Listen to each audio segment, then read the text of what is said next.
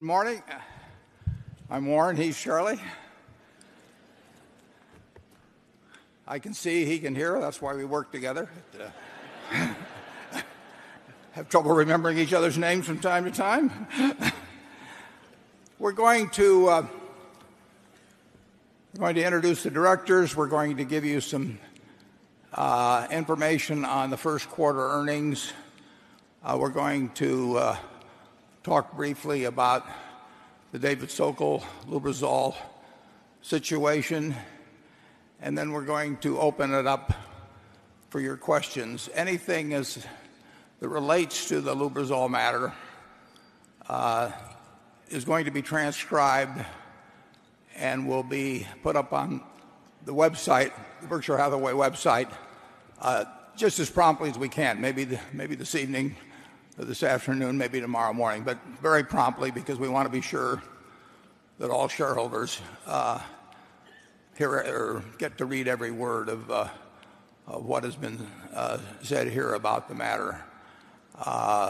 First thing I'd like to do is introduce the directors, and if they stand and remain standing, you can withhold your applause as they stand, but you can go crazy at the end, or you can continue to withhold your applause. That will be your call. Charlie and I are up here, and we don't like to stand up too often, so we'll skip our standing. Howard Buffett, Stephen Burke, Susan Decker, Bill Gates, Sandy Gottesman, Charlotte Guyman, Don Keogh, Tom Murphy, Ron Olson, and Walter Scott.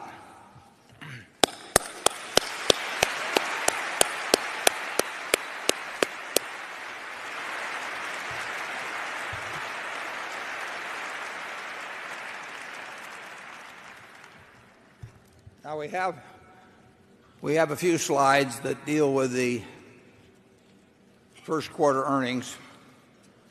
I think Mark Hamburg would like me to emphasize that these are preliminary. This is about as early as we ever have a meeting in relation to the quarter. Normally it's always the first Saturday in May, so they had to work a little harder than usual to get these numbers together. And I would tell you as background that basically pretty much all of our businesses, with the exception of those that are related to residential housing, are getting better. And you can almost see it with most of them quarter by quarter. We have a wide diversity of businesses. We have more than 70 companies we list, but then Marmon itself has over 100 businesses. So we are a cross-section of not only the American economy, but to some extent we see a fair amount about what's going on internationally too. And in the first quarter, as has been the case really since the fall of 2009, both our non-residential construction businesses, except for those non-residential construction businesses, our other businesses have generally gotten better quarter by quarter, and there was no exception to that in the first quarter. What was very different in the first quarter was that we had probably the second worst quarter for the insurance industry in terms of catastrophes around the globe. Normally, the third quarter of the year is the worst period, because that's when hurricanes tend to hit the U.S., with most of them, about 50% of them occurring in September and then sort of forming a normal curve on either side of September. So the third quarter usually is the record quarter. And the third quarter was the record quarter back at the time of Katrina. But in the first quarter of this year, we had some major catastrophes in the Pacific, Asian areas, and that hit the reinsurance industry particularly hard. No one knows at this point. I mean, it's a wild guess, but probably those catastrophes cost the reinsurance industry on the order of $50 billion. And we usually participate to the extent of 3 to 5%. First of all, I'll give you our overall earnings, the way we normally present them. And if we'll put the first slide up, you can see that our insurance underwriting suffered an after-tax loss of $821 million. Now, when I wrote the annual report, I postulated normal earning power of Berkshire at about $17 billion pre-tax and about $12 billion after-tax, assuming break-even on insurance underwriting. Our insurance underwriting has done better than break-even. In fact, it's made quite a bit of money for 8 consecutive years. But I would say with the start of these catastrophes in the first quarter, or the catastrophe experience we had in the first quarter, I would say that it's unlikely that we would have an underwriting profit for 2011.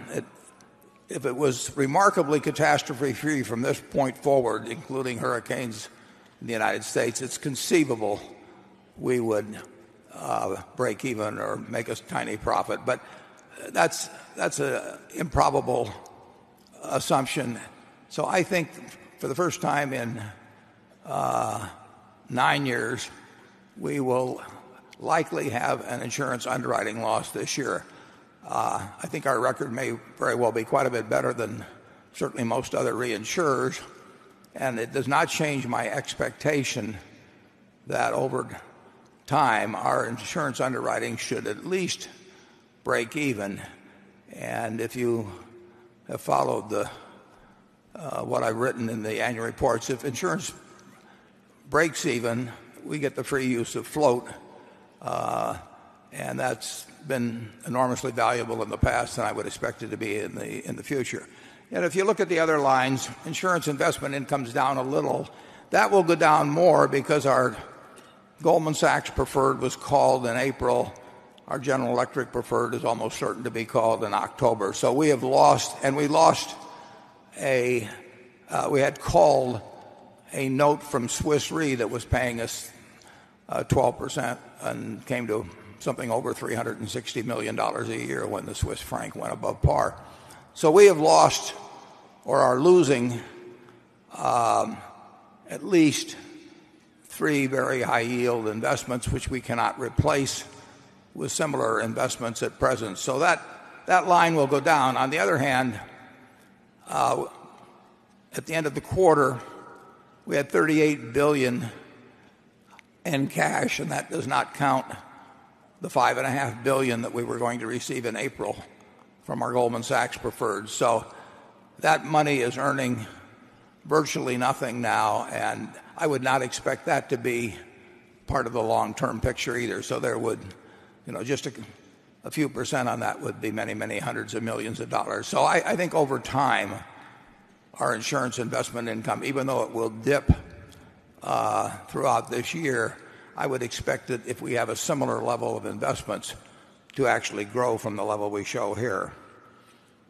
We had the full ownership of BNSF in the quarter this year. We only had it, I think, from February 12th last year. So that in significant way accounts for the gain in that next line of railroad, utilities, and energy. But the BNSF also had a significant gain in earnings, and the railroad business looks to me like it will have a very good year this year. Not just our railroad, but all railroads. And the competitive advantage of railroads is becoming more and more evident almost by the day, particularly as fuel prices increase.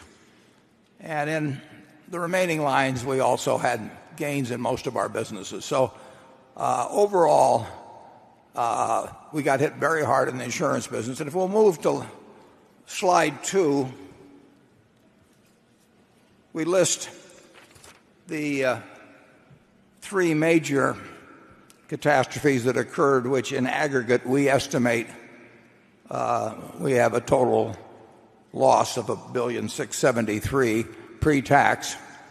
And that figure, as with all estimates, early estimates about major catastrophes, is subject to a lot of change. Nobody knows what the insured losses will be from the Japanese earthquake. But this is our best estimate now. You'll notice that over 40% of the underwriting loss comes from a contract we have with Swiss Re, where we get 20% of their business.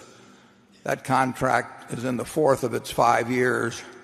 They have indicated that they will not be interested in renewing it. I just wish they'd told us that a few months ago. But we've enjoyed the relationship with Swiss Re. It's just that we enjoy it some quarters more than others. And our estimate, we've added a little something into their estimate because on balance we feel that most catastrophe losses develop upward. It's sort of the nature of the business. But that incidentally, the tornadoes in April,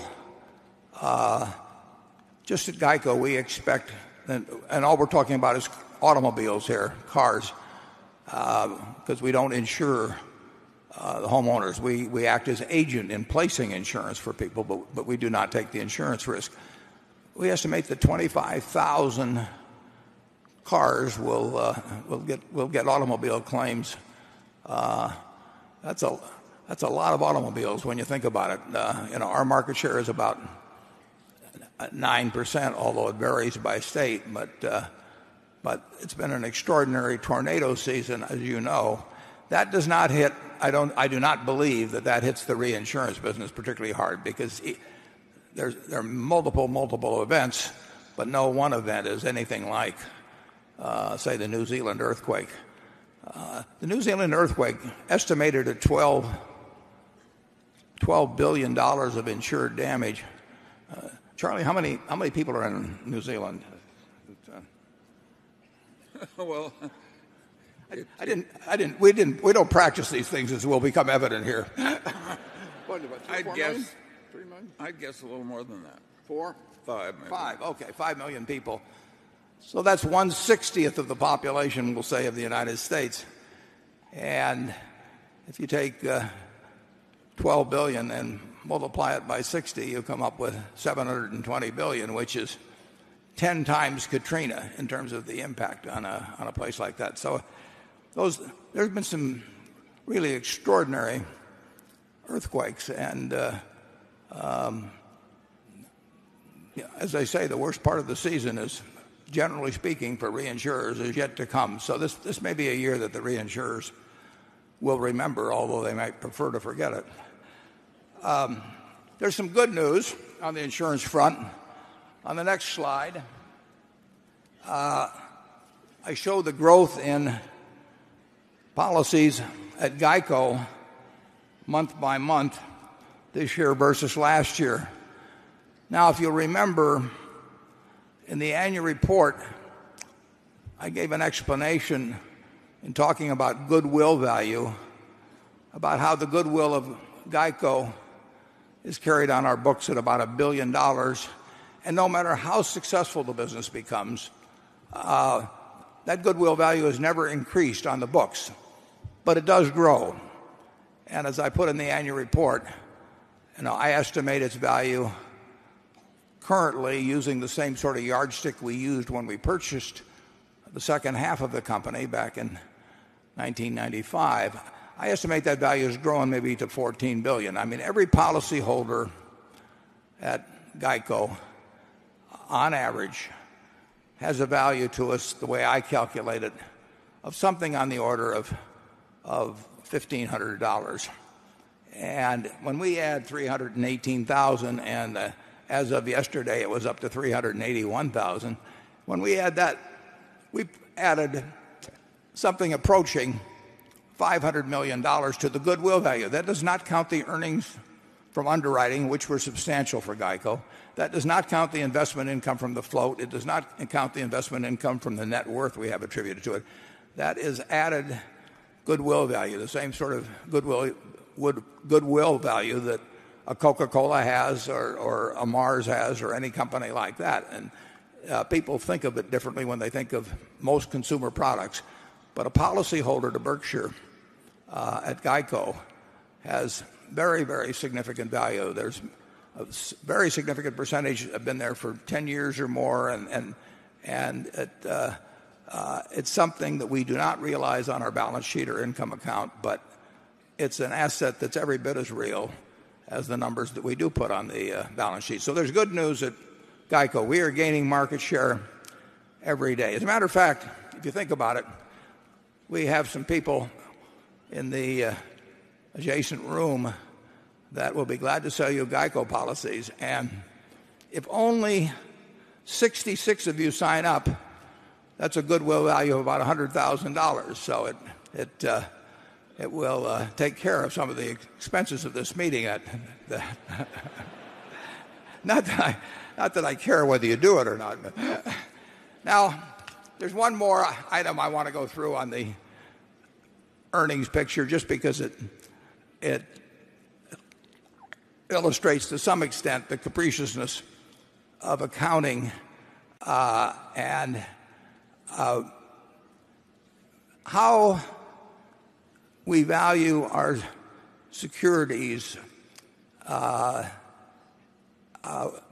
whether we take write-downs on them, I should say. There's something called other than temporary impairment, which is an accounting rule. It's kind of a fuzzy accounting rule, but it says that if you own a security for a while and you paid X for it and it's been selling at, say, 80% of X for quite a while, nobody knows exactly what quite a while means, and I'm sure they phrase it differently in the accounting textbooks, but anyway, if it sells there for quite a while, you're supposed to mark it down to that new valuation and have that markdown go through your income account, through your profit and loss account.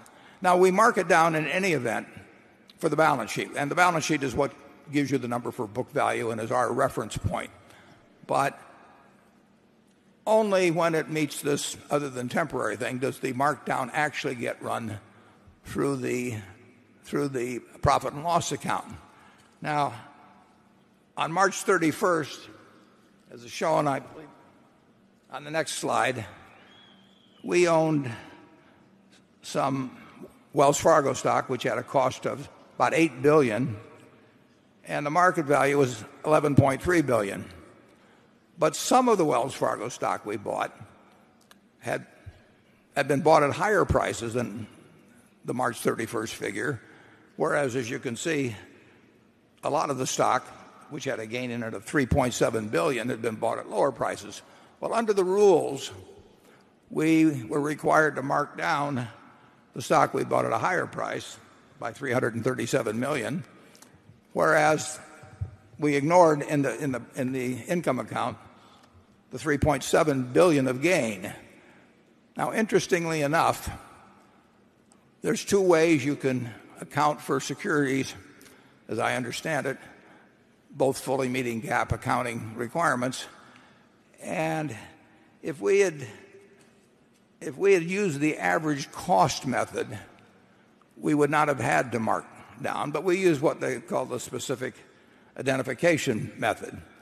Now, the specific identification method is actually useful to us from a tax standpoint, because it means whenever we sell a security, we can pick out the highest priced security and attribute the sale to that. So it actually saves us money, or the time use of money, to get into specific identification.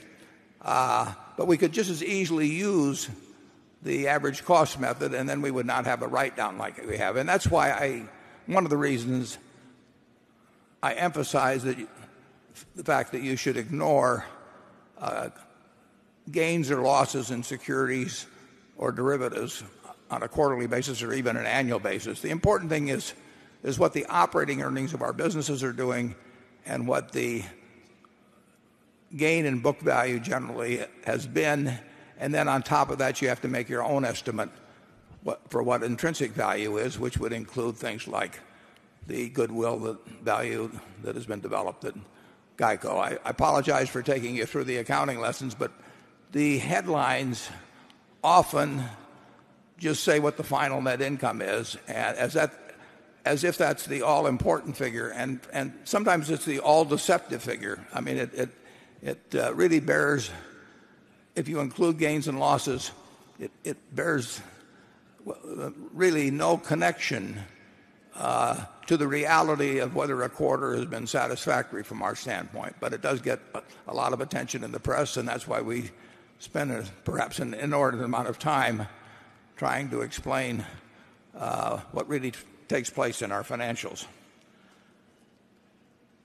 Now, I think we're going to get to the questions and answers here in just a second. We'll alternate between the press group on my right and 13 stations microphones that have been placed. I think a dozen of them in this room and maybe one in one of the overflow rooms. I'd like to just comment for a few minutes, and this will be transcribed and up on the internet at our webpage. I'd like to comment for just a few minutes, and I'd like to ask Charlie then to give his thoughts on the matter of David Sokol and the purchase of Lubrizol stock. You saw in the movie a clip from the Solomon situation, and that occurred almost 20 years ago. It'll be 20 years ago this August. And at the time, there was a Sunday. Charlie was there, and I was elected the chairman at, about 3 o'clock in the afternoon or so, I think, on a Sunday at Solomon. And I went down to address a press group, and almost somewhere in the early questions, somebody sort of asked me, what happened? And I'd just gotten to Solomon fairly recently, so I didn't know too much about it. But the phrase that came out of my mouth then, sometimes my mind and my mouth are coordinated. The phrase that came out of my mouth then was that what had happened was inexplicable and inexcusable. Now it's 20 years later, and looking back on Solomon, I still find what happened inexplicable and inexcusable. I will never understand exactly why some of the events that did transpire. And to some extent, in looking at what happened a few months ago with Dave Sokol's failure to notify me at all that he'd had any kind of contact with Citigroup. In fact, he directed my attention to the fact that they represented Lubrizol and never said a word about any contact with them. And then the purchases of stock immediately prior to recommending Lubrizol to Berkshire, I think for reasons that are laid out in the audit committee report, which I urge you to read and which is on our website, I don't think there's any question about the inexcusable part that Dave violated in that the code of ethics. He violated our insider trading rules, and he violated the principles I lay out every 2 years in a direct personal letter to all of our managers, and which I've been doing for a long time.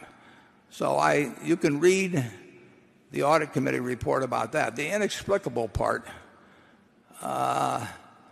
is somewhat, it's inexplicable, but I'd like to talk about it a little bit because I will tell you what goes through my mind in respect to it. Certainly, one interesting point is that Dave, to my knowledge at least, made no attempt to disguise the fact that he was buying the stock. I mean, you read about insider trading cases in people set up trusts in Luxembourg, or they use neighbors who know neighbors, or they use third cousins, or they have various ways of trying to buy the stock so that when it's later that FINRA, as a supervising organization, looks at the trading activity in the months prior to a deal, they do not see names that jump out at them as being associated with the deal. As to my knowledge, Dave did nothing like that. So he was leaving a total record as to his purchases. Now, I think at least usually, and maybe always, we are queried after any deal. We are asked who knew about it when. And we supply a list of whether it's people at the law firm or people that are in a secretarial position at our place or the law firm. We give them a list of everybody that might have known or did know about the deal prior to the public announcement. And I don't know whether they do that 100% of the time, but certainly it's my experience that you get that. And then a while later, you get a list of names of people that FINRA, again, has picked up as trading it, and they ask you whether any of those names ring a bell with you. So they're trying to put together whether anybody did any inside trading ahead of time. So the odds that if you're trading in your own name and you're on that list of people who know of a deal ahead of time, the odds that it's not going to get picked up seem to me that are very much against you. But to my knowledge, Dave did not disguise the trading, which, that's somewhat inexplicable that if he really felt he was engaging in insider trading and that knew the penalties that could be attached to it, that he essentially did it right out in the open. So, a second fact, which is perhaps less puzzling, but Dave obviously has a net worth in very high numbers. He made, I think, close to $24 million. He earned it from Berkshire last year, and we got our money's worth. But he did get $24 million, too. So I would say that there are plenty of activities in this world that are unsavory, that are committed by people with lots of money. So I don't regard that as totally puzzling. But I will give you one instance that does make it puzzling. It makes it very puzzling to me. We bought Mid-American at the end. Berkshire Hathaway bought Mid-American at the end of 1999. Berkshire Hathaway bought about 80%. Walter Scott, who I just introduced, in his family was the second largest holder, I think something over 10%.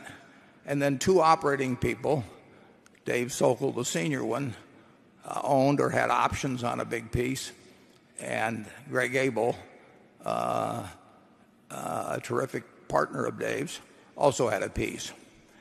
And Walter Scott, and I've told this story privately a few times, but I don't think I've done it publicly. Walter Scott came to me a year or two after we'd bought it, and Walter said, I think we ought to have some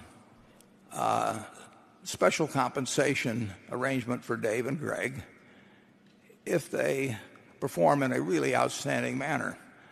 And he said, I think maybe he suggested something involving equity, and he saw me turn white.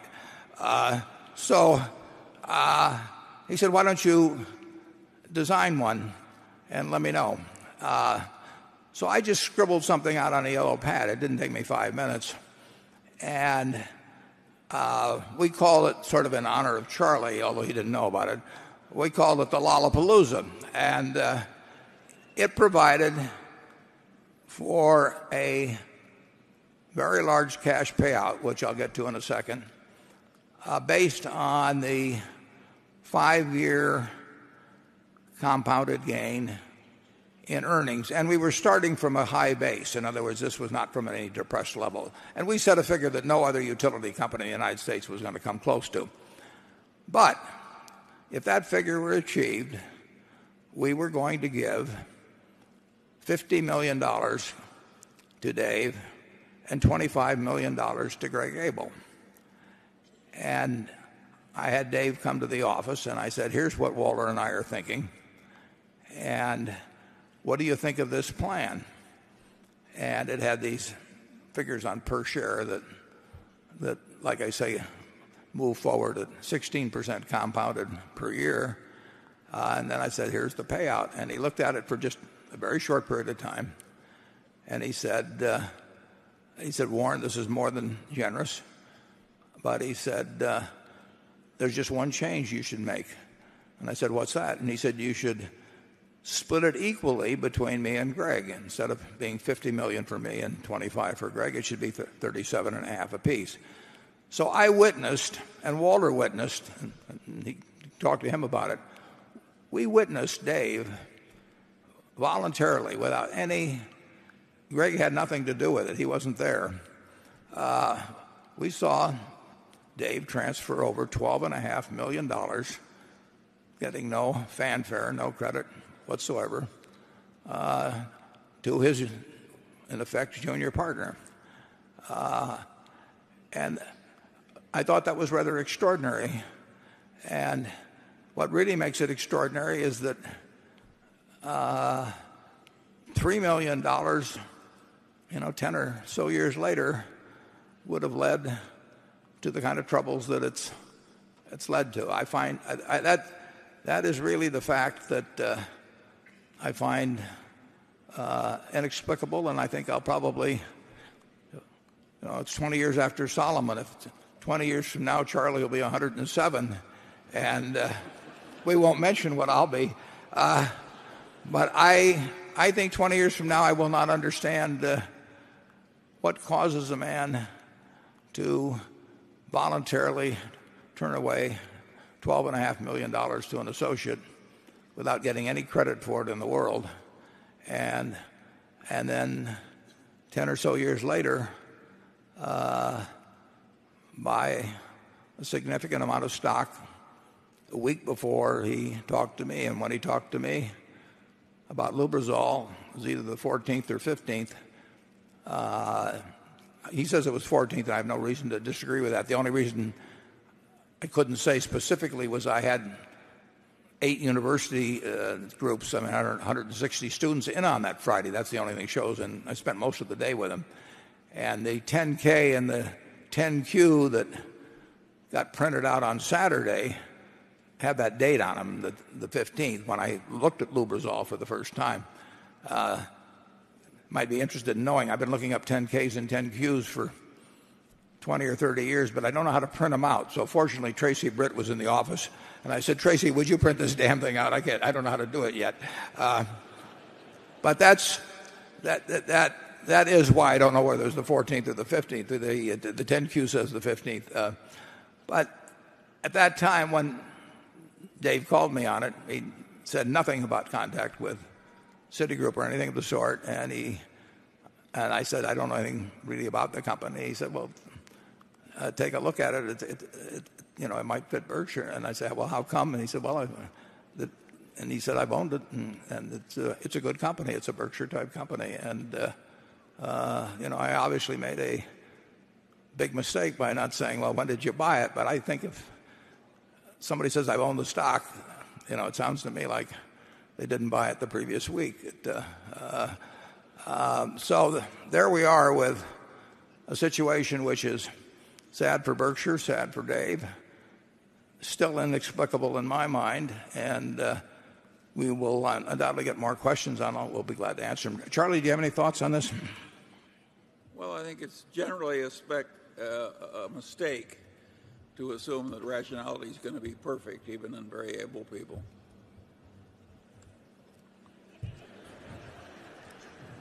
We prove that pretty well, regularly. Do you have any explanation for the irrational? Yeah, I think hubris contributes to it. Well, we've gotten quite a bit out of them, folks.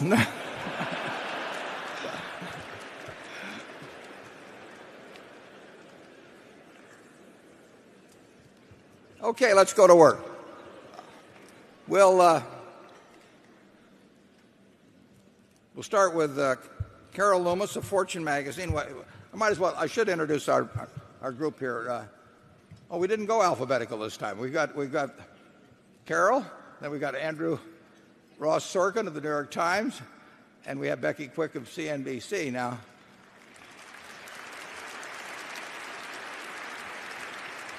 in terms of my checkoff system, I'm still going to go to Becky. That's alphabetical. And so, Andrew, it didn't do you any good to try and move over there into the center spot. Carol, you're on. Good morning from all of us. And I will make the small preamble that I've made before. We've been getting questions for a couple of months, each of us on our email. Sometimes a question will be sent to all three of us, and sometimes they'll just send to one of us. Therefore, it becomes very hard to count how many we've had. But certainly it's in the many hundreds and probably in the up into 1,000, 2,000. And obviously we aren't going to be able to ask every good question. We have a lot of good questions we won't be able to get to. But it's just that you had to pick and choose. And the other thing I should say is that whatever we do ask, Warren and Charlie have no idea of the question. None. No hint. Sometimes we have no idea of the answer either, but go ahead. So I will begin. I don't think that anybody will be surprised that it is a Sokol question. And actually, this particular long-term shareholder believed, as Warren has believed, he says, I do not see why you should have been expected to ask Sokol about his Lubrizol stock holdings when he said he owned the stock. That wouldn't have been a natural question. But when you found out the details of his stock purchases a short time later, I do not understand your reaction. Surely you realized immediately that these facts were going to become known and that they were going to damage Berkshire's reputation, something you had said repeatedly you would be ruthless in protecting. Being ruthless probably would have meant you're firing Sokol on the spot, but you didn't do that. And then you put out a press release that many Berkshire shareholders that I have talked to found totally inadequate. You have always been very direct in stating things. You were not direct in that press release except in praising David Sokol. Otherwise, you stated some facts and behavior that you said you didn't believe was illegal. And then you ended the release, leaving us. Now, maybe you thought somehow we were going to read between the lines without expressing any anger about what had happened. Why were you not incensed? If you were, why did you not express your anger? Why did you handle this matter in the inadequate way you did? Yeah,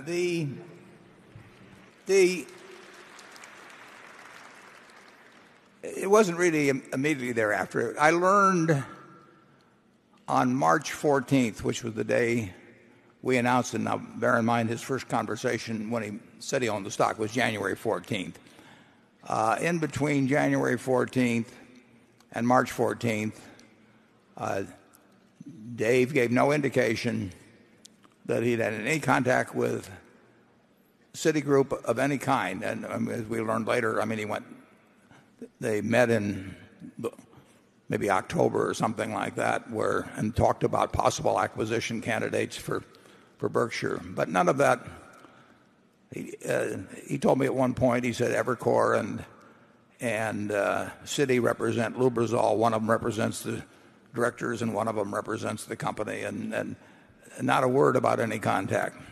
On March 14th, when the deal was announced in the morning, I got a call from John Freund. John Freund is probably here today. John Freund works for Citi in Chicago, and he's handled the great majority of our business in equities for decades. And I've got a direct line to him. I talk to him frequently, and he called and said, congratulations, and aren't you proud of our words to the effect? You can talk to John directly, although I've been told that the city lawyers have told him not to talk, but that knowing the press, they probably can work something out of him. He's essentially, his words were that Citi's team had worked with Dave on this acquisition, and they were proud to be part of it, et cetera, et cetera. And this was all news to me. So that set up some yellow lights at least. And the next day, I had Mark Hamburg, our CFO, call Dave, and Dave readily gave him the information about when he had bought the stock and how much. Mark also asked him what the participation of Citi had been in the reference to Berkshire side of the transaction. And Dave said that, well, he thought he called a fellow there to get their phone number, which turned out to be somewhat of an understatement. Now, during the period when we announced the deal on March 14th, Lubrizol is the one that needed to prepare a proxy statement. We were not issuing shares at Berkshire, so there was no proxy statement, nothing of that sort on our part. The Lubrizol legal team, Jones Day, went to work with the Lubrizol management to start preparing the proxy statement. We eagerly awaited to see the first draft of that because I was going to be leaving for Asia on Saturday, which I guess would be the 19th, and I wanted to see what Lubrizol had to say about this whole Citi matter or anything else. The most interesting part of every proxy statement is something that says it's basically the history of the transaction, and it's the first thing I read on any deal because it gives you a blow-by-blow of what has taken place. And as Mark Hamburg can tell you, and our law firm can tell you, I kept urging them to get that to me before I took off for Asia. We got that the afternoon of Friday the 18th, and it had a fair amount of material in it about Dave's involvement with Citigroup. Then at that point, I believe it was at that point, our law firm got involved, Munger Tolles got involved in their input to the Lubrizol lawyers as to what we had seen that was different or what we had seen that they didn't know about that we could add. Ron Olson, the director of Berkshire and partner of Munger Tolles, was on the trip to Asia.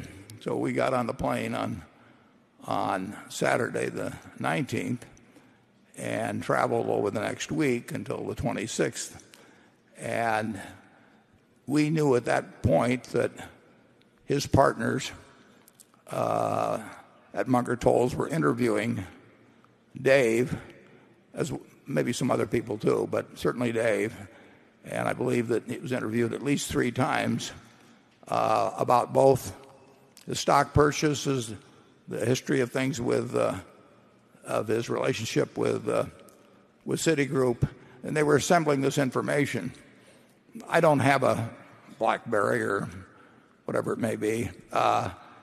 Ron does, so he would get some information as we were over there, and he was getting some input, but and we decided that when we got back, we would need to have a prompt meeting of the Berkshire board about this matter, and we would also learn what the full details, at least of what Bob Denham and maybe other attorneys at Munger Tolles learned from their interviews with Dave.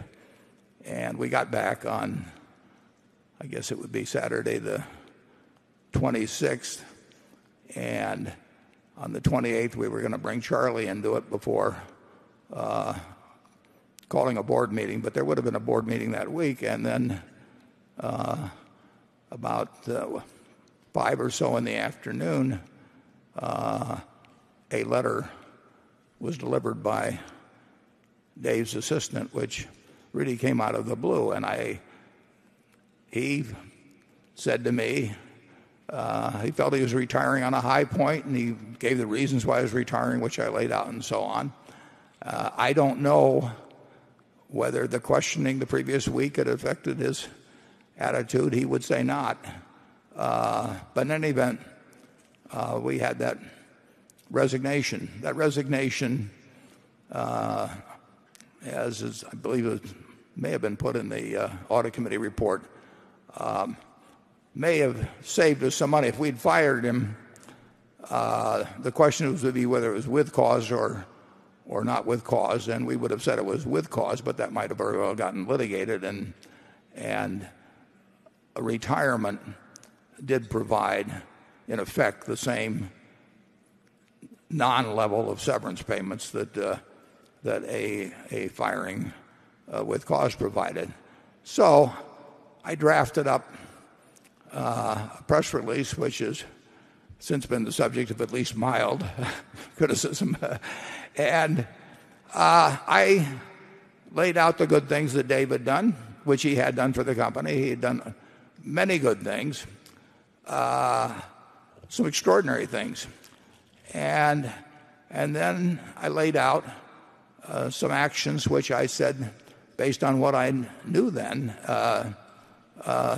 did not seem to me to be unlawful. And incidentally, I talked with both Charlie and Ron about that.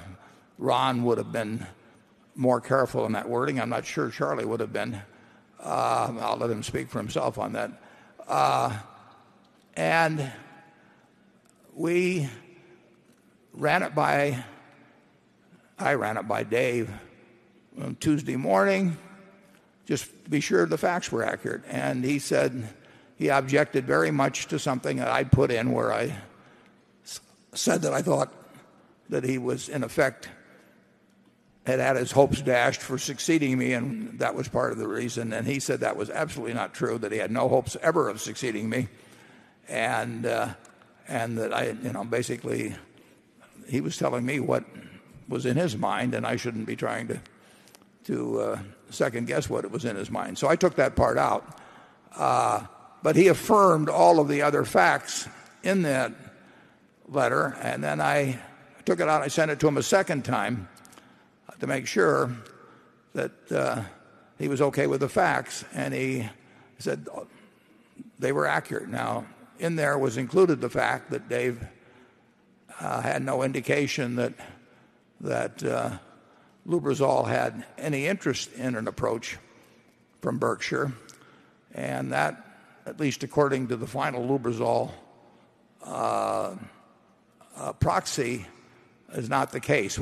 I have not talked to anybody except John Freund at Citigroup, so I have no idea what took place with the investment bankers at Citigroup, except for what I read in the Lubrizol proxy. But the Lubrizol proxy now says that Dave did know that Lubrizol had an interest on December 17th. But both in the two chances he had to review it, and then when he went on CNBC on a Thursday and talked for half an hour, he made no attempt to correct any of the facts in it. Now on Wednesday, when we put out the report, we had to have a board meeting first. It was news to the board. They got the release a little bit ahead of time, and then we had a board meeting. We also delivered through our law firm, we phoned the head of the enforcement division of the Securities and Exchange Commission and told them exactly the facts regarding the stock purchases and anything else that they might have cared to know.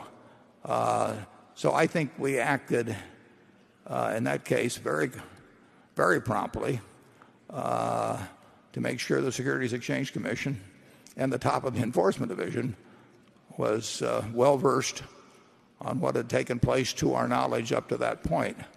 So from our standpoint, my standpoint, Dave was gone, minimum severance costs, minimum chances for lawsuits about compensation due him. And we had turned over some very damning evidence, in my view, to both the public and to the SEC. What I think bothers people is that there wasn't some big sense of outrage or something in the release, and I plead guilty to that. This fellow had done a lot of good things for us over 10 or 11 years, and I felt that if I'm laying out a whole bunch of facts that are going to create lots of problems for him for years to come, that I also list his side of the equation in terms of what he'd done for Berkshire. And as I said a little bit earlier, one thing I didn't even lay out was this extraordinary act where, in effect, he turned over $12.5 million to a fellow employee. So that's the history of my thinking on it. Charlie, you want to add anything?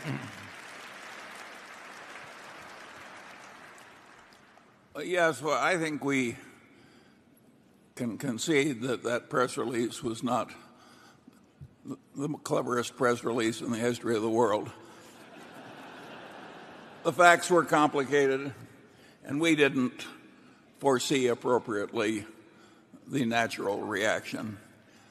But I would argue that you don't want to make important decisions in anger. You want to display as much ruthlessness as your duty requires, and you do not want to add one single iota because you're angry. So Tom Murphy, one of our best directors,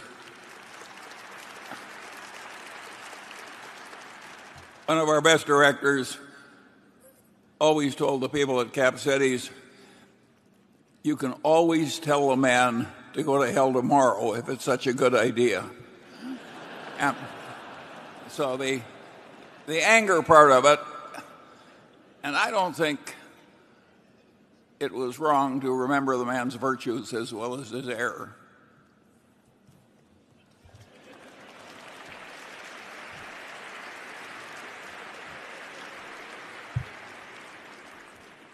I might add as an aside, Charlie and I have worked together for 52 years, and we have disagreed on a lot of things.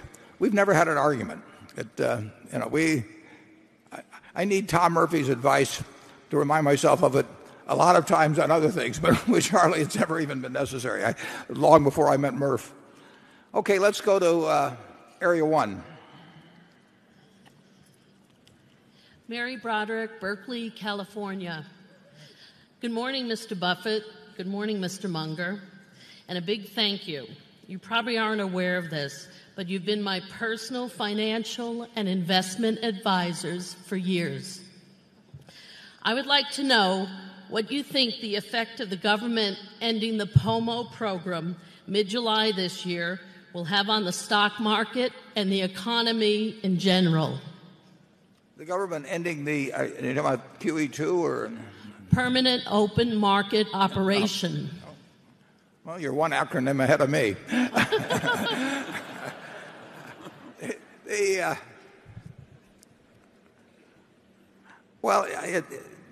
Just as we're discussing it now, it's no secret what they're going to do. I mean, it's sort of the most advertised open market purchase in history, and probably in terms of defining the amount per month and when it comes to an end, and what the balance sheet will look like at the end of the Fed. So I don't think, if something is that well known by all participants in a market, I think any effect of it has been discounted by this point in time. I mean, if you say you're going to increase tax rates in a year, we'll say, on corporations, or decrease them, or whatever it may be, and it's really done and locked in stone, the market doesn't wait until the date when the tax increases or decreases go through to build that into market prices. So I see no reason. There may be some other things that happen then, but I see no reason why simply having that program come to an end will cause any significant change in stock or bond markets at that time. Obviously a huge market force will be withdrawn. I mean, you buy $600 billion worth of treasuries and you probably leave a few traces along the way that you've done it. And it has been $100 billion or so a month, and that purchasing will not be in the market, but the government issuances of debt will still be at a level that are consistent with what they are now. So it will be a different market, but I think it's a different market that's already been anticipated. Charlie? I have nothing to add. Becky? I'd like to ask a question that comes from Ram Tarakand from Sugar Land, Texas. He says, "Good morning, Mr. Buffett and Mr. Munger. You have always put great emphasis on hiring and retaining managers that not only have exceptional talent, but also adhere to the higher standards of corporate ethics and behavior. Recent events surrounding Mr. Sokol's actions have demonstrated that we were not very far from a situation where someone running Berkshire Hathaway had great talent but lacked the other quality that has made Berkshire the envy of the business world. In some ways, we are relieved that these events happened when you were still at the helm. But coming back to the succession plan that you have in place, how can you ensure that there are no more Sokols in the lineup of exceptional managers that you have?" Yeah, he made an assumption there about Sokol being the next in line, which I'm not sure was warranted, but he certainly was entitled to think that he was a candidate.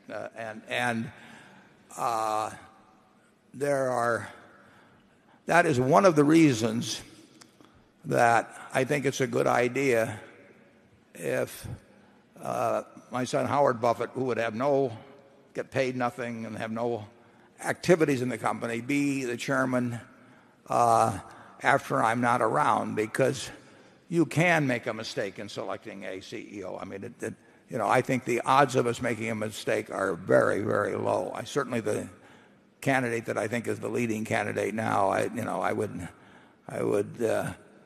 lay a lot of money on the fact that he is straight as an arrow. But mistakes can be made.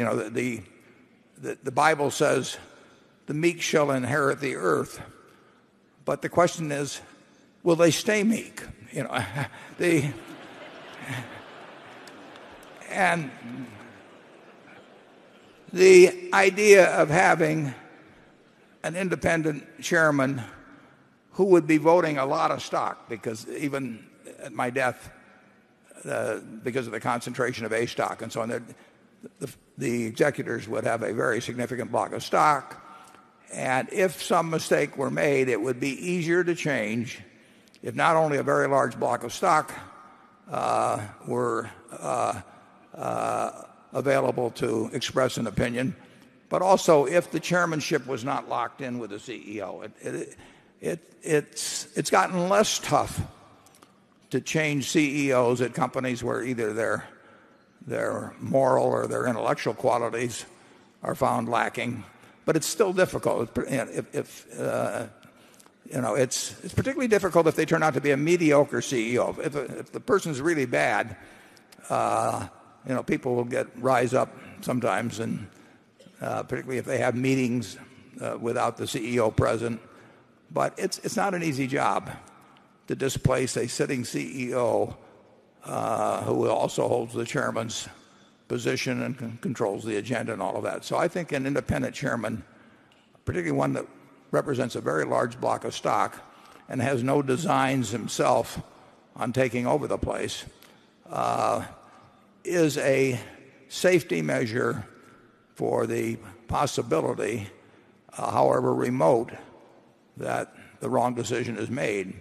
But I will tell you that the directors of Berkshire will be thinking every bit as much about the quality of the person as a human being as they will be thinking about their managerial skills, because it's vital that you have somebody at Berkshire, in my view, that is running the place that really cares more about Berkshire than he does about himself in terms of advancement. And I think we have multiple candidates that fulfill that. And the idea of an independent chairmanship is part of the belt and suspenders. Charlie? Well, your idea about the Buffett family has a precedent. The Rockefellers left the management of Standard Oil many, many decades ago, but they did intervene once, and that was to throw out, what was it, the head of Standard of Indiana, and it was on moral grounds. So that sort of thing can happen, and you have put another string in our bow. Okay, we'll go to area 2. Caroline Tall, Boston, Massachusetts. Mr. Buffett and Mr. Munger, if you were going to live another 50 years, and we sincerely hope you do, and could add one additional sector or asset class to your circle of competence, which sector would it be and why? Well, that's a very good question, and I particularly like the preamble.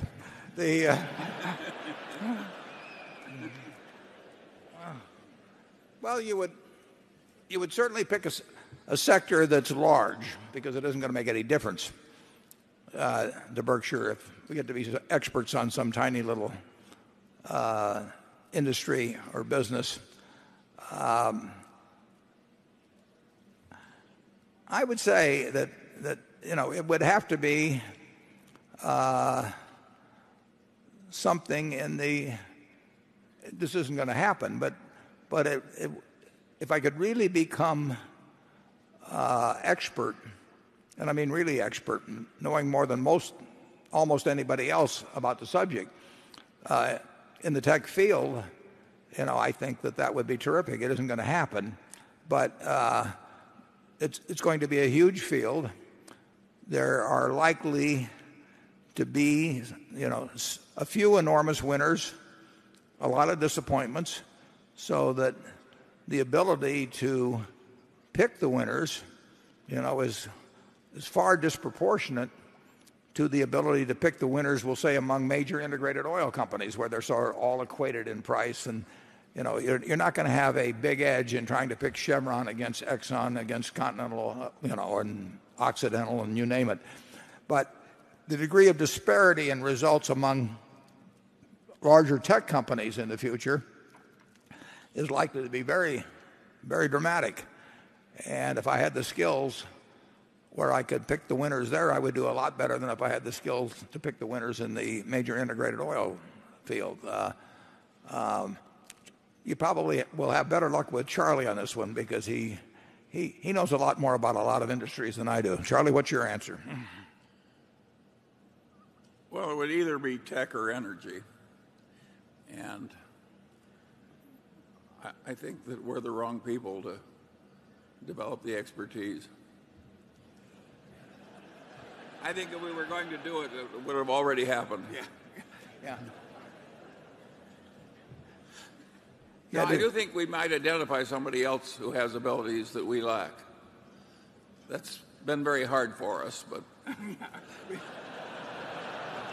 we're not going to tell you. but we've done a little better lately.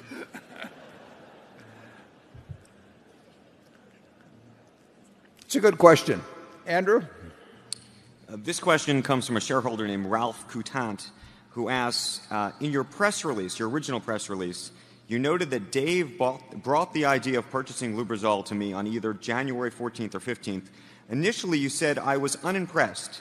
You went on to note that on January 24th, you sent another note to Dave indicating your, quote, skepticism about making an offer for the company. However, in a very short period of time after Dave's discussion with Lubrizol's CEO, you, quote, quickly warmed to the idea.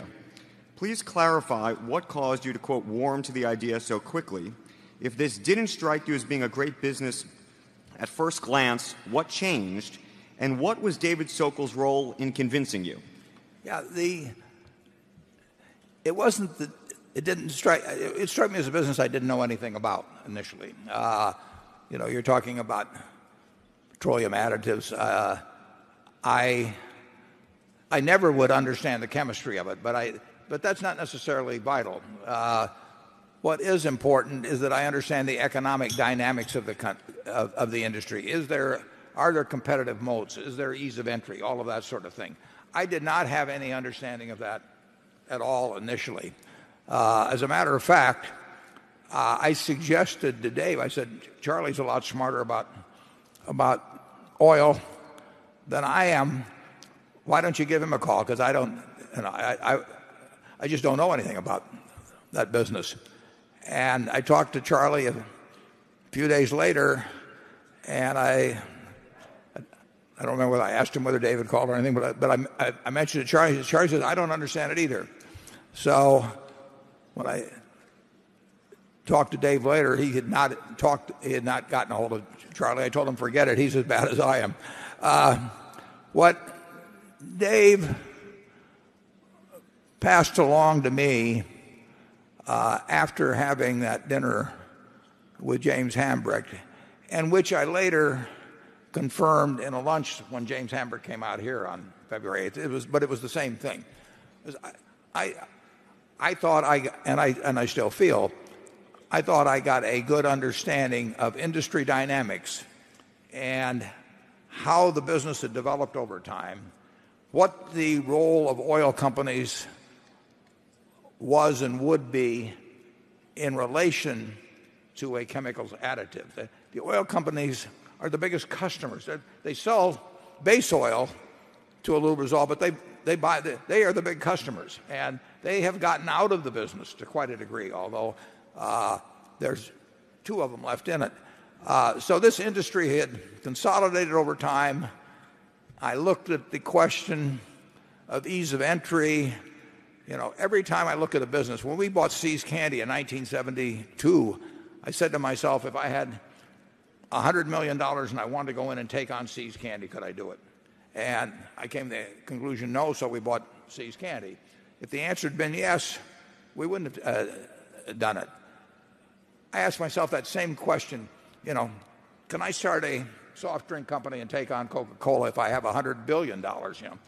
Richard Branson tried it some years ago in something called Virgin Cola.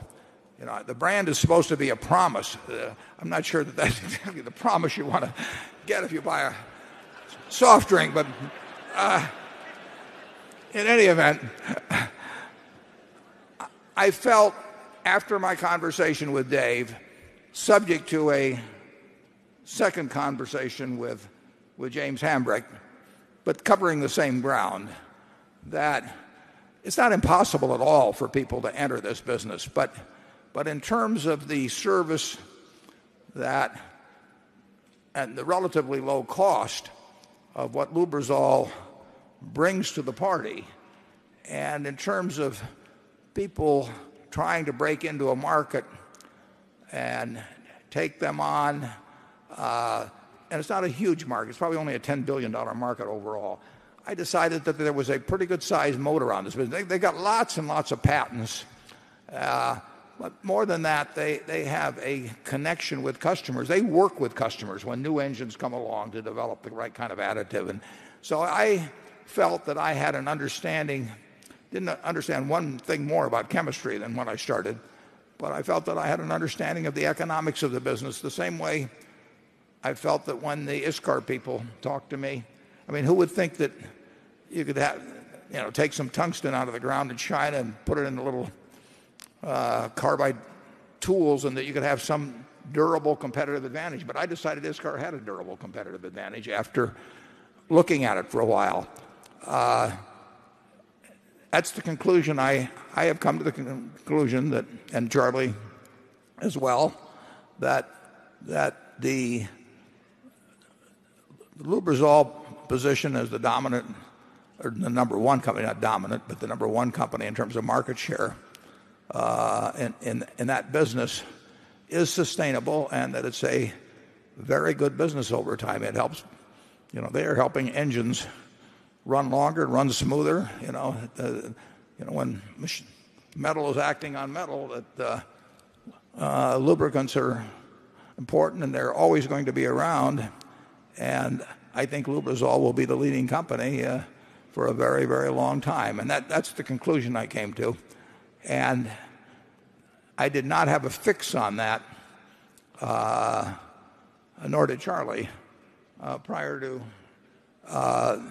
Dave relaying on to me what he had learned at that dinner, which incidentally, Lubrizol had been telling the world. I mean, they made investor presentations and all that quite extensively over the years. I simply hadn't paid any real attention to it, and when it was explained to me, I thought I understood it, and I still think I understand it. I think Lubrizol will be a very, very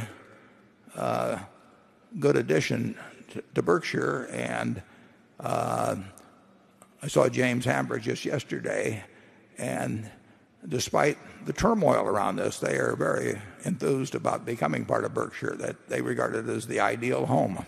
Charlie? Yeah, ISCAR and Lubrizol to some extent are sisters under the skin. You got very small markets that aren't really too attractive to anybody with any sense to enter, and fanaticism's in service. So if you have any more like that, why, please give Warren a call.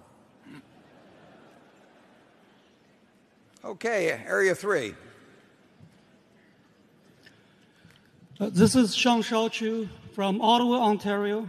Warren, Charlie, I admire you guys tremendously. I want to ask a question about the valuation of your company. You said price is what you pay and value is what you get. In your letter to the shareholders this year, each Class A share owns about investment about $95,000, and each share commands an earning of $6,000. So in my simplistic way of calculation, each share is worth $95,000 of investment plus the earnings discounted at 7%. That's another about $90,000. So it adds up to about $185,000. Is that correct? Does that mean the complexity of your empire is a value trap? We give those figures because we think they're important, both the investments per share and the operating earnings per share, excluding the earnings that come from the investments, and leaving out insurance underwriting profits or losses, because we think at worst they'll break even, but they do bounce around from year to year.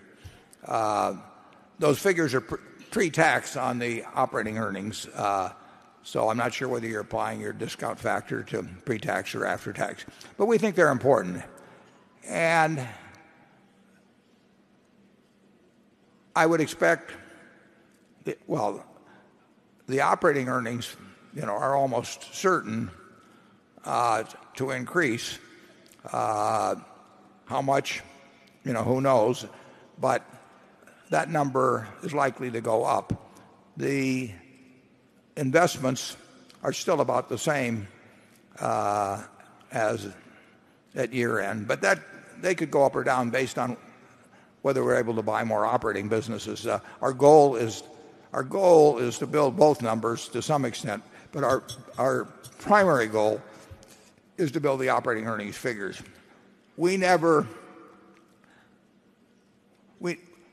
If Charlie and I had to stick a number in an envelope right now in front of us as to what we thought the intrinsic value of Berkshire was, well, neither one of us would stick a figure. We'd stick a range, because it would be ridiculous to come up with a single specific number, which encompasses not only the businesses we own, but what we're going to do with the capital in the future. But even our ranges would differ modestly. And they might differ tomorrow in terms of how I would feel versus today, but not dramatically at all. I would say this. I think I certainly, you've received signals once or twice. When we said we would buy in our stock, we obviously thought that it was selling below the bottom of a conservative range of intrinsic value, and we did that once. some years ago, and by saying so, of course, the stock went up, and so we never got any stock bought. And so there's sort of a self-defeating factor about taking the kind of approach to it that we do in terms of really telling people that the only reason we'll buy in stock is because we think it's cheap. That is not standard practice in corporate America at all. In fact, corporate America to some extent buys in their stock more aggressively when it's high than when it's low. But they may have some equation in their mind that escapes my reasoning power. But we do not regard Berkshire is overpriced, and I would say that we had very recently we had a very, very large international company that might well have been interested in doing something with Berkshire, and it's a very nice company, but it's bigger than we can handle unless we would use a lot of stock, and we won't use the stock. We just think our shareholders would come out behind, be a wonderful company, and make a lot of headlines, but in the end, our shareholders would be poor because our stock is a currency, and unless it's fully valued, it's a big mistake to use it as a currency. Now, we used some in the Burlington deal, but we used a whole lot more cash. And in effect, we only used 30% for stock, and it was worth doing. But it was painful. And if Lubrizol had wanted to do a deal involving stock, we would not have done it. I told James Hambrick that right off the bat. So we had absolutely no interest in buying Lubrizol. We were perfectly willing to give close to $9 billion in cash. And in my view, we were getting our money's worth. But we would not have given a significant portion of it in Berkshire stock because we would be giving away part of the businesses that we already own. And we like Burlington, and we like See's Candy, and we like Iscar. And to give away a portion of those, even to get another very good business, would not make financial sense for our shareholders. So you can draw your own deductions about our calculations of intrinsic value from that statement. Charlie? Well, he's obviously looking at the two right factors. And I think that we have not permanently lost the ability to do some interesting things eventually with our enormous wealth in cash and marketable securities. We won't always be as inactive as we are now. Well, we're not that inactive, Charlie. Well, I don't know. You practically crawl out of your skin sometimes. $9 billion is, if we say normal earning power is $12 billion, that uses up a good portion of 1 year's quota. Although we'd like to use more. I mean, there's no question. Now you're talking.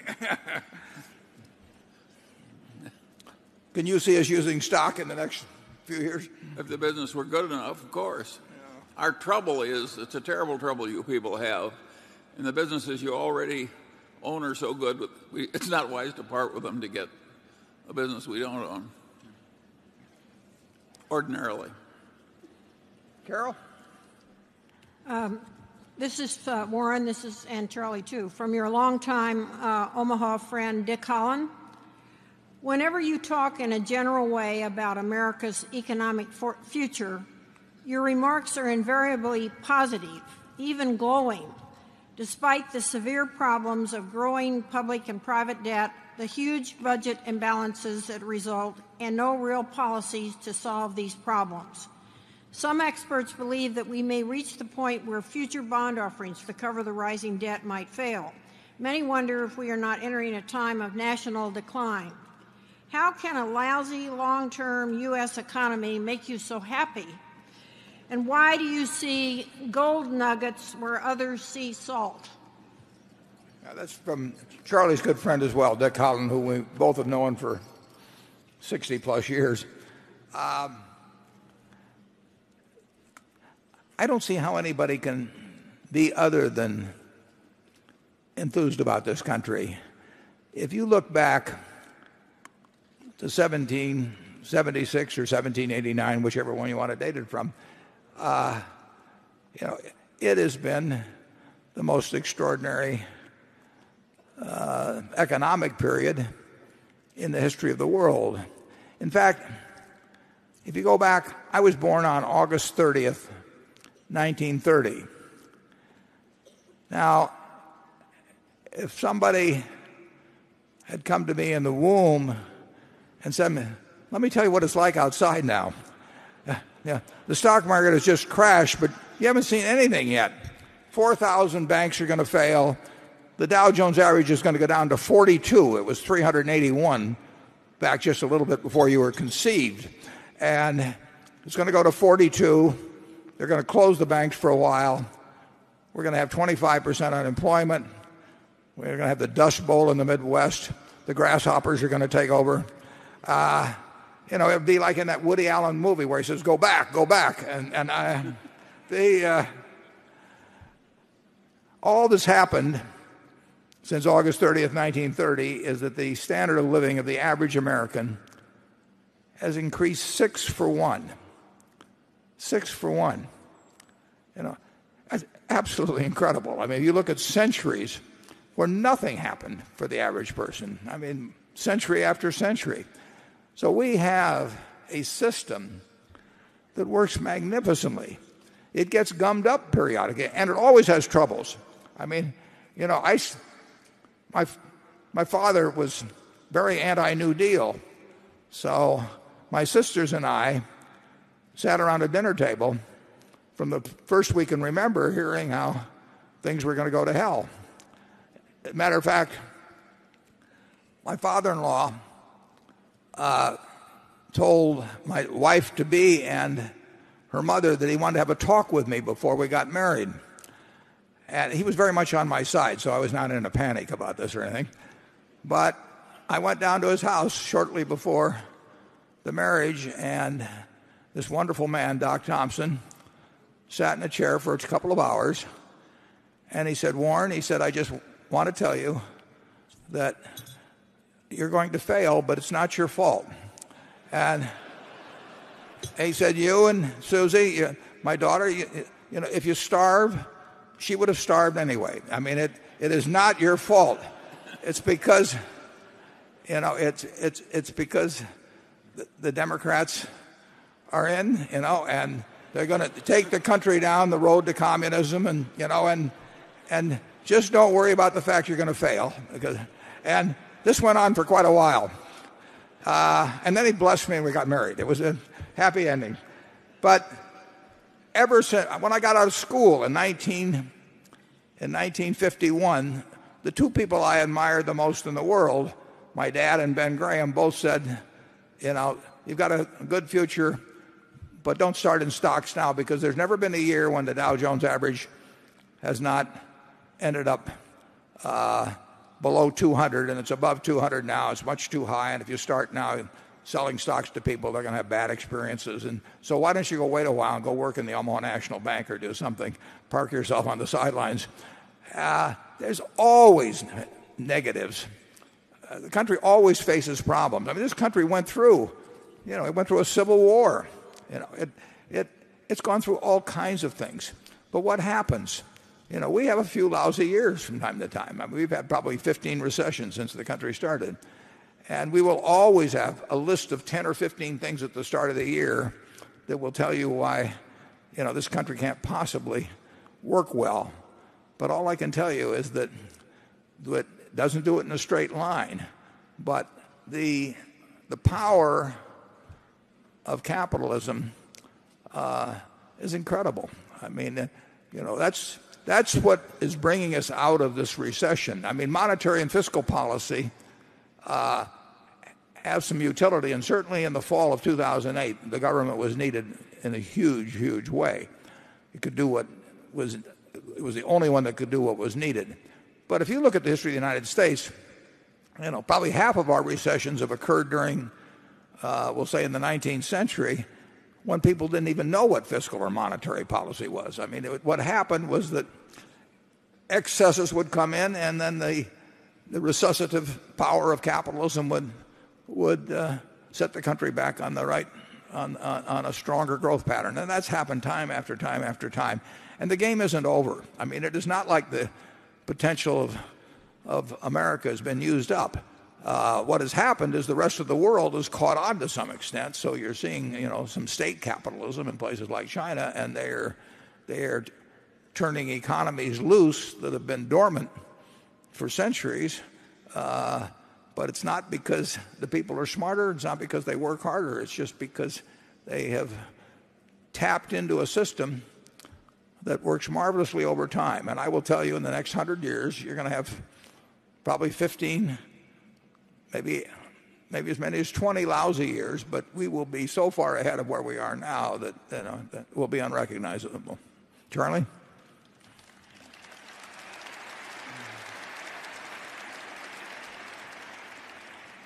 Well, I think you can go back a lot farther than that. Europe survived the Black Death, where about a third of the people died. The world is going to go on. That's wildly optimistic for Charlie. Have you got anything more encouraging than that to say, Charlie? Well, I don't know. I understand a little bit of Dick Holland's point of view. And by the way, I've known him a long time. He aced me out of any hope of being the chief candle snuffer at the Unitarian Church. He was so damn good at it. Anyway, what was it? Can you bring yourself to say anything optimistic? Well, I have a little bit of a twist on that. And so I would say that you can be cheerful even if things are slightly deteriorating. And that's a very good quality to have. I have a personal saying that has always amused me. I say the politicians are never so bad you don't live to want them back.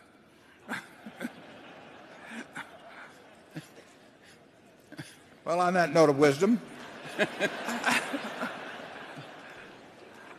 let's go to Area 4. Good morning, Angie Jansen of Cambridge, Massachusetts. My question is, aside from the need to put huge amounts of capital to work, do you still believe that a high return on tangible capital business like Seas or Coke is the best asset to hold in an inflationary environment? Or do you now think an irreplaceable hard asset with pricing power like a railroad or a hydroelectric dam is superior? Yeah. The first group is superior. Just if you can have a wonderful consumer product, it doesn't have to be a consumer product, a product that requires very little capital to grow and to do more dollar volume, as will happen with inflation, even if you don't have unit growth.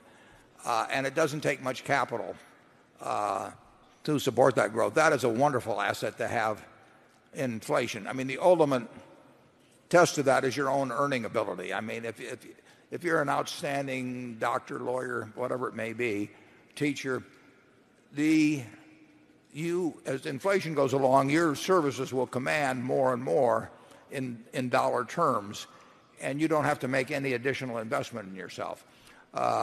People think of that, with a very long-lived real estate asset or something of the sort, or a farm or anything where additional capital is not required to finance inflationary growth. The worst kind of businesses are the businesses with tons of receivables and inventories and all of that. And in dollar terms, if their volume stays flat but the price level doubles and they need to come up with double the amount of money to do that same volume of business, that can be a very bad asset. Now, normally, we are not enthused about businesses that require heavy capital investment, just like utilities and the railroad. We think that, on the other hand, that particularly with the railroad, that where you do not have any guaranteed lower rate of return, that you should be entitled to earn returns on assets that are becoming more and more valuable to the economy, as whether it's because of inflationary factors or because of just natural growth factors, or in the case of the United States, I think it'll be both. But the ideal business, See's Candy is doing, it was doing $25 million of volume when we bought it. And it sold 16 million pounds of candy at a little more than it retails $1.90, and we had some quantity discount. So we were doing close to $30 million worth of business. Now we're doing well over $300 million worth of business. It took $9 million of tangible assets to run it when it was doing 30, and it takes about 40 million of tangible assets at 300 and something. So we've only had to plow back $30 million into a business which will make us, well, it's made us probably $1.5 billion pre-tax during that period. And if the price of candy doubles, we don't have any receivables to speak of. Our inventory turns fast. We don't store it or anything like that. We gear up seasonally, and the fixed assets aren't big. So that is a much better business to own than a utility business if you're going to have a lot of inflation. Charlie? Yeah, and what's interesting about it is that we didn't always know this. And sometimes we forget it. That's true too. But it shows how continuous learning is absolutely required to have any significant achievement at all in the world. Yeah, and it does show, I've said in the past that I'm a better businessman because I'm an investor, and I'm a better investor because I'm a businessman. There's nothing like actually experiencing the necessity, particularly in the 1970s when inflation was gathering strength in the early 80s. You would see this absolutely required capital investment on a very big scale that really wasn't producing anything commensurate in the way of earnings. I wrote an article for Fortune called How Inflation Swindles the Equity Investor back in 1977. You really want the ideal asset, is a royalty on somebody else's sales during inflation, where all you do is get a royalty check every month, and it's based on their sales volume, and you came up with some product originally, licensed it to them, and you never have another bit of capital investment. You have no receivables, you have no inventory, you have no fixed assets. That kind of a business is real inflation protection, assuming the product maintains its viability. So even though we are going into some very capital-intensive businesses, part of that reflects the fact we can't deploy the amount of capital we have in a whole bunch of See's Candies. We can't find them. We'd love to find them, but we can't find them in the quantity. So we are not doing as well with capital when we have to invest many billions a year as we would if we were investing a few millions a year. There's no question. That's true in investments. It's true in operating businesses. There is a real disadvantage to size, and we just hope that problem grows. Now you're talking. Becky. Aside from questions about Dave Sokol, the questions I've received most from shareholders have to do with dividends. And Dave Cornell, who is a shareholder who couldn't be here this weekend because he's at his daughter's wedding, writes in, I know that Berkshire is a great allocator of capital, but as an owner of Berkshire stock and as I get closer to retirement, there will be a time when I will need income from my assets. Currently, Berkshire does not pay dividends, yet it loves collecting on dividends on its investments. It also generates extensive cash flow in which it could pay dividends if it chooses to. Currently, the only real option to get income from your Berkshire investment is to sell a share or two of the stock. Is there a point in the future where Berkshire shareholders may expect a dividend payment, or what conditions would be needed for Berkshire to consider paying a dividend? Yeah, we will pay dividends. And matter of fact, there may be an argument that when we pay dividends, we should pay out almost 100%, because it does mean that we lost the ability to find ways to invest a dollar in a manner that creates more than a dollar of present value for the shareholders. But let's assume you had a savings account, and the savings account paid 5%, and you had your choice of taking $50 a year out or letting the $50 stay in and somebody would pay you 120% of that savings account anytime you wanted to sell a piece of it. Now, would you want to take the $5 out, or would you rather let it accumulate and have the ability to sell at 120 cents on the dollar, that account? Every dollar that's been reinvested in Berkshire has created more than a dollar of market value. So it's much more intelligent if you control the dividend policy of Berkshire. It's much more intelligent for people to leave the dollar in, have it valued at $1.20 or $1.30 or whatever it may be valued, and then sell off a little piece if they want the income or if they want to receive some cash. And the logic of it, I think, is unquestionable. The execution of it is a problem. I mean, the question of whether we can keep investing dollars to create more than a dollar of present market value, there's an end to that at some point. But so far, people, by leaving $160 billion at the end of the third quarter in the business, have $200 billion that they can cash out for it anytime they wish. So there will come a time, and who knows how soon, because the numbers are getting big. There will come a time when we do not think we can lay out 15 or 20 billion a year and get something that's immediately worth more than that for our shareholders. And like I say, when the time comes where a dollar is only buying us 90 cents of value, we'll quit spending the dollar. We'll give it to the shareholders. But I predict that the day that Berkshire declares a dividend, the stock will go down. I mean, it will, and it should go down, because it's an admission, essentially, that a compounding machine has lost its ability to continue on that course. Charlie? Well, and there's nothing wrong with selling a little Berkshire stock to buy jewelry if you do it in the right place.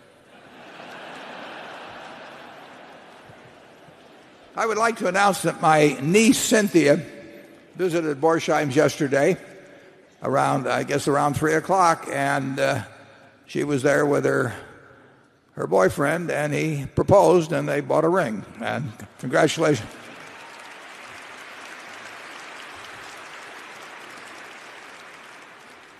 Her mother did the same thing a few years ago, and these things can become family traditions.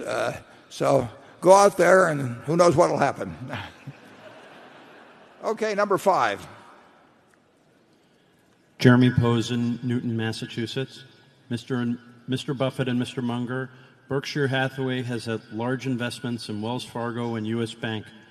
What are the revenue outlooks and business prospects for these two banks, given the backdrop of slow U.S. growth, an extended U.S. consumer, a tepid rebound in the U.S. housing market, with foreclosures and write-downs lessening but still at historically high levels, and the potential for greater than expected inflation, or worse, possibly deflation, similar to Japan? Thank you for your time and consideration. Yeah. Wells Fargo and U.S. Bancorp are both among the best large banks, if not the best,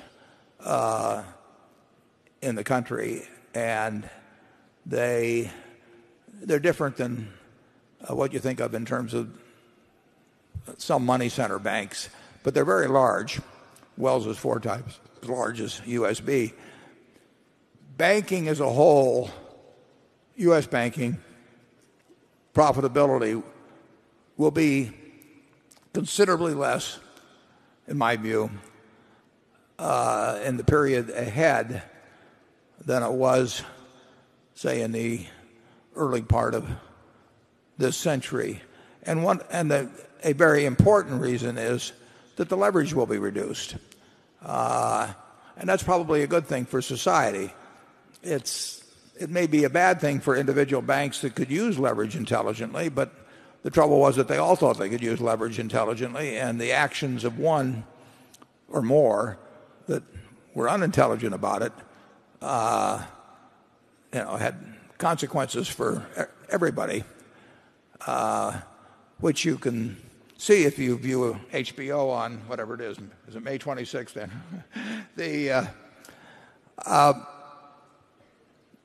So I would say that return on assets, even if return on assets were as good as it was some years ago, there will be less assets per dollar of common equity than before, which means return on common equity will be less.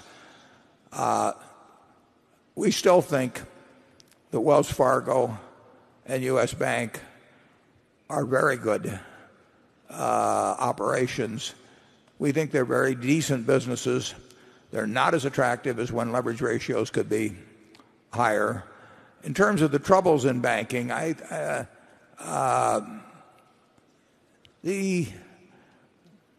think you've seen by far the worst in the past, and loan losses have been trending downward now for several quarters.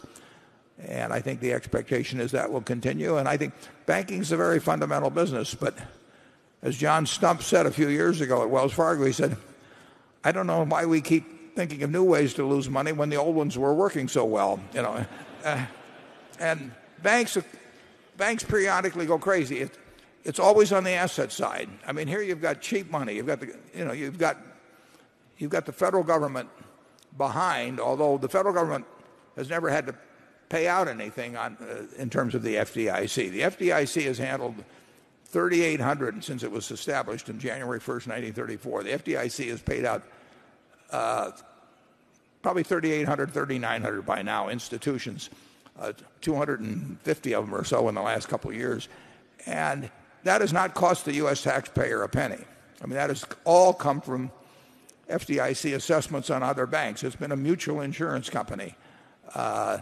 So the banking, if you just keep out of trouble on the asset side, is a very good business because you get your money so cheap, and because of the implicit federal guarantee, and you do get to leverage up to a fair extent, and America's been a pretty good place to lend money. So I like our positions in there. You will see that if you looked at those totals, you'll see we've added to Wells Fargo, and I think both those companies are very well-run institutions, but they will not be able to earn, I don't know what the figures were, but I think they were up in 25 or to 30% on tangible equity, and that's not going to get repeated in the future, and it shouldn't be.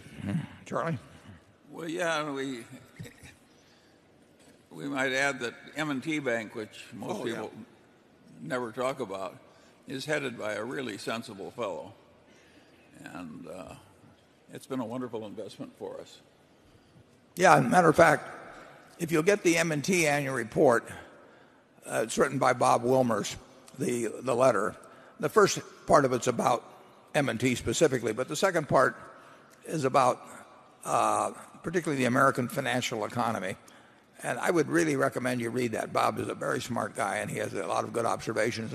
And frankly, the other one I'd recommend you read is Jamie Dimon's letter at J.P. Morgan is a tour de force in terms of describing the banking scene, the economic scene. He has some real insights in there about some very important subjects. We don't own that stock, but it's a letter that I think everybody could learn a lot from reading, as they could from reading Bob Wilmer's letter at M&T. Yeah, and those people who like an element of morality in business, Wilmer sounds like an Old Testament prophet. I mean, he really doesn't like it that all the really big banks are making so much money out of trading, because he says you're really trying to outsmart your own customers, and he'd rather serve them in a culture of deserved trust in both directions. It's hard to think he's totally wrong. He also expresses quite a dislike for the fact that a market system creates a reward system where money sort of disproportionately flows to people who work with money, and that tends to attract a disproportionate number of people that of lots of ability that he thinks might be at least some of them might be better deployed elsewhere. It's an interesting read. Yeah, it's one of the best annual reports that's ever come out of banking, right out of Buffalo. Okay, Andrew? This question comes from Neil Steinhoff, who writes, the commodity market, and particularly gold, have appreciated astronomically over the last few years. My Berkshire Hathaway stock is only slightly better or doing better than it was in 2006. It's barely kept up with inflation, he says. Please explain why you have not invested more heavily in commodities. As long as Ben Bernanke continues to print money, and there's no indication that he's going to stop anytime soon, isn't it right that commodities, and particularly gold, will continue to appreciate? Well, I would point out that when we started with Berkshire, it was about 3/4 of an ounce of gold. And gold was $20 an ounce then, and it was 15. So gold, even at 1,500, has a ways to go. And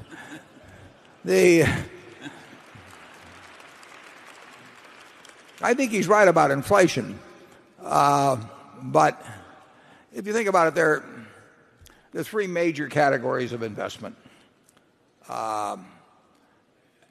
And you ought to think very hard about which category you want to be in before you start thinking about the choices available within that category. Now, the first category is anything denominated in a currency. It can be bonds, it can be deposits in a bank, it can be a money market fund, it can be cash in your pocket.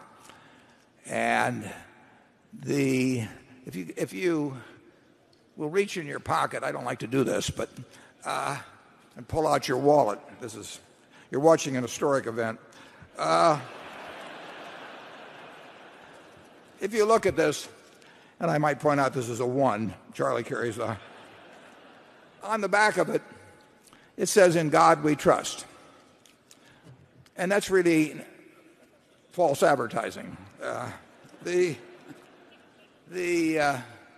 Elizabeth Warren were here, she would say, quite properly, it should say, "In government we trust." Because God isn't going to do anything about that dollar bill, if government does the wrong things in terms of keeping it as valuable as it was when you parted with it to buy a bond or put it in a bank. Any currency-related investment is a bet on how government now and in the future will behave. And if you happen to be fortunate to live in Zimbabwe and you decided to make currency-related investments, your family would have left you by now, and it was not a good decision. Almost all currencies have declined in value over time. I mean, it may be built into almost any economic system that it will be easier to work with a currency that declines in value than a currency that appreciates in value. And the Japanese might reaffirm that here with their experience. So, as a class, currency-related investments, whether they're in the UK or the United States or any place else, unless we're getting paid extremely well for having them, we do not think make much sense. The second category of investments regard items that you buy that don't produce anything, but that you hope someone will pay you more for later on. And the classic case of that is gold. And I've used this illustration before, but if you take all of the gold in the world, don't get too excited now, and put it into a cube, it will be a cube that's about 67 feet on a side. It'd be 165,000 or 170,000 metric tons. So you could have a cube, if you owned all the gold in the world, you could have a cube that would be 67 or 68 feet on a side.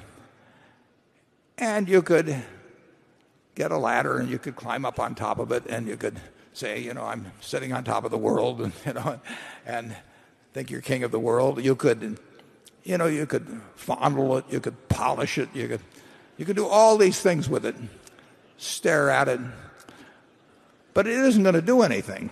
It's all you are doing when you buy that is that you're hoping that somebody else a year from now or 5 years from now will pay you more to own something that, again, can't do anything, but you're hoping that the person then thinks that somebody else will buy something 5 years later from him. In other words, you're betting on not just how scared people are now of paper money, you're betting on how much they think a year from now people will be scared 2 years from then on. Keynes described all of this, I think it was in chapter 12 of the General Theory, when he talked about this famous beauty contest where the game was not to pick out the most beautiful woman among the group, but the one that other people would think was the most beautiful woman. And then he carried it on to second and third degrees of reasoning. Anytime you buy an asset that can't do anything, produce anything, you're simply betting on whether somebody else will pay more for, again, an asset that can't do anything. And actually, we did that with silver, but silver had an industrial use. And about 13 years ago, I bought a whole lot of silver. And if you'll notice, silver's moved recently. So my timing was only about 13 years off, but who's perfect? The third category of asset is something that you value based on its what it will produce, what it will deliver. You buy a farm because you expect a certain amount of corn or soybeans or cotton or whatever it may be to come your way every year. And you decide how much you pay based on how much you think the asset itself will deliver over time. And those are the assets that appeal to me and Charlie. Now, there's some logical follow-on to that. If you buy that farm and you really think about how many bushels of corn, how many bushels of soybeans will it produce, how much do I have to pay the tenant farmer, how much do I have to pay in taxes and so on, you can make a rational calculation, and the success of that investment will be determined in your own mind by whether it meets your expectations as to what it delivers. Logically, you should not care whether you get a quote on that farm a day later or a week later or a month later or a year later. We feel the same way about businesses. When we buy ISCAR or we buy Lubrizol or whatever, we don't run around getting a quote on it every week and say, is it up or down or anything like that. We look to the business. We feel the same way about securities. When we buy a marketable security, we don't care if the stock exchange closes for a few years. So when we look at Berkshire, we are looking at what we think can be delivered from the productive assets that we own and how we can utilize that capital in acquiring more productive assets.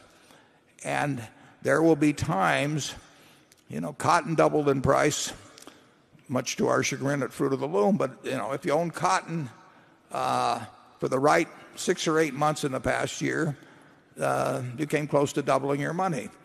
But if you go back a century and try to make money owning cotton over time, it has not been a very good investment. So to pick a product, crude oil, cotton,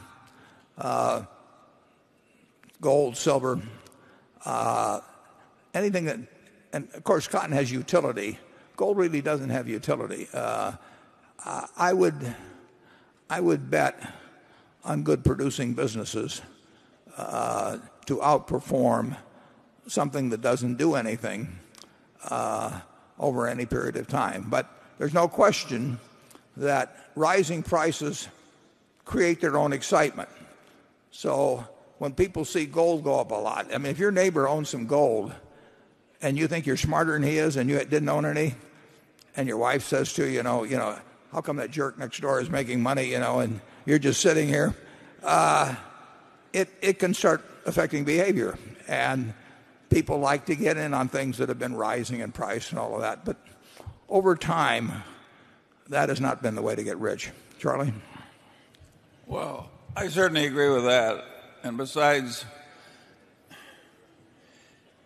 it's something peculiar to buy an asset which only will really go up if the world really goes to hell. doesn't strike me as a terribly rational thing to do.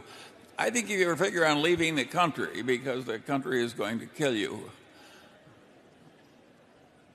And if you assume all the other countries you might go to will also be thoroughly screwed up. I think all those people should buy a little gold.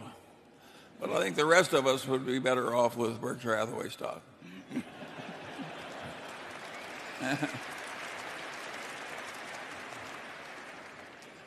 And of course, there's another class of people that think that they can protect themselves by buying paintings of soup cans. I don't recommend that either. One thing about gold also is that in addition to this 67-foot cube, more gold is being produced every year. So you have to have buyers not only to offset sellers in the natural course of events, but you have to absorb something like $100 billion worth of added items of no utility. I mean, it's really interesting. I mean, they dig it up out of the ground in South Africa and they ship it to the Federal Reserve in New York and they put it back in the ground. I mean, if you were watching this from Mars, you might think it was a little peculiar. But think of how many people it makes happy,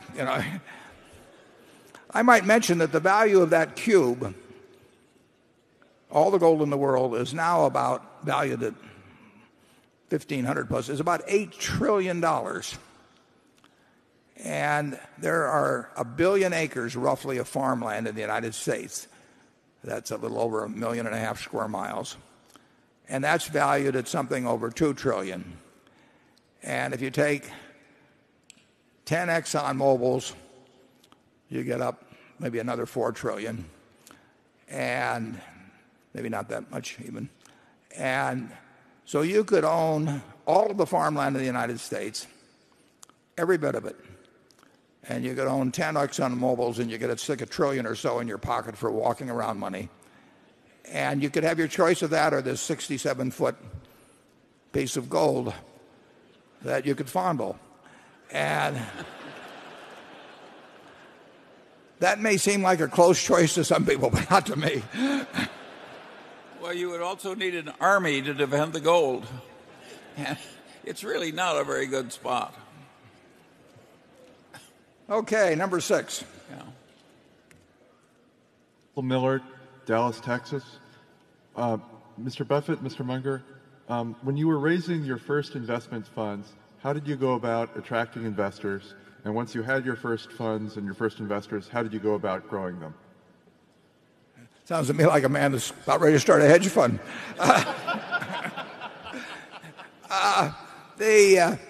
In my case, I'd moved back here from New York in March or so of 1956, and a few members of my family said we'd like you to manage our investments just like I did when I was selling securities out here before I went to New York. And I didn't like being in the securities selling business, partly because if I sold somebody a stock at 20 and it went down to 10, I wanted to buy more, but I couldn't face the idea of people that had bought it at 20 and based only on confidence in me, not because they understood it, and now they were feeling depressed. And it wasn't very satisfactory. I could not do as well managing money if people were watching every decision as I could if I did it in a room all by myself. So I just told these 7 members of the family, one of them, actually, it was my roommate in college and his mother, they came in also. I said, if you'd like to join up in a partnership, I'm not going to tell you what's going on, but I will tell you that I will be doing with my own money what I'm doing with yours. Later on, I put all my own money in. And it just was very slow. A few months later, Graham Newman that I'd worked for was liquidating, and a fellow named Homer Dodge asked Ben Graham what he should do with the money he was getting out of Graham Newman. He said, this kid used to work for me and he's okay. And so he came out and went in with me, and another fellow late in the fall had seen the notice of partnership formed in some legal paper, and he said, what's this? And came in with me. And we just stumbled along. And for almost 6 years, I operated out of my house, no employee. I kept all the books. I filed the tax returns. I went out and picked up the stocks personally and stuck them in a safe deposit box. When Charlie came along, I kept chiding him about the fact I met him in 1959, and I said, law is okay as a hobby, but it's no place for a man with your intellect to spend his time. And well, I'll let Charlie take it over from there. It actually took me a long time to leave what it was a family business. And so any of you who are having a slow time accepting good ideas, why, should be cheered by my example, because it was some years after you started working on me. And you pounded on me. And I slowly got the point. And he was asking about attracting money. Well, of course, it helps if you conducted yourself in life so that other people trust you. And then it helps even more. Is he explaining why I was so slow and he was so fast? Then it helps even more if other people are right to trust you. So the formula is quite simple. We're first one, then the other. Unfortunately, with the present fee structure,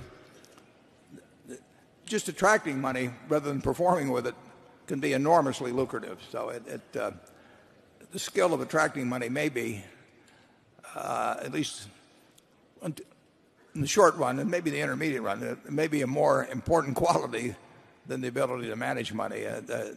But neither one of us ever charged any fixed fee of any kind. Am I right on that, Charlie? You didn't. Well, we stopped taking any significant overrides on other people's money at very young ages and at very small amounts of net worth.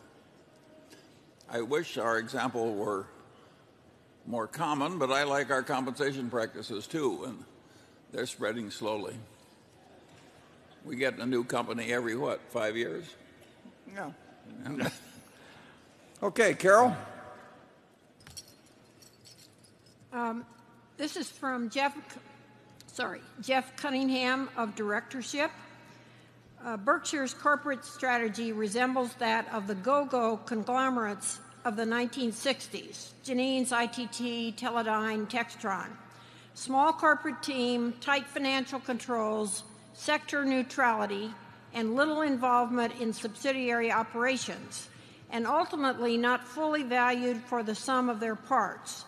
If you disagree with this, how does Berkshire differ? Yeah, we are a conglomerate, and people shy from that name, but that's exactly what we are. And I think I laid out in the annual report at least one of the advantages of being a conglomerate, namely the tax-efficient transfer of money from businesses that do not have good ways of using it to businesses that have better ways of using it, which is, if it's carried out intelligently, is a very significant plus. The conglomerates you mentioned, and I'm familiar with all of them, really became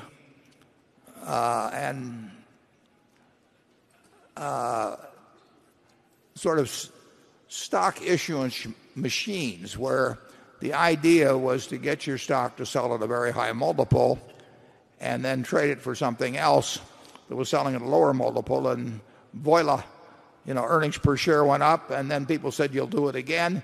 So it was really accepted and endorsed by Wall Street that if you had this sort of semi-Ponzi scheme of issuing shares constantly for things that had lower PE ratios, everybody knew what the game was, but they thought the game would continue to succeed. And for a while it did. And the Gulf and Westerns of the world and the Littons of the world, and there were numbers of them, it was almost like an unspoken conspiracy that nobody will point out that this is kind of a perpetual motion machine, and if they don't, it'll keep working. But if somebody says anything about it, somebody says the emperor has no clothes, it'll all collapse. the interesting thing, of course, you mentioned Teledyne in there. Teledyne played that game, and then it ended, and all of this stuff came back to earth. But then Teledyne went into reverse and bought in stock like crazy when their stock got underpriced. So they issued stock like crazy when it was overpriced, and they bought it in to an extraordinary degree when it was underpriced, and it created a sensational record. Most of those companies, though, I think had very little relationship to Berkshire.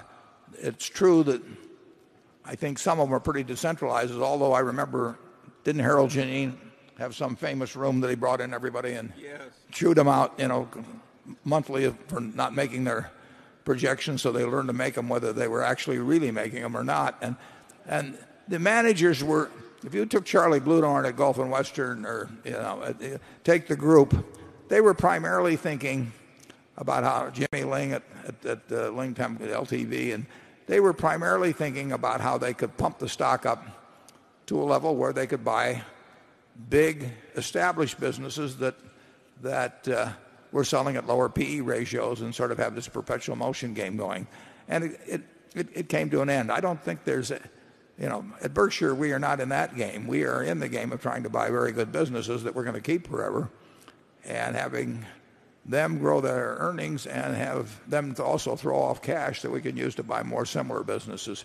It is a conglomerate. Conglomerates generally are unpopular, and I don't disagree with why they are, but I think it's a very rational way of running the business, as long as you keep it focused on running businesses and not as a stock issuance machine. Charlie? Well, yes, and some of those companies got into really pretty heavy manipulation of the numbers.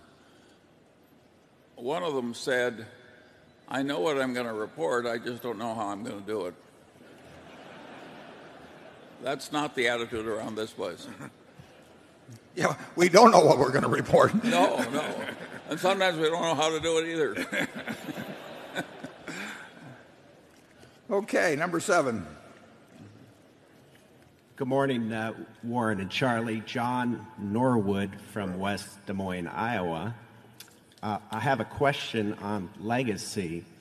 100 years from now, Warren and Charlie, what would each of you like to be remembered for? Old age.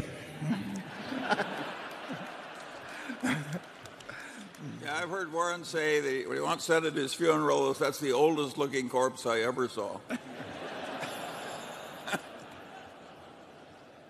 I have a different saying that came down from one of my great-grandfathers, and I think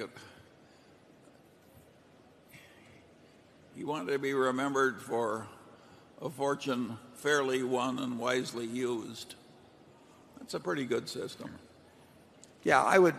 If you really ask me, I'd probably like teacher. I enjoy teaching a lot, and some people think I do a little too much of the didactic stuff, but I like students coming, and I benefited by some fabulous teachers, starting with my dad, but going on to Ben Graham, going on to Tom Murphy. I mean, there are lots of great teachers. So I would say that. I might point out that on Wilt Chamberlain's gravestone, I think it says, "At last I sleep alone," which. Yeah. Well, we have some people from Kansas here anyway. Okay, Becky. This question comes from Pierre Sorrell. He's a portfolio manager at Fidelity, and he says that the U.S. dollar has been depreciating against major currencies. The Federal Reserve continues to run a zero-interest rate policy in contrast to other major economies that are raising rates or have stepped back from quantitative easing. A few years ago, Berkshire had a short U.S. dollar position to preserve the company's value from the devaluating dollar. So what's the company's management doing about the risk of further U.S. dollar weakness, given that most of the company's assets and operating businesses are denominated in the U.S. dollar? Yeah, we had a significant short position some years ago. Last year we had a small short position in 2 currencies, and we made about $100 million in them. But we have not been really active in the foreign exchange market. We think, shouldn't speak for Charlie here on this, but I think that there's no question that the purchasing power of the U.S. dollar will decline over time. The only question is at what rate. But I also think that the purchasing power of most currencies around the world, almost all currencies around the world, will decline. And of course, a short position is just a bet on which one declines at the faster rate. And I don't have a strong conviction on that. I've got some mild feelings about it, but not enough to where I want to back it up with a lot of money. We do own some businesses. Let me take Coca-Cola. Coca-Cola, I don't have the exact figures, but my guess is that 80% or thereabouts of the earnings will be non-dollar. And we've got exposure in various other ways. But we're unlikely to make another big currency bet, although I do think that the purchasing power of the U.S. dollar is destined to decrease. And I have fears, but I've long had some unwarranted fears of it declining at a rapid rate. Now, Charlie has pointed out to me that the dollar of 1930, when I was born, is worth 6 cents now. 16 to 1 in terms of depreciation. And as he points out, we've both done pretty well. So inflation has not destroyed us. If somebody had said to me in 1930, in addition to this Great Depression you're facing in a world war where it looks like we're even losing for a little while and all of these terrible things, on top of that dollar that your grandfather's going to hand you when you're born is only going to be worth 6 cents in purchasing power, that might have been discouraging. But overall, we've still done pretty well. So I hate inflation, but we've adapted pretty well to it over the years, and we have not had the total runaway type inflation that really can be upsetting to a society yet, but I think it's something you always have to guard against. Charlie? No, but God knows where the world is headed. I just think that one way or another the world muddles through. Take a really god-awful culture, which is Greece, modern Greece. I don't mean there's anything wrong with the Greeks, but in their family life, but the way they manage their money and pay their taxes. And the main industry in Greece, or one of the main industries, is tourist attractions. And they're closed most of the time during the tourist season. It's a pretty dysfunctional government. And of course, people don't want to pay any taxes or do much work. And yet, there it is. The people of Greece are surviving. It's lasted a long time. Yeah. Adam Smith said it very well. He said, a great civilization has a lot of ruin in it. It takes a long time, and there's a lot left after you've been through a good deal of ruin. In fact, it's an easier game than the ordinary process of living and then dying. Well, I think we'll see a lot of inflation, but if I had a choice, I would rather be born in the United States today than any other place, any other time in history.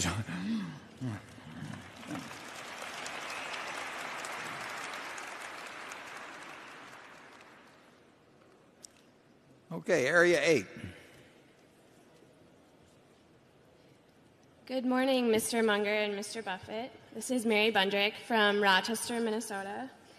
I was wondering, what factors would you consider in deciding between investment in Berkshire Hathaway versus a no-load mutual fund? Well, I advise people to buy index funds, actually, if they're not going to be active in investments. I mean, if you just are going, if you've got a day job and you want to just put money aside over time, I think the average individual will do better buying an index fund consistently over time than almost anything else available to them. I think it'll be a perfectly satisfactory investment. It won't be it'll never be regarded as a great investment, but it'll be a perfectly satisfactory investment.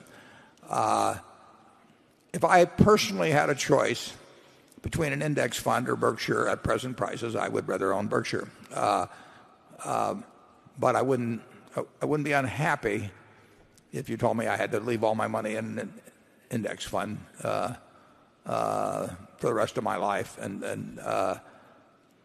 But I like Berkshire better. Charlie? Well, I like it a lot better, and I'd be very unhappy if I had to own an index fund. My ambitions are larger. I don't think the average return of a skilled investor over the next 50 years is going to be as good after all factors as it was over the last 50 years. So I think reduced expectations are the best defense any investor has. And after that, I think Berkshire's a pretty good bet. Charlie's big on lowering expectations. Absolutely. That's the way I got married. My wife lowered her expectations. And he lived up to them.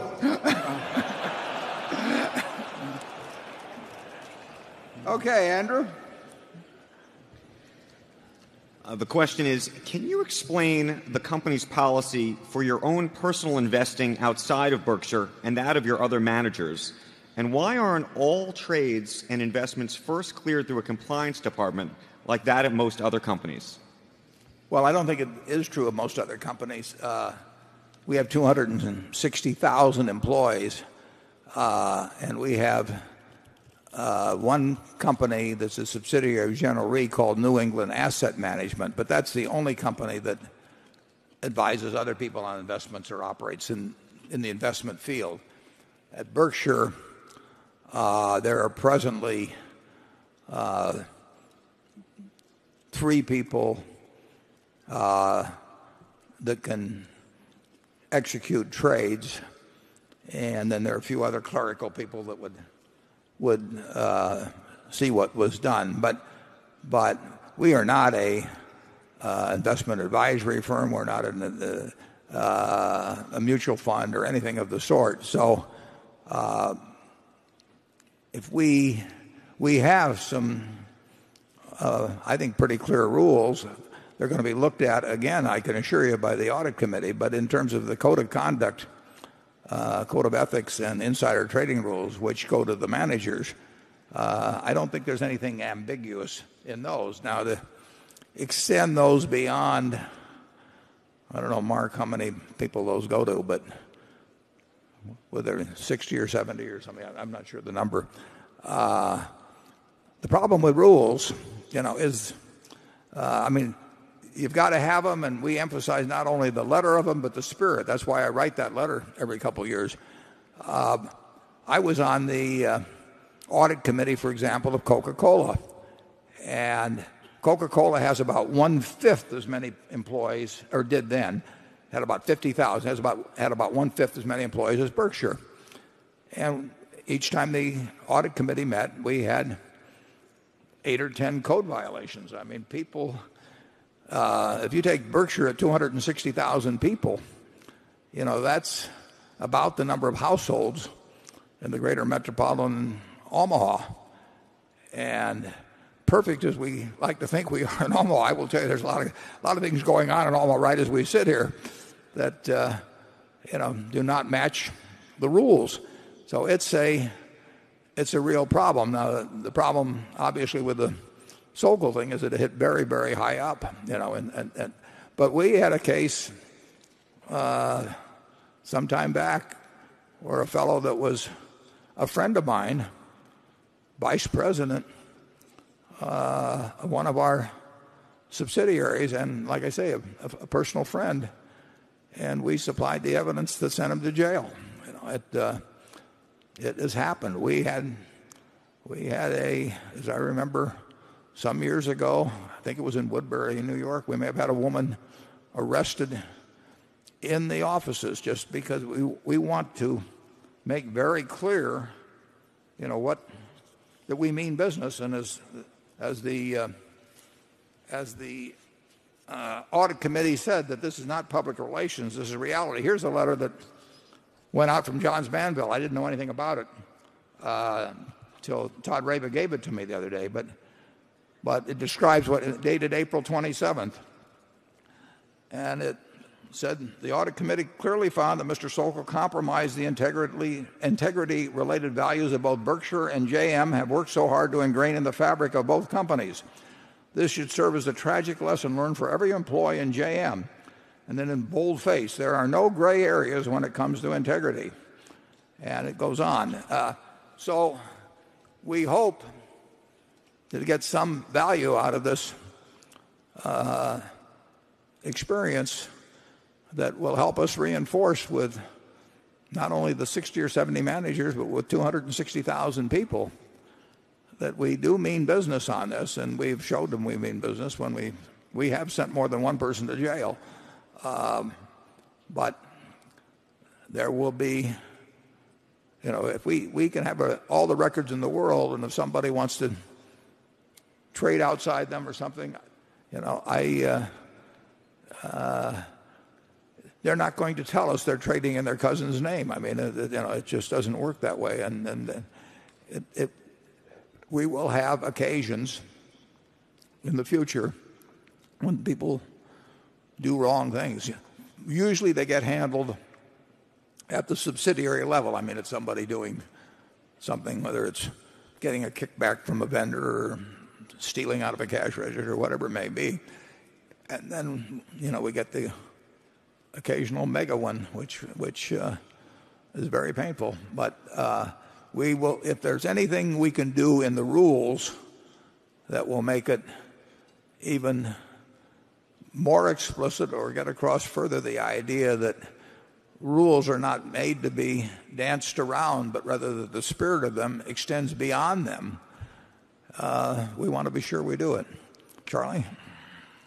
Yeah, all that said, if you look at the greatest institutions in the world, they select very trustworthy people, and they trust them a lot. And it's so much fun to be trusted, and there's so much self-respect you get from it when you are trusted and are worthy of the trust, that I think your best compliance cultures are the ones which have this attitude of trust. And some of the ones with the biggest compliance departments, like Wall Street, have the most scandals. So it's not so simple that you can make your behavior better automatically just by making the compliance department bigger and bigger and bigger. This general culture of trust is what works. And, Berkshire hasn't had that many scandals of consequence. And I don't think we're going to get huge numbers either. Okay, number 9. Hi, Charlie and Warren. I'm Michelle from Decatur, Illinois. Half the U.S. economy seems to be in a sluggish recovery while most foreign economies are showing solid growth numbers. Are there any significant changes you think could be made to either current U.S. economic policy or Federal Reserve policy or tax laws to get the economy healthy and growing in the U.S.?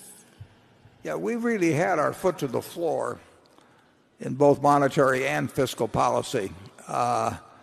You've seen it obviously on the monetary side with extended period of effectively zero interest rates, and actually with the chairman just the other day saying this is going to go on for an extended period. And then they asked him what an extended period meant, and he said an extended period. But it's hard to imagine pushing harder on monetary policy than has occurred. The interesting thing is people think of fiscal policy and they think, well, we had a stimulus bill. Well, if you think about what stimulus really is, it's not whether you call something a stimulus bill. If you had something that was called a stimulus bill and you didn't run a deficit, it would not be a stimulus. You'd be and if you don't have anything you call a stimulus bill at all, but you're spending 10% more of your GDP than you're taking in, you are applying a incredible stimulus, fiscal stimulus, to the economy. We have a huge fiscal stimulus program going on now, and it's called taking in 15% of GDP and spending 25% of GDP. That's extraordinary.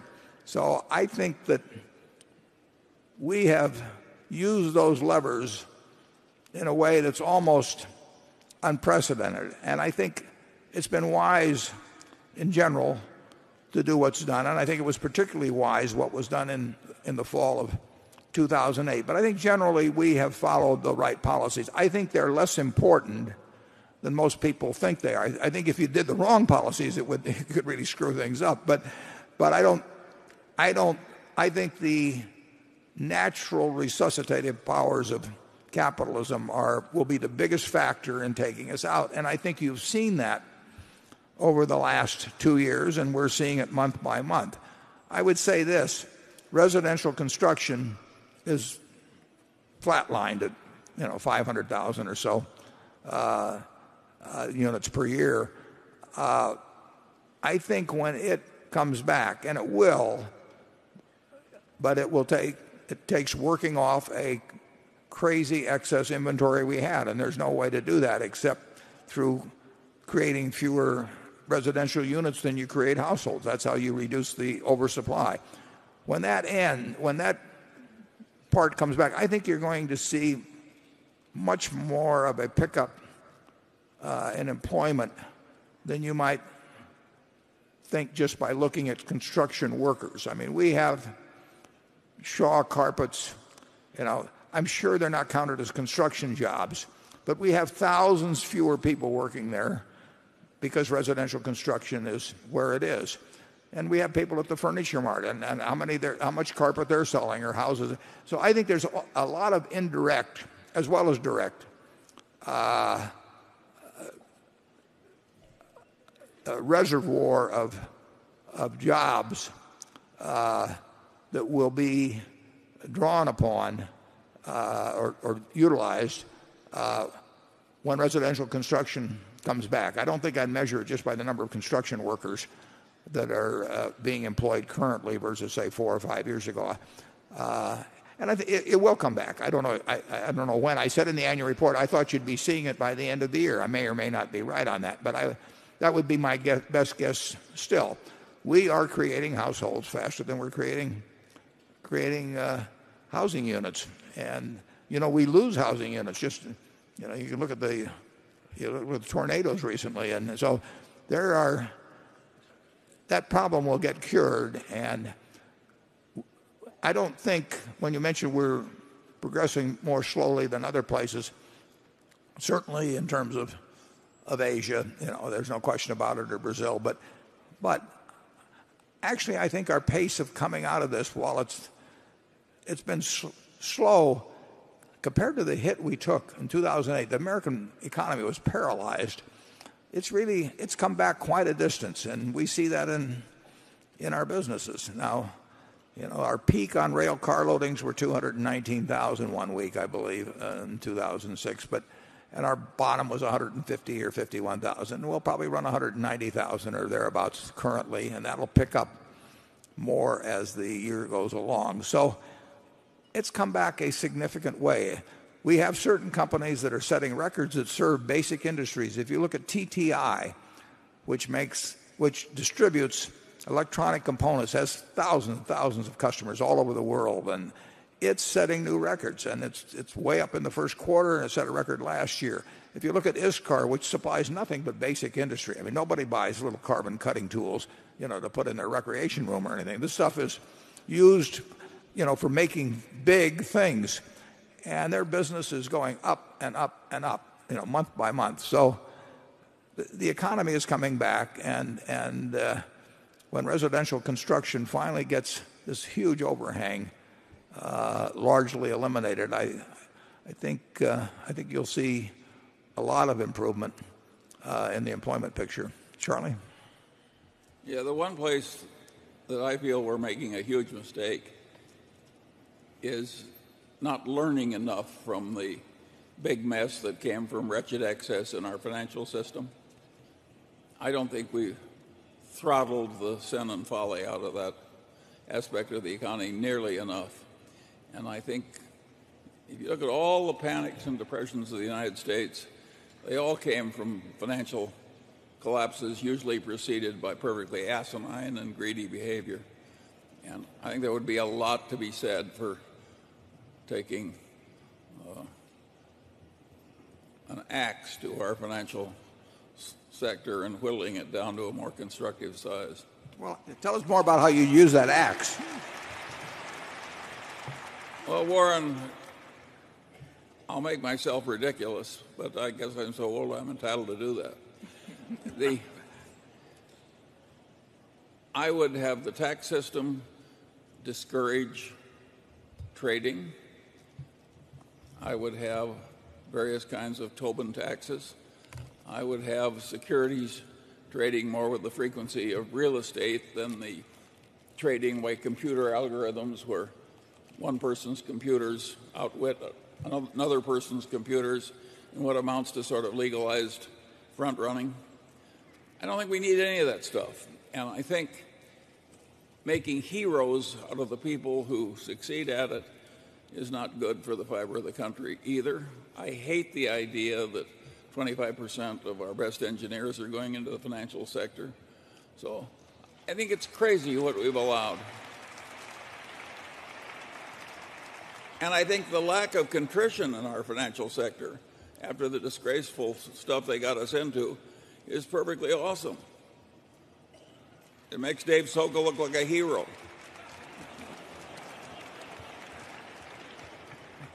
He's getting warmed up.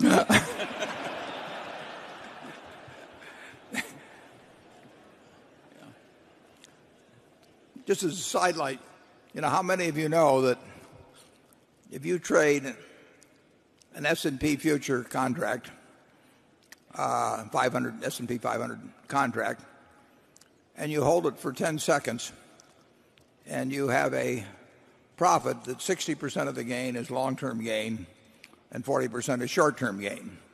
So essentially,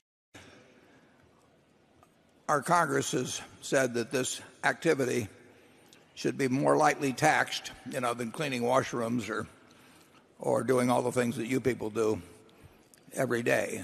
That you get a special tax treatment. Now, that illustrates one of the problems with the tax code in that there's a few people that care intensely about having that in there, and the cost of it in terms of less revenue for the U.S. government is diffused among a large group, none of whom have enough interest to want to go out and write their congressman or hire a lobbyist to fight the other way. But it's pretty extraordinary that we have decided that that particular form of activity should get 60% taxed at a 15% maximum rate, even though it may only take 10 or 20 seconds and be just a little flicker on a screen. And the hedge fund operators of America get a much lower tax rate than the professors of physics or the drivers of taxis. This is demented.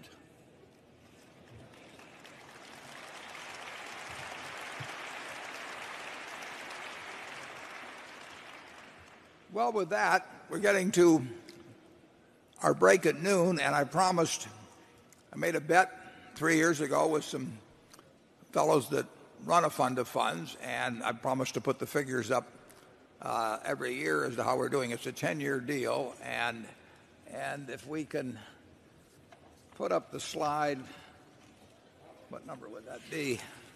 Probably 5. As you can see, these fund of funds, these are 5 fund of funds groups chosen by these people who I like, Ted Seides and his friends, and Ted couldn't be with us today, but we will put these figures up annually. He got off to a very good start with his group. Obviously, hedge funds should do better in a down market, but and we haven't caught him yet with the S&P 500, but it'll give you all a reason to keep coming back over the next 7 years as I report regularly on how we are doing in the S&P 500 versus the 5 fund of funds. As Carol pointed out in an article recently, maybe it was on the web, in reporting on this, she looked at the bottom line where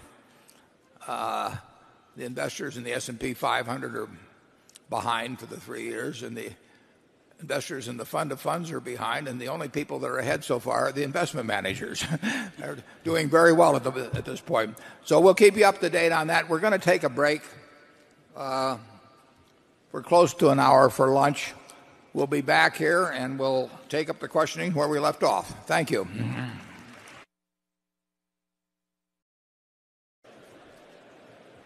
Okay. You'll all be seated.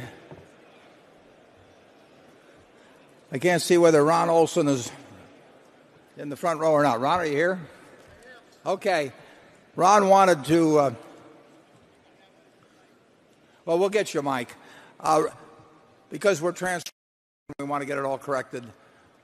Ron has 1 point or 2 points that he wants to correct in terms of dates that I used. So we're going to give the microphone to him. Not that they're all that telling, but I thought since we are creating a record, I wanted to clarify 2 points.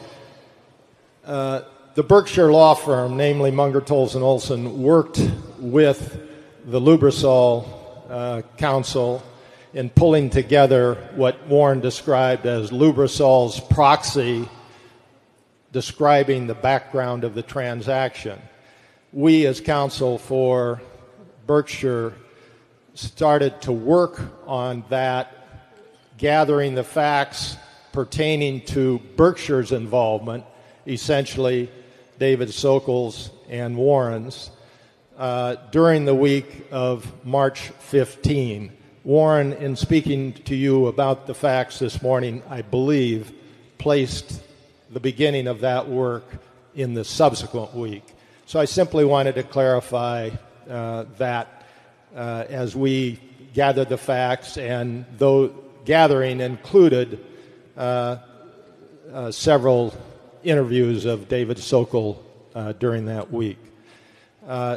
Secondly, in describing internal policies at Berkshire to protect against misbehavior or negligent behavior, Berkshire maintains something that those in the trading business describe as restricted lists, and down that restricted list are any securities in which Berkshire is buying, selling, has a peculiar interest, and that prohibits any of the corporate officers or the top officers of the subsidiaries of Berkshire from participating in trades in those securities without the consent of the CFO, Mark Hamburg. That is what I wanted to clarify, Warren. Thanks, Ron. Yeah. Okay, we'll move right along, and we're going to go till 3:30, and then we'll adjourn for a couple of minutes, and then we'll go to the regular meeting. And Carol again leads off. Warren and Charlie, both of you expressed a very positive view of BYD and its chairman, Wang Changfu, when Mid-American bought its stake in 2008. Does BYD remain as attractive a long-term investment now as it was when you acquired your stake? If so, why? Has BYD's recent pattern of unexplained product launch delays affected your confidence in the operation? Charlie's the BYD expert, so I'm going to let him start on that one. Well, of course, the price is still way higher than the price Berkshire paid, and so almost by definition, it's not quite as cheap as it was then. Any company that tries to move as fast as BYD does, and on as many fronts, is going to have various delays and glitches. But I would say I'm quite encouraged by what's going on, and I expect delays and glitches.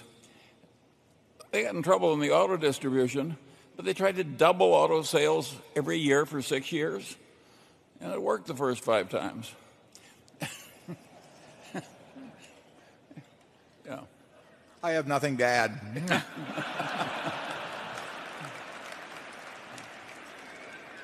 Okay, number 10. Hi, Warren and Charlie. My name is Catherine Borud. I'm from Los Angeles, California. I invest primarily in commodities and commodity equities. I started out back in 2007 buying oil. In the summer of 2008, we reached the peak of the oil bubble. And that's when I reversed my holdings and started shorting oil. I made a nice profit. In 2009, I started buying oil again and oil equities, and I've been doing pretty well. But given the status of the world today and the price of oil, I'm questioning my investments. Is this another oil bubble? Has oil reached its peak? Should I keep my holdings? Should I short oil? Should I exit oil altogether and move into other commodities or other investments? So my question to you is, what are your sentiments regarding oil? Well, I would say you've done a whole lot better than we have. So I think the crowd would rather hear from you. We actually did take a position in oil, I don't know how many years ago. A long time ago. Long time ago. It was $10 a barrel. And it wasn't that long ago, though, incidentally. No, I mean, I know. that was in the 1990s. Although we've seen oil a lot cheaper than that. And East Texas oil sold for $0.10 a barrel in 1932. We really don't know. I mean, obviously, you're dealing with a finite resource. I don't know whether the world's up to 88 million barrels or was down around 85 million barrels, but there's got to be some comeback. So I wouldn't be surprised if the current figure's getting pretty close to 88 million barrels a day. That's a lot of oil to take out of the ground every day. And of course, their new frontiers have been found, but you've sucked a lot of straws into the earth, and it is a finite number. So the one thing I can almost promise you, is that oil will sell for a lot more someday. Interestingly enough, how many producing oil wells do you think there are in the United States? Well, the answer is something like 500,000. Now, there's these stripper wells. There's wells out near Charlie that have been going for 100 years. Yeah. But we have looked in a lot of places now. And what's happening, of course, from the standpoint of the United States companies, is that the smaller countries where oil is being found now are quite a bit smarter about how they grant their concessions than people were 50 or 75 or 100 years ago, so that they drive much more intelligent deals than was originally the case when we went exploring around the world.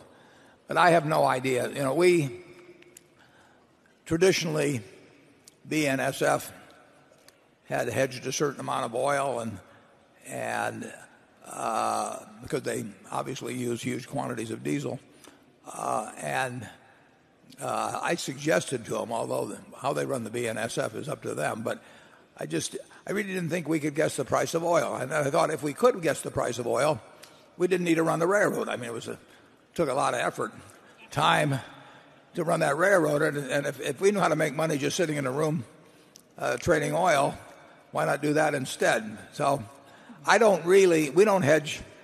Well, in terms of Berkshire's parent company policies, we don't hedge anything in the way of commodities. Some of our subsidiaries do, and that's fine. They're responsible for their businesses. But there are very, very few commodities that I've ever thought I would know the direction of their movement in the next 6 months or a year. The one thing I'm quite convinced of, as we talked about this morning, is the fact that the dollar will become less valuable over time, so that the dollar price of most things will go up, and maybe go up very substantially. Whether they go up enough so that you have the same amount of purchasing power after you pay tax on your nominal gains is another question. I really think that an intelligent person can make more money over time thinking about assets productive assets rather than speculating in commodities or when for that matter fixed dollar investments. But that's maybe my own bias. Charlie? Well, if we'd done nothing but oil from the very beginning, I am confident that we would not have done nearly as well as we have. To me, that's perfectly obvious.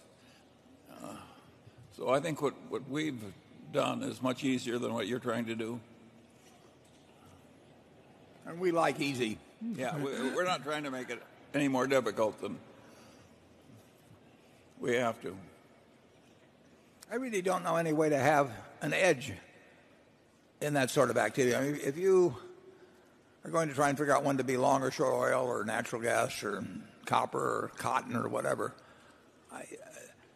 I don't know of people who I feel would have an edge in trying to do that over the next 10 years, but I do know people where I think they'd have a very significant edge in investing in common stocks and maybe distressed bonds for that matter too. Yeah, trading oil worked best of all for the people who bribed Nigeria. That's not our milieu. Well, that's an insight I hadn't heard before. Becky? Oh, got Ron here. I wanted to clarify my clarification.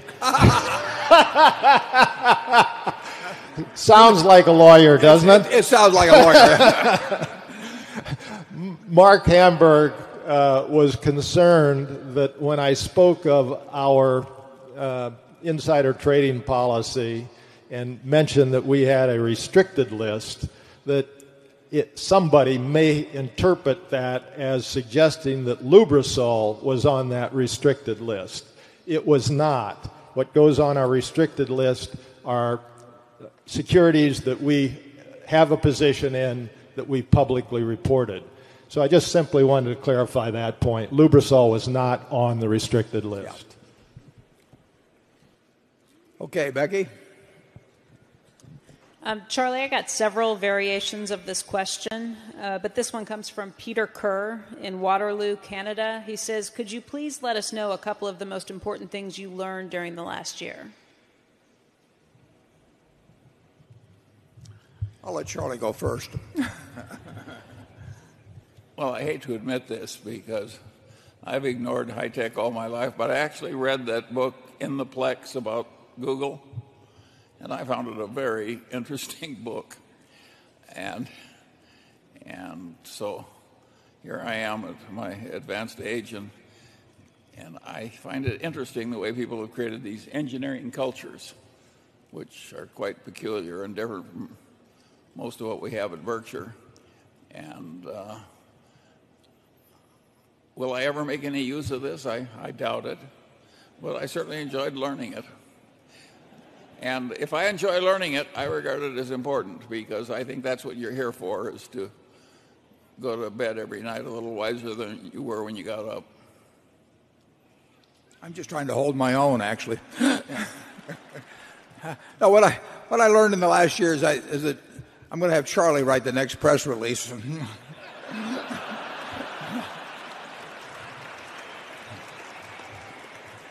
Warren, I approved that damn press release with no objections. The Berkshire shareholders are going to be in terrible trouble if they're relying on me to fix your errors.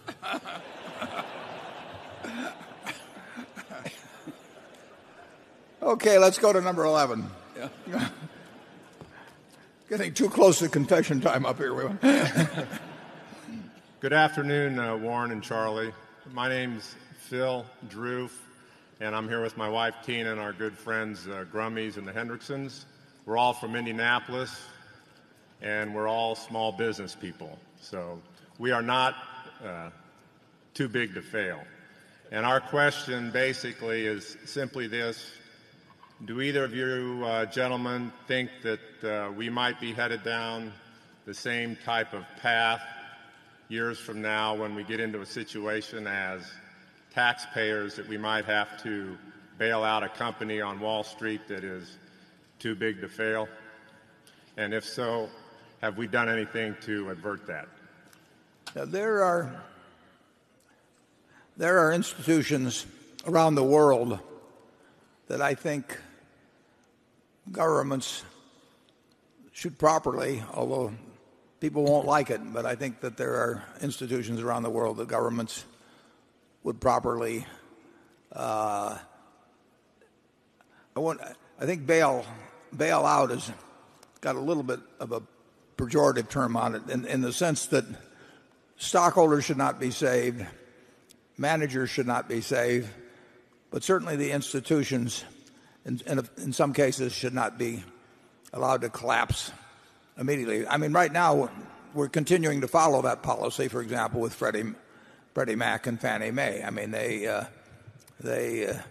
have not reconstituted themselves as many of the banks and the auto companies. I mean, Chrysler's even paying back, which, you know, it surprises me, but my hat's off to them. I mean that sincerely. That I was really on the fence on saving the auto companies, but I think the administration did the right thing. I mean, they weren't saving the auto companies per se. They were still working at saving a very fragile economy, and like I say, and particularly in retrospect, they certainly, in my view, made the right decision. There are, you know, right now, you know, in Europe, they're deciding whether countries are too big to fail, and so I think that problem will always be with us. I think for that reason that you have to do things to reduce the propensity to fail.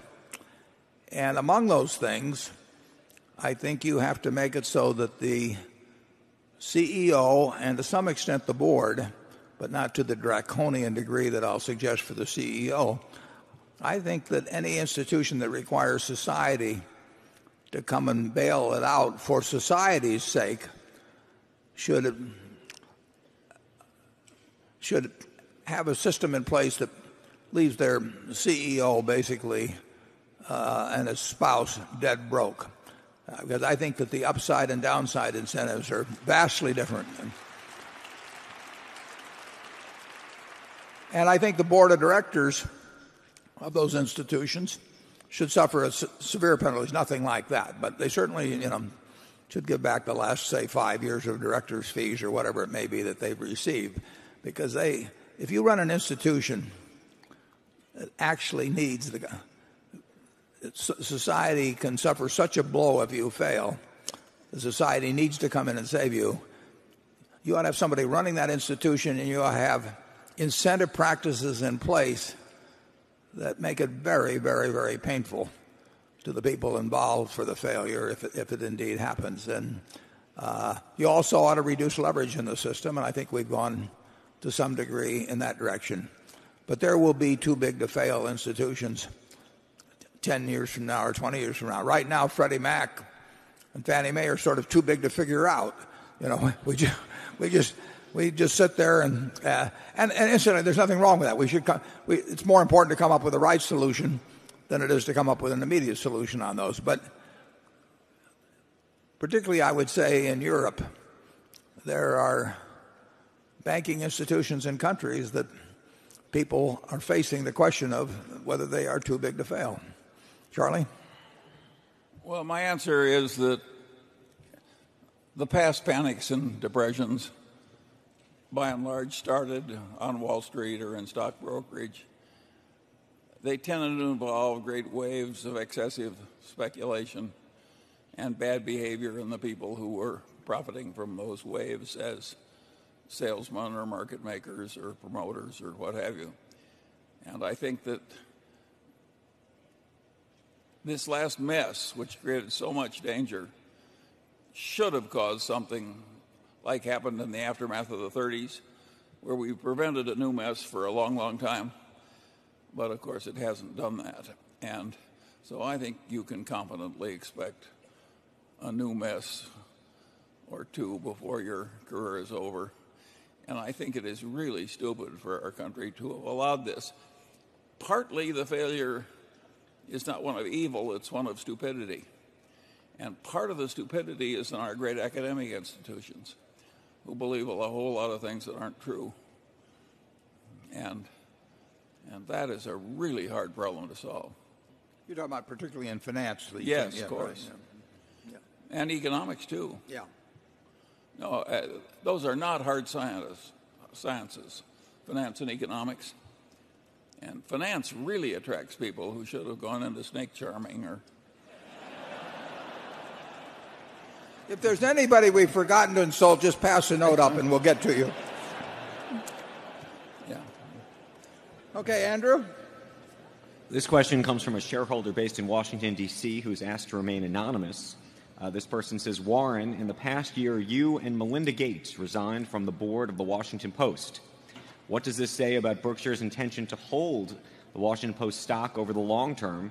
And is this related to the problems at its for-profit education business, Kaplan? No, I made the statement actually publicly, and they may have only run it in the Post. I'm not sure about elsewhere, but I made the statement that we would not be selling any stock, and it had nothing to do with that I'm a phone call away from Don Graham or anybody else at the Post, and they can just save a lot of director's fees, and I can save a lot of travel if at age 80 I decide that I'd rather spend a few more days at Berkshire and less on the road.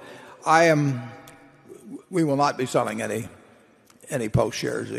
Normally I won't comment about what we'll do on marketable securities, but I'll be unequivocal about that. And my enthusiasm for the Post itself and the management is 100% what it's always been, and I am just available a lot cheaper than before if the Post management wants any advice. I don't think Melinda did it on the basis of age. You'll have to ask her. I really decided at 80 that I'd been there since 1974 with an interruption when I was at Cap Cities ABC, and it's just a lot easier this way. Charlie, do you have any thoughts on serving on boards generally? Charlie's on the Costco board. Well, that's because I really admire Costco, and that's one of the pleasures of my life is interfacing with those people. But that's the only one where I don't have a big ownership interest. I think generally speaking, serving on a whole lot of different boards is for the birds. No, I agree. Okay, area 12. Good afternoon, Mr. Buffett and Mr. Munger. I'm Mark Rabinov from Melbourne, Australia. As an investor from the Asian region, I am concerned that a weaker dollar will erode the value of my Berkshire stock. However, Berkshire is highly productive with real pricing power. So can I be confident that over the long term, any fall in the dollar will be offset by a rise in the value of my Berkshire stock? And by that I mean in addition to any intrinsic growth in the underlying business. The answer is no. It'd be a lot easier if you just had the Australian dollar go down. The Australian dollar was one of two currencies that we did own last year that contributed to the $100 million profit. But no, I cannot tell you what policies will be followed in the United States and what policies will be followed in Australia that will what they will be and how they will affect the relative value of those two currencies, say 10 years from now. I think the movement could be quite dramatic, and I think it actually could be dramatic in either direction. That's why I don't know what to do. But the only promise you'll get from Charlie and me about Berkshire is that we do every day, as I said in the annual report, try to think about increasing the earning power and the intrinsic value of Berkshire, and to the degree we increase it, the shareholders will will, or to the degree we decrease it, the shareholders will share in exactly the same proportion as Charlie and I do. We will, our interests are 100% aligned. We will make or lose money through our stock, and luck to some extent will determine how well we do. We know we can't do remotely as well in the future as we have in the past. There is no way to compound. There's no way we know to compound the kind of sums we're working with now at rates that are anywhere close to what we were able to do when working with much smaller sums. But you'll get our best efforts. Charlie? I can't add to that. Australia has these fabulous open pit mines, and at a time when Asia is just totally booming with its demand for metals, I can't tell you how Berkshire stock is going to perform vis-a-vis mines in Australia. I think we'll do pretty well compared to companies here in the United States. Yeah, I think so too. Carol? This shareholder wishes to be known only by his initials, AJ. The importance of Berkshire's equity portfolio has diminished over the past few decades. Today, I viewed Berkshire's appetite for equity as an afterthought and instead see its focus as being on large acquisitions. Would you agree with this, and where do you see the equity portfolio going over the next 5 or 10 years? Well, I prefer large acquisitions, but it's not an afterthought at all in terms of the portfolio. I mean, Charlie and I we probably spend more time thinking about the portfolio because it's only occasionally that we get a chance to think about acquisitions that are sizable and that are available to us. So we are equally interested in both aspects of Berkshire's operations, but where we hope we really get lucky is in adding significant companies to what we have already and having the companies that we already own make various bolt-on acquisitions. We've had several of those already this year that you don't read about. A lot of our companies have the potential to earn considerably more money 5 or 10 years from now than they're earning now. So both the development of those businesses, which really resides with the managers, Charlie and I don't contribute anything on that, but we spend as much time thinking about the portfolios as we ever did, and it's important. I mean, if you talk about $150-some billion in cash and marketable securities, the performance of that particular segment is going to have a lot to do with how well Berkshire does over time. Charlie? Yeah, we'll always have a fair amount of marketable securities because of our insurance subsidiaries. But as we get forced by our size into the bigger and bigger stocks, of course we're going to do less well than we did when we had a bigger universe of practicable things to consider. A lot less well. I mean, it really is the nature of things. We are buying securities where we have to put billions of dollars in them in most cases, and that is not a field that is unlooked at by other analysts, and so it's impossible to have a big edge. We hope we have a small edge. On the other hand, when we were doing so well in marketable securities, nobody called us and said, I have a wonderful business and you're the only place in the world where I would want to transfer it. And now that happens, a couple times a year at least? Yeah. And I really prefer, in some ways, this part of the game to the earlier game. It's more fun to create permanent partners doing constructive things than just outsmart other people in shuffling little pieces of paper. It's fun to do both, actually. Yeah, but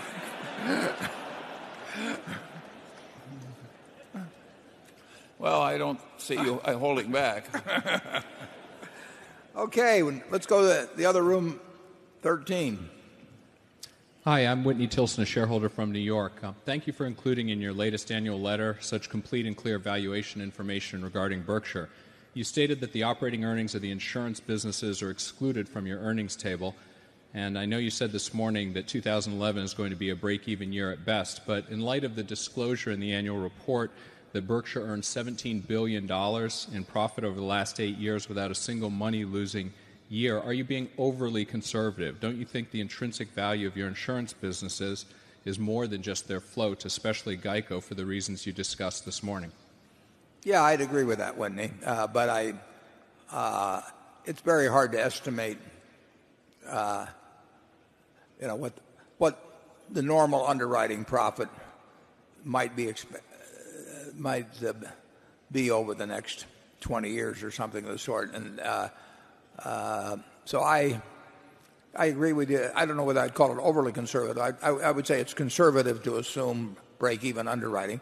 But as you will, I mean, if we had another Katrina or something of the sort, and forget about, winter storms in Europe and all that, I mean, we could lose significant money in underwriting this year, and we expect to lose significant money in underwriting, maybe every 5th year, every 10th year, whatever it might be.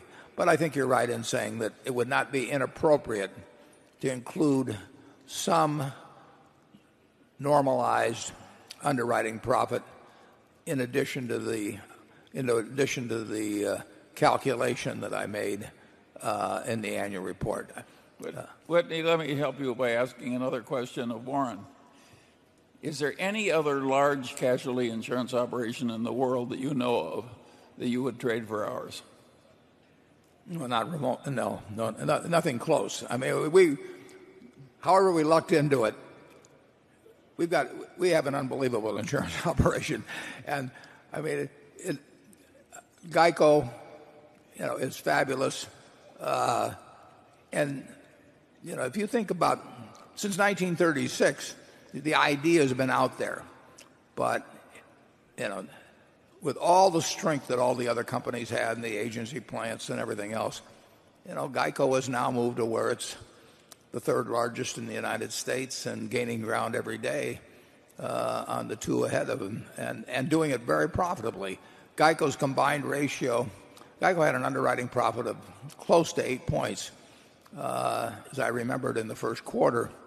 Now that's going to be probably the best quarter of the year, I should add, but it's a marvelous business.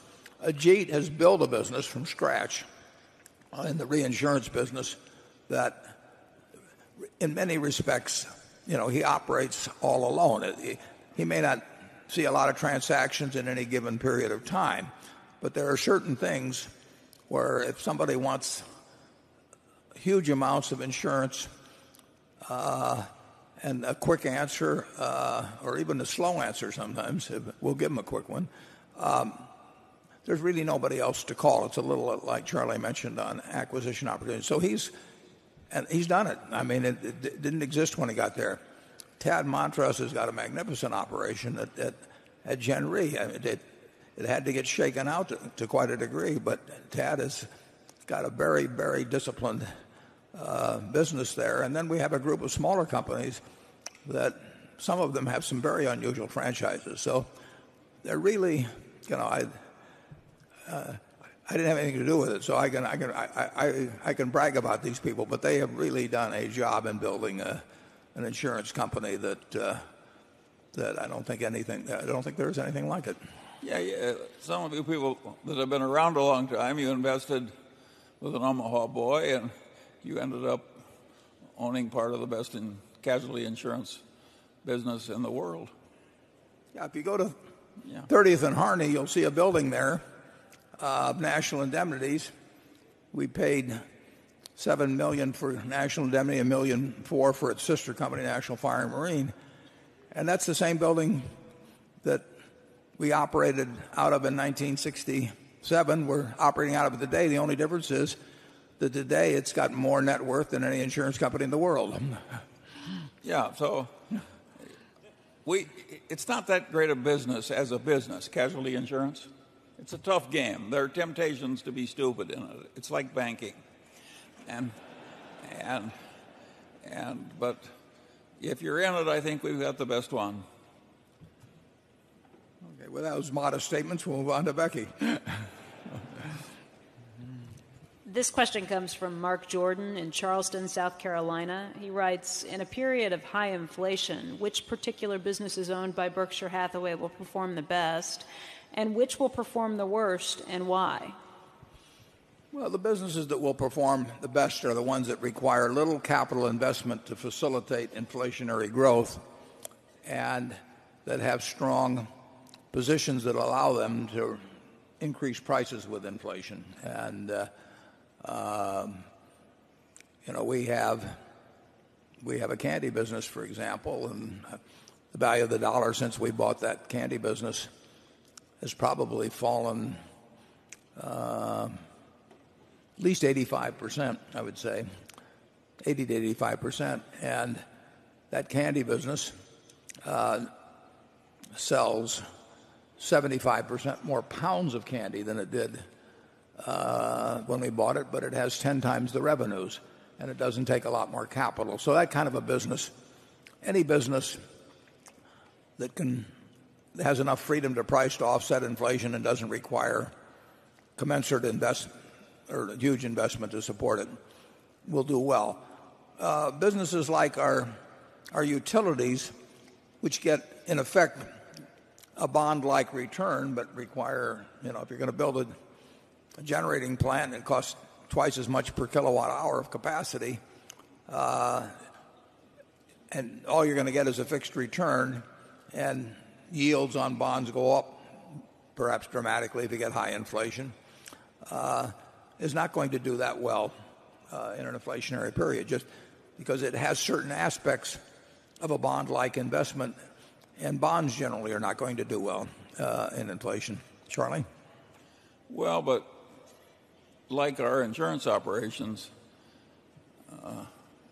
our capital-intensive railroad business is certainly one of the best railroads in the world, and our utility operations are certainly one of the best utility operations in the world. And so it isn't all bad to be up there world class in your main businesses.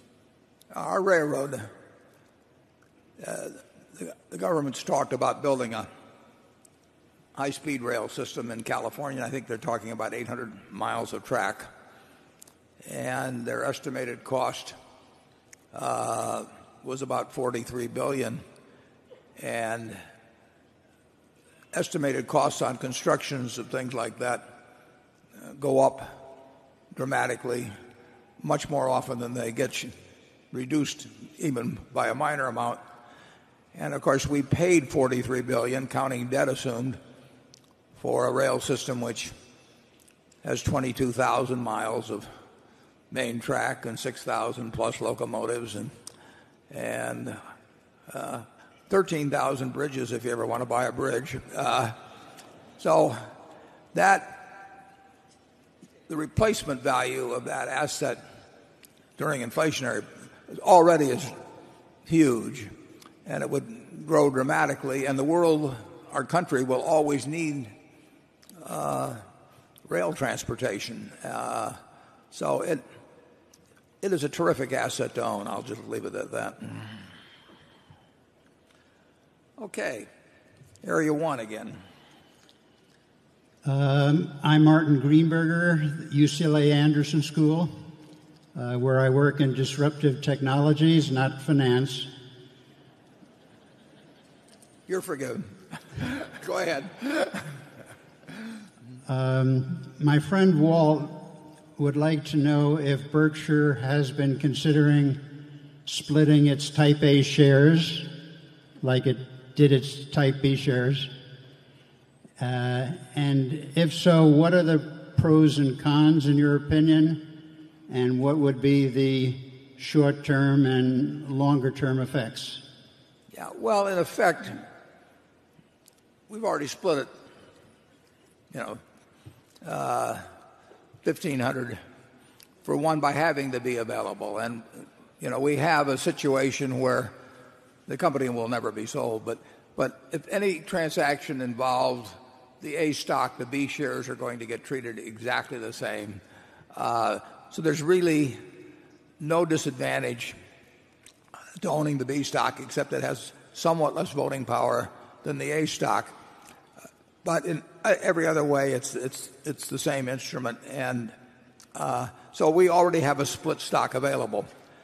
So I would tell Walt that he really should not count heavily on the A stock getting split. Charlie? Yeah, Warren used to cheer up his old friends by telling them, may you live until the A stock splits. And I would love to make that deal myself. Andrew. This question comes from Matthew Palmer of North Andover, Massachusetts. And he writes, Mr. Buffett, you have praised Ajit as a possible successor. Since he may be in line as our next CEO, can you give us a concrete example of a policy that he's written that's impressed you? And can you talk a little bit about the way he thinks, since we rarely get an opportunity to hear from him? Yeah, Ajit is not exactly a publicity hound. Ajit, no. I can't think of any decision he's ever made that I think I could have made better. And I'm not privy to all of his transactions anymore. There are lots of them that are not of huge size or of great interest. But he tells me about all the interesting things that come along and all the very big things that come along. And I would say this: you'd be better off voting with him than with me after listening to any proposition he brings up. He is as rational a thinker as Charlie is, as anybody I've met.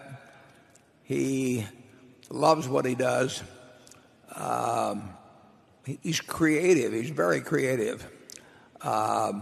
We have moved into one area after another in reinsurance. When people came in copying us in one area of business that we would be operating in, Ajit comes up with something else. Lately, we've been much more active in life reinsurance. But who knows what tomorrow brings? I mean, if there happens to be a huge cat in the third quarter of this year or something of the sort, that might open up all kinds of opportunities in writing covers if capacity got strained. But who knows what will happen. All I know is that Ajit's mind works like a machine, day after day, and he does love what he does, which is an important part of doing well in any activity. And I don't know what his best deal was. I know what my best deal was, which was hiring him. Charlie? Yeah. Sir William Osler, who created a model medical school for the world, used to say that the secret of success in a field was getting very interested in it. Well, Ajit is really interested in what he does. Many of you don't know this, but every Thanksgiving, Ajit flies to London because they don't have a Thanksgiving holiday. We give him Christmas off, though. Ajit, we just, he is. I say how invaluable he is, and I'm not exaggerating when we talk about him. And he is, to an extraordinary degree, he thinks of Berkshire first. Ajit, at various periods when insurance companies became popular for one reason or another, there was the big thing about Bermuda companies some years ago.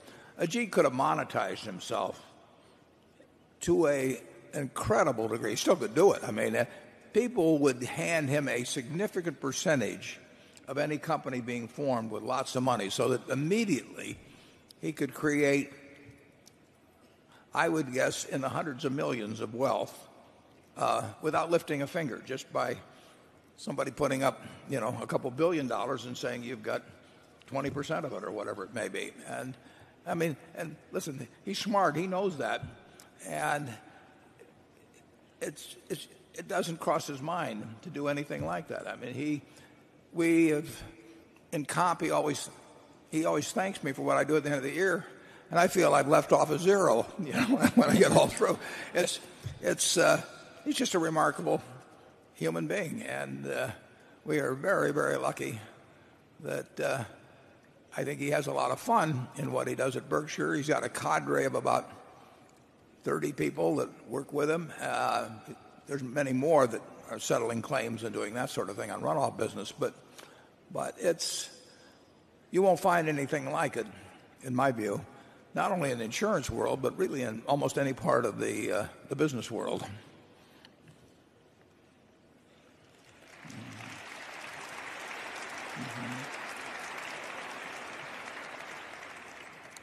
Let's go there. You didn't answer the question. Maybe you avoided it on purpose. Is what are our worst businesses? What are our worst businesses? Well, generally speaking, and this is general, I've made certain mistakes in going into smaller businesses that really never had the potential of becoming big. But I would say overall,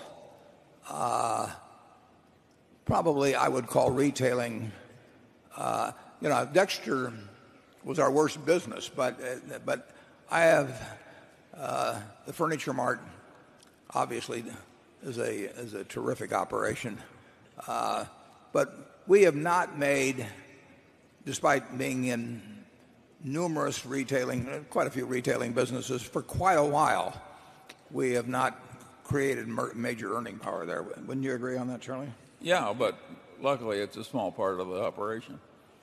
Yeah. But you're right. That's been the hardest game for us. And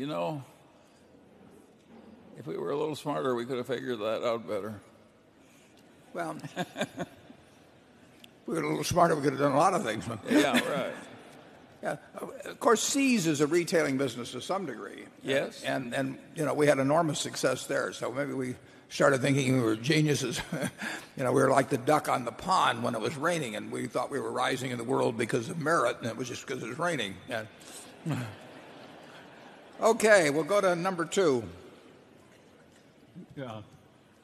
Joel Tillinghast, Boston, Massachusetts. What's the proper way to think about goodwill and return on capital? Berkshire's manufacturing, service, and retail businesses earn pre-tax returns on tangible capital over 20%, which suggests either skilled managers or fantastic businesses. But the return on allocated equity is in the single digits, which looks drab. Accountants treat intangibles similarly because they have different economics. For an indestructible brand like Sears or Coca-Cola, I can see why the intangibles should not be amortized because it's worth more every year. And your comments on Geico policyholders were one way to think about that. But all the tobacco companies have billions of dollars of goodwill, and unit sales of cigarettes decline every year in developed countries. So perhaps they should be amortized. And for Time Warner, AOL, goodwill definitely needed to be amortized. Yeah, goodwill, you mentioned AOL, Time Warner, something sort.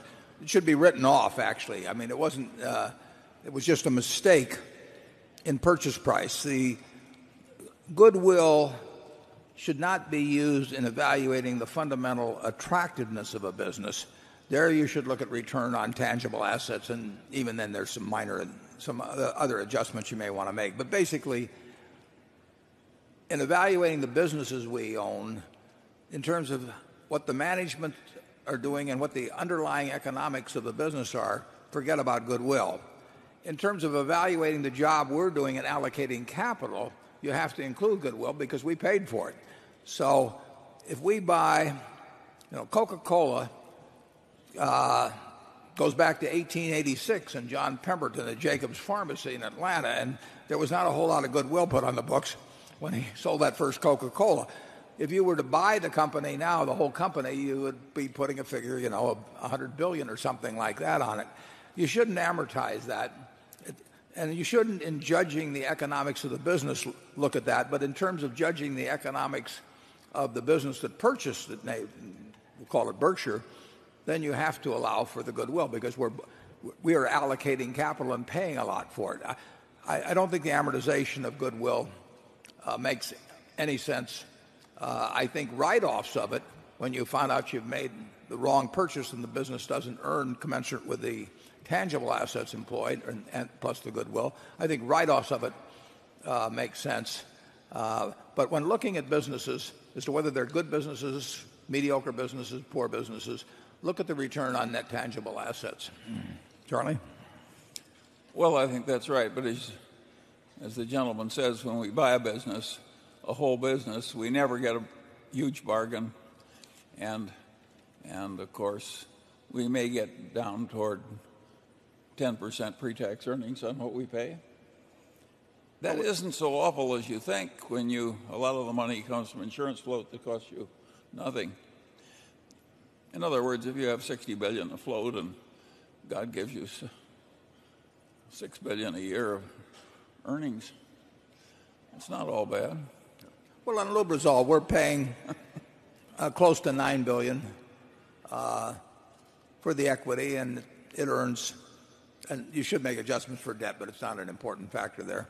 And current rate of earnings is probably $1 billion pre-tax. And now Lubrizol itself is employing they're employing call it $2.5 billion of equity to earn that $1 billion of pre-tax. So it's a very good business in terms of the assets that are employed, but when we end up paying the premium we pay to buy into it, it becomes $1 billion pre-tax on something close to $9 billion.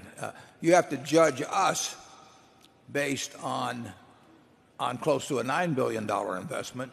You have to judge James Hambrick in running the business based on the much lower capital that he has been employed. It can turn out to be a very good business, and we could turn out to have made at least a minor mistake if it isn't as good a business as we think it is now, but still is a very satisfactory business based on the tangible capital employed.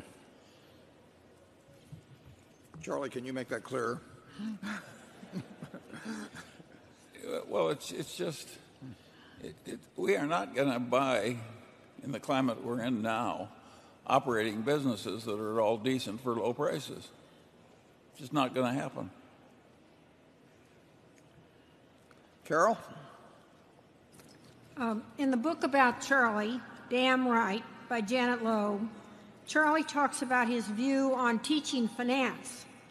He says that he would use the histories of 100 or so companies that did something right or wrong as a basis for teaching the course. Could each of you, and since this concerns Charlie, we'll start with Charlie, give us an example or two from either category, right moves or wrong moves? I predict Charlie's going to talk about Costco. Go ahead, Charlie. Well, Costco, of course, is a business that became the best in the world in its category. And it did it with an extreme meritocracy and an extreme ethical duty, self-imposed, to take all its cost advantages as fast as it could accumulate them and pass them on to the customers. And, of course, that created ferocious customer loyalty. And it's been a wonderful business to watch. And, of course, strange things happen when you do that and do that long enough. Costco has one store in Korea that will do over $400 million in sales this year. These are figures that can't exist in retailing, but of course they do. And so that's an example of somebody having the right managerial system, the right personnel selection system, the right ethics, the right diligence, and et cetera, et cetera. That is quite rare. And if once or twice in a lifetime you're associated with such a business, you're a very lucky person. And the more normal business is a business like, say, General Motors, which became the most successful business of its kind in the world and wiped out its common shareholders, last year? That is a very interesting story, and if I were teaching a business school, I would have value line type figures that took people through the entire history of General Motors, and I would try and relate the changes in the graph and in the data to what happened in the business. And to some extent, they faced a really difficult problem. Heavily unionized business combined with great success and very tough competitors who came up from Asia and elsewhere, and to some extent from Europe. And that is a real problem, which, of course, to prevent wealth from killing you, your success turning into a disadvantage, is a big problem in business. And so there are all these wonderful lessons in those graphs. And I don't know why people don't do it. The graphs don't even exist that I would use to teach. I can't imagine anybody being dumb enough not to have the kind of graphs I yearn for. But so far as I know, there's no business in the school in the country that's yearning for these graphs. Partly the reason they don't want it is that if you taught a history of business this way, you'd be trampling on the territories of all the little professors and subdisciplines. You'd be stealing some of their best cases. And the bureaucracies, even academic bureaucracies, people protect their own turf. And, of course, a lot of that happened in General Motors.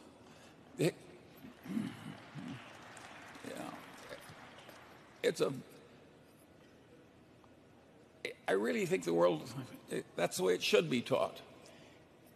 Harvard Business School once taught it much that way, and they stopped.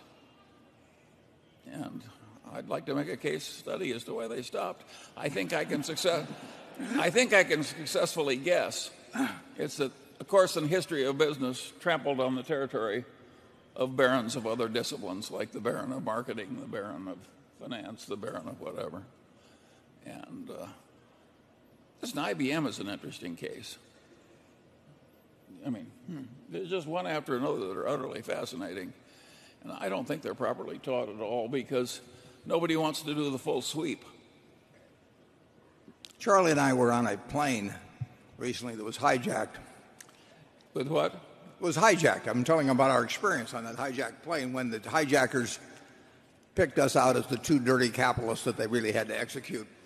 But they were a little abashed about it. They didn't really have anything against us. So they said that each of us would be given one request before they shot us. And they turned to Charlie and they said, "What would you like as your request?" Charlie said, "I would like to give once more my speech on the virtues of Costco with illustrations." And the hijacker said, "Well, that sounds pretty reasonable to me." And he turned to me and said, "And what would you like, Mr. Buffett?" And I said, "Shoot me first."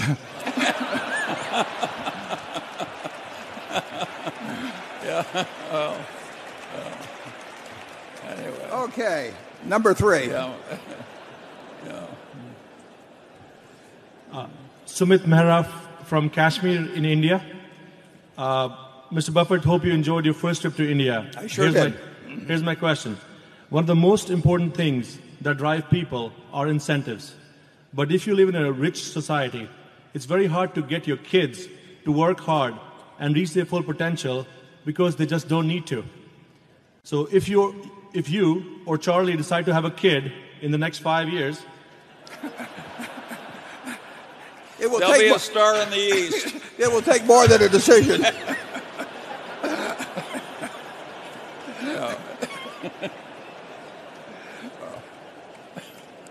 how would you incentivize him or her? I thought you were going to say, "How would you?"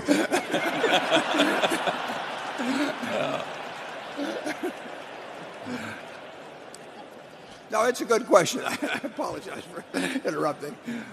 How would you incentivize him or her to compete against the hungry and highly motivated kids from emerging markets like China, Brazil, Russia, or India? Yeah, I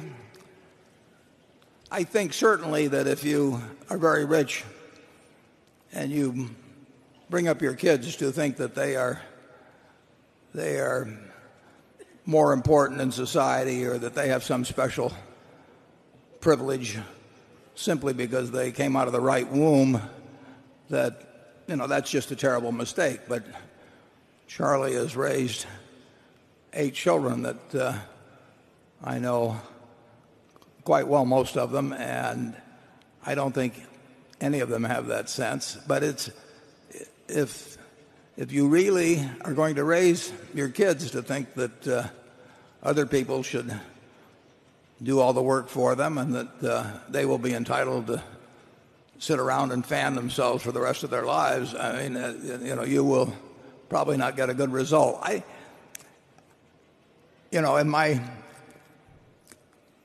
Charlie's been rich most of the time when many of his kids were growing up. Some of his kids were growing up. I've been rich while my kids were certainly when they got into high school and college. But I certainly didn't want to give them the idea that they were special just because their parents were rich. And I don't think you necessarily have to get a bad result or have children that don't have any incentives simply because their parents are rich. The one thing I don't think you want to give them an incentive to do is try and outdo their parents at what their parents happen to be good at. I don't think that makes sense whether you're a professional athlete or a rich person or whatever it may be, a great novelist or you name it. But I really think if you're rich and your kids turn out to have no incentives, I don't think you should point at them. I think you should probably point at yourself. Charlie? Well, I don't think you can raise children in an affluent family and have them love working 60 hours a week in the hot sun digging fence post holes or something. That's not going to work. So to some extent you are destroying certain kinds of incentives. And my advice to you is to lose your fight as gracefully as you can.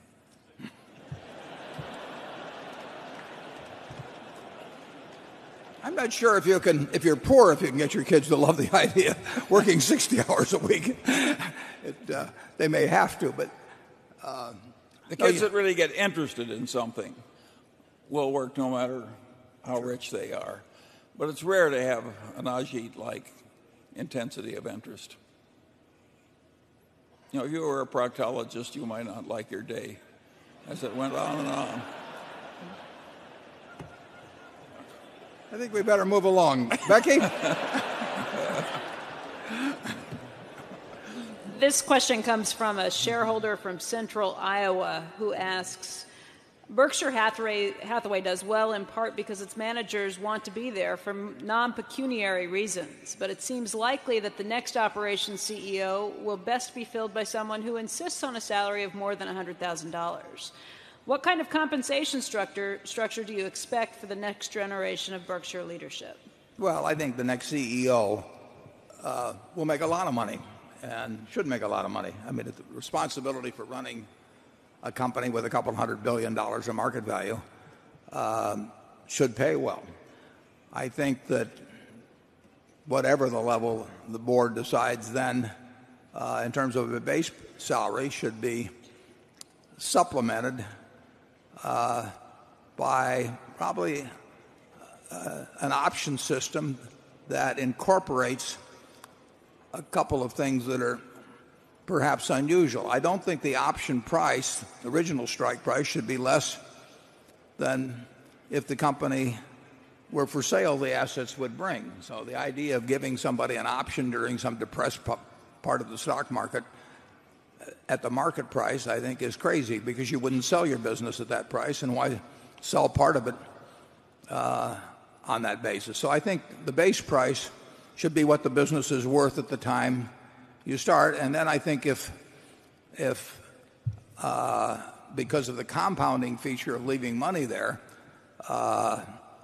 no management at all would produce some gain in value over time. So I think there should be an increase in the base price annually at some rate, and then minus the dividend that's being paid. So if you assume a 3% dividend was paid and you wanted to have a hurdle rate of increasing at 7 or 8% a year, then you would have the option price accelerate maybe at 4 or 5%. But with that kind of a structure, I think you can give a very large option, because if somebody is creating excess value above a given rate on a very large sum, I think they deserve something quite significant in terms of that excess earned.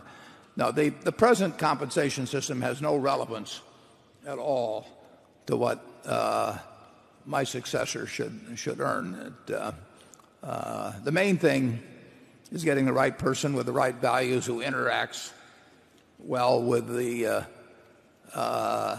managers and who knows how to allocate capital. And as you just heard a little earlier, our managers who accomplish a lot, if they're working with big operations so that it turns into a lot of dollars, they can make a lot of money with Berkshire. Nothing is worked off the eccentricities of Charlie and me at the top level.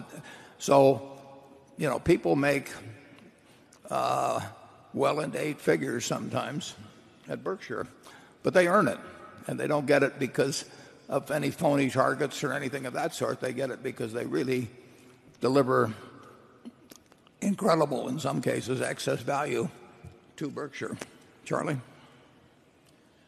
Well, I hope it will be a long time in the future, and I don't regard it as absolutely inconceivable that Warren Spot will someday be occupied by a very rich man who has adopted Warren's system of pay.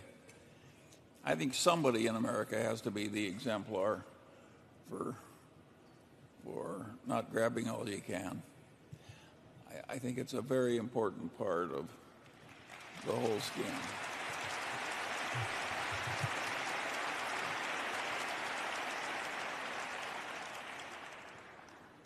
I don't think you better run an ad, though, after I go that says CEO wanted $100,000 pay plus pleasant surroundings. Okay. We'll go to number 4. Hi, Mr. Buffett, Mr. Munger.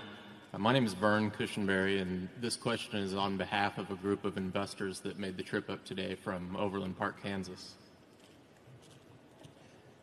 Given your interest in renewable energy and natural resources, I wonder if you'd be willing to share your thoughts on how a world of limited and depleting clean water supplies and declining food stocks affects your investment strategies and thinking on the future. Yeah, I would say it's an important subject, but it doesn't affect our investment strategy to any real degree. In other words, we would love to buy another Geico. We would love to buy another BNSF. We'd love to buy another Mid-American.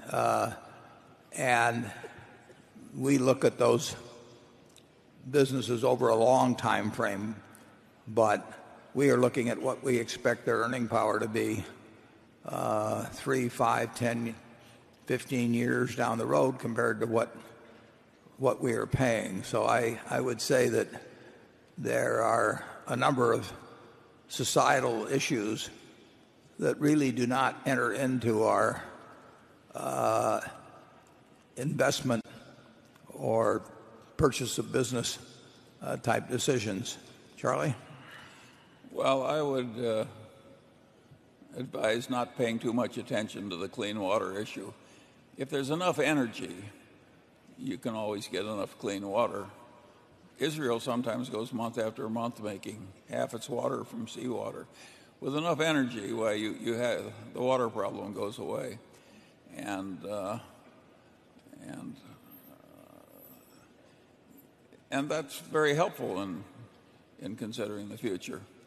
And regarding the agricultural productivity,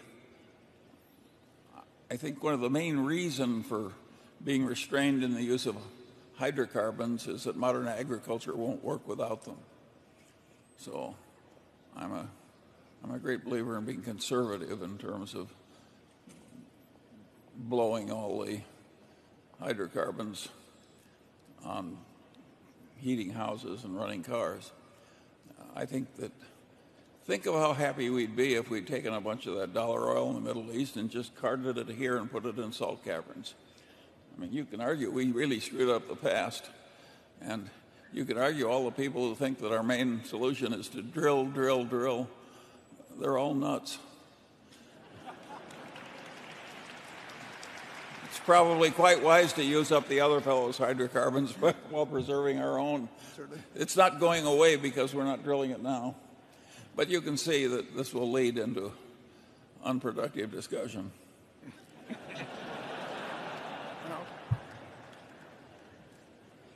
Okay, we'll move right on to Andrew. This next question actually just came in by email from someone in the audience from their BlackBerry, actually a prominent investor who asked that his name not be named. His question is the following. He writes, your purchase of Lubrizol was done in a negotiated transaction. The board of Lubrizol did not market the company for sale nor run an auction. According to the proxy, you did not permit the company to run a go-shop process, despite their request that you allow them to do so.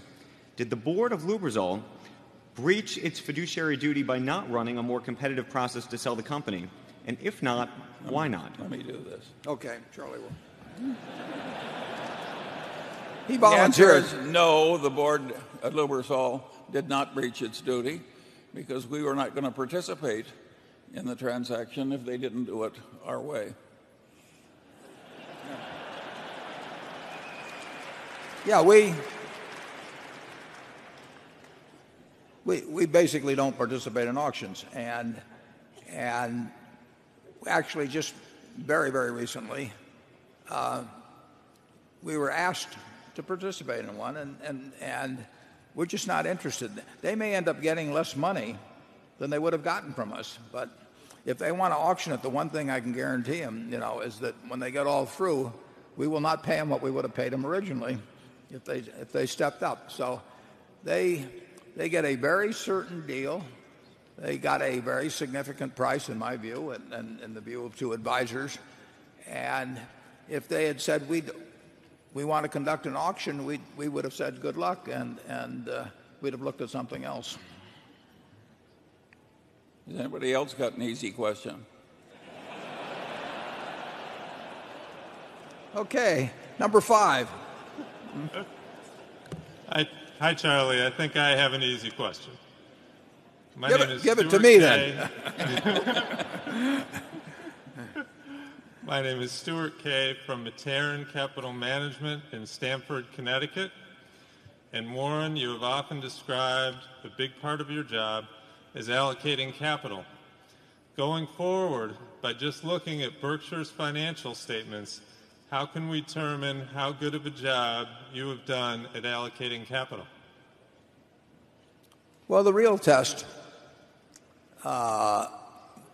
will be whether the earnings progress at a rate that's commensurate with the amount of capital that's being retained. And over time, a market value test. But markets can be very volatile and capricious. But over time, obviously, unless the market value of Berkshire is significantly greater than the amount of capital that we have kept from you, retained, and used to buy businesses, the verdict is against us if we ever start selling at a discount to that factor. But you just have to, it is not a perfect measurement, and certainly is not on any 3-month or 6 months or even 1 year basis. But over time, if we're going to keep your money, we have to earn a better than average return on that money we keep, and that has to translate into the stock selling at a premium over the money we retain from you. And so far, we've done okay on that, but the job gets tougher every year. Charlie? Yeah, we have continued to beat the market averages. We just aren't beating our own past record. And I guarantee that will continue, at least the last half of it. Yeah, I guarantee only the last half of it, right? Yeah. Okay, Carol? This question is from Mike Rifkin. He wants to ask about 5 transactions you made in recent years with very different terms. Goldman, $5 billion at 10% plus warrants. GE, $5 billion at 10% plus warrants. Dow Chemical, $3 billion at 8.5% convertible to common. Wrigley, M&M Mars, $4.4 billion at 11.45. Swiss Re, $2.7 billion at 12%. Now, why the different interest rates, he said, and how about why the warrants in some cases, and why did the rich Mars family need $4.4 billion to do a deal and at 11.45%? Well, we'll let the Mars family speak for themselves, but in terms of comparing those 5 deals, it was $3 billion with GE, and the Mars deal actually involved a $2.1 million preferred stock, which has some unusual characteristics, so you have to look at it as a package. But the important thing is that every one of those deals was done at a different time, although the Goldman and the GE deals were done in close proximity with each other. And market conditions, you heard Charlie in the movie talk about opportunity costs. Our opportunity costs were different in every single one of those 5 transactions. And incidentally, we could have done I could have done a much better job of allocating our money, in terms of the post panic period. I was early on Goldman and GE compared to the situation 5 months later. But we not only don't have perfect foresight, sometimes it's pretty bad. But each deal, when I did the Swiss Re deal, I was not thinking about the Dow Chemical deal, which was committed to maybe a year plus earlier. I was thinking about what else I could do with $2.7 billion. And that's the way all the decisions are made. So they are not related. They're not related to each other. They go through a mind that is looking at everything available that day, including the amount of cash we have, the likelihood of being able to do something else next week or next month, what else we can do that day. And past deals we've made don't really make any difference. In fact, one of the errors people make in business, and sometimes it can be a huge error, is that they try and measure every deal against the best deal that they've ever made. So they say, I'd made this wonderful deal for maybe an insurance policy written, it might be a company bought, it might be a stock bought, and they're determined that they're never going to make a deal that isn't that attractive in the future. And so they, in effect, sometimes they take themselves out of the game. The goal is not to make a better deal than you've ever made before. The goal is to make a satisfactory deal that's the best deal that you can make at the time. And Charlie relates it to marriage, and I'll let him expand on that. No, those are, of course we're going to make different deals at different times based on different opportunity costs. There's no other rational way to make deals. Okay, we'll go to number 6.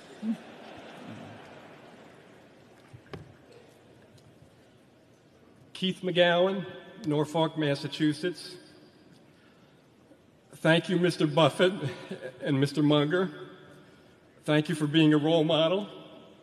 Your ethics, frugality, sense of humor, honesty, sharing your ideas on investing, sharing your ideas on business, make this world a better place for everyone.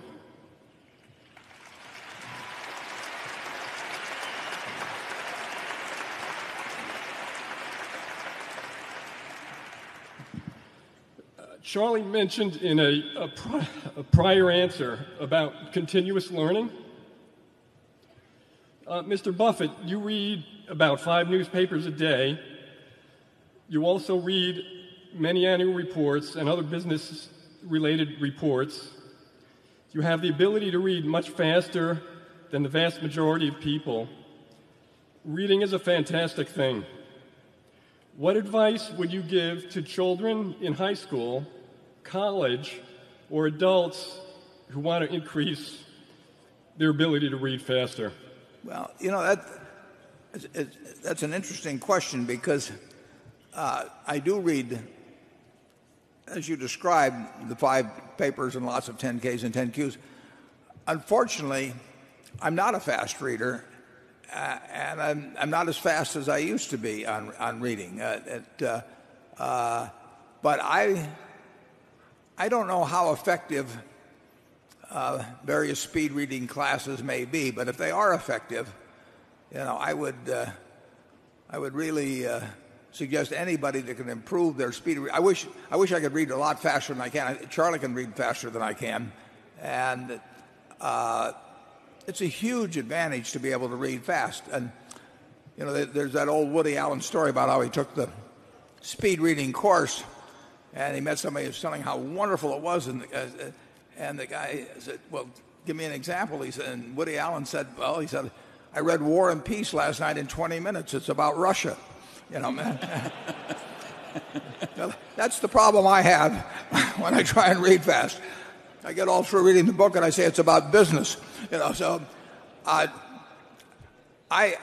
really don't know the effectiveness of speed reading type courses, but if you know of any friends or you can learn more about that, and there are effective techniques. Obviously, the thing to do is to learn them very young, because there's really, there's nothing, it's hardly anything more pleasurable, than reading and reading and reading and reading. And Charlie and I do a lot of it. We continue to do a lot of it, but I don't do it as fast as I would like to.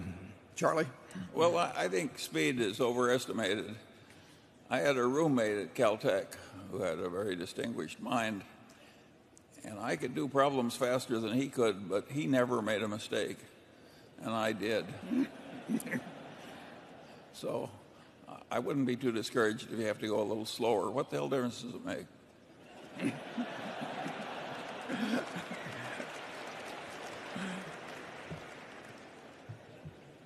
I'll pass that peanut brittle for him. Yeah. Thank you.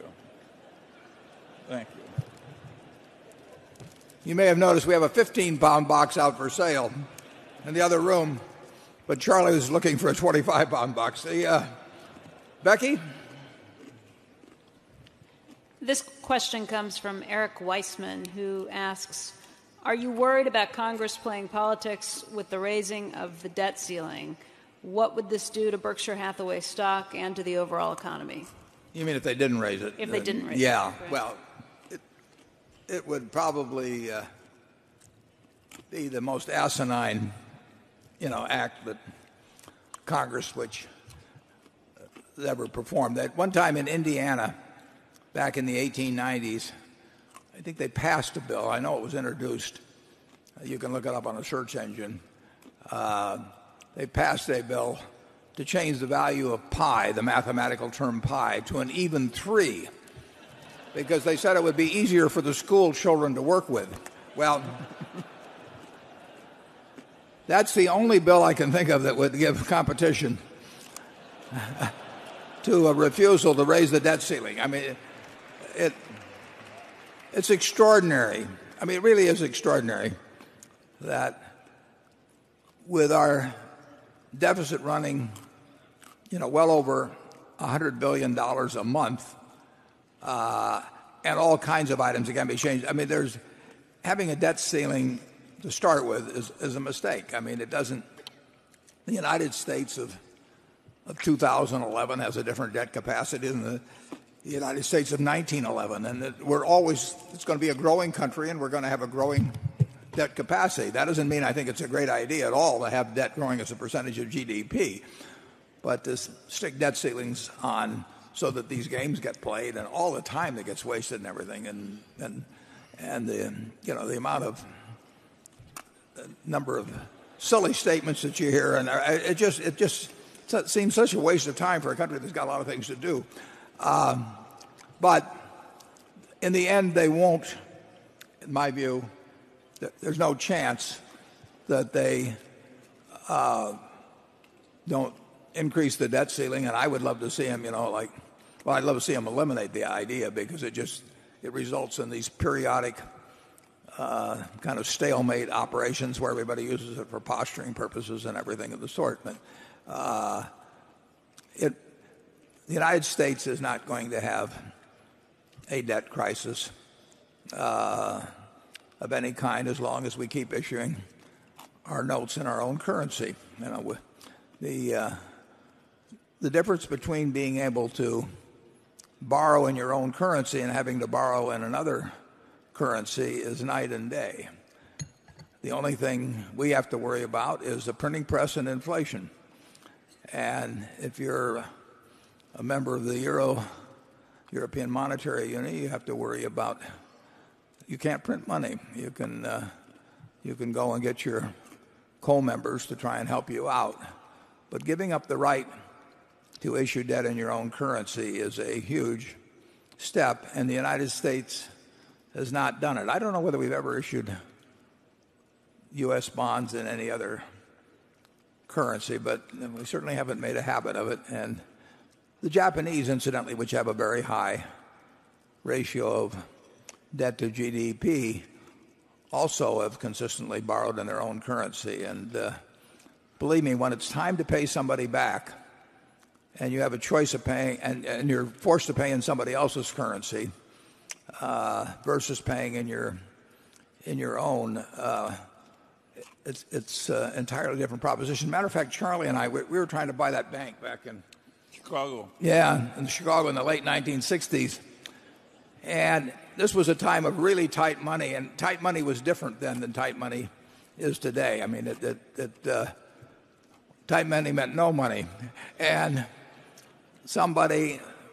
we wanted to buy this bank, and they wanted, the only place we could find some money, I think, was in Kuwait in dinars, wasn't it? Kuwait dinars. Yeah. And I thought to myself, and Charlie concurred, who the hell knew what they were going to say the value of the dinar was when we went to pay it back?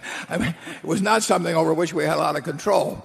So we decided not to borrow the money in dinars, even though I kind of wish we'd bought the bank. But, Charlie, have you got anything to say on that? No. I do think, I remember an era when we had a bipartisan foreign policy and all that. And I liked that era. And that was the Marshall Plan, and a lot of wonderful, constructive things were done. And they were generous things. Now it seems to me that both parties are trying to compete to see who can be the most stupid. And they keep topping one another.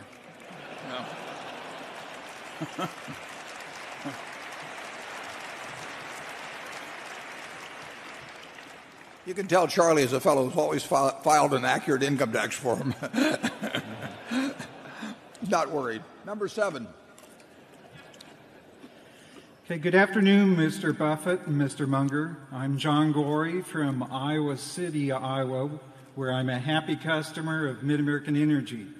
Around 2004, Mr. Buffett, you told us of the great attention you had given to limiting Berkshire's exposure to mega catastrophes so that one could not break Berkshire. Today, Mid-American Energy is seeking approval to build a nuclear power plant in eastern Iowa. At the same time, another utility company, Tokyo Electric and Power, faces claims that Merrill Lynch has estimated as exceeding 12 trillion yen, or $140 billion, to compensate residents and businesses that have been displaced and farmers that cannot produce. Do you believe that the bond-like return that Mid-American Energy might receive from a nuclear power plant can justify the mega catastrophe risk that it would pose to Berkshire? Yeah, I don't think it does pose. I don't know the details of it, and Greg Abel could speak to it better than I can. But I don't think there's anything like the exposure that you refer to. I think nuclear power is an important part of the world's equation, really, in dealing with its problems on emission. It's very long term because you're not going to change the installed base in any hurry. And as you know, France has a very high percentage of nuclear power, and actually 20% of the electricity generated in the United States comes from nuclear power. I probably am getting some of mine from we have at Fort Calhoun, we have a nuclear facility. Not we, but Omaha Public Power District has a nuclear facility I've actually been in. But I think nuclear power is important, and I think it's safe. I think that I don't think nuclear power is going to go anyplace in the United States for a while, maybe quite a while, because of the reaction to what happened in Tokyo, with Tokyo Electric Power. But that doesn't change my view as to the advisability of continuing to develop nuclear power, not only in the United States, but around the world. I think some people misinterpreted what I said when I was interviewed, when I said that I thought it would had a major setback in its development just because of the popular reaction to what happened in Japan. But that has not changed my view that nuclear power is important for the future of this country and the world. Charlie?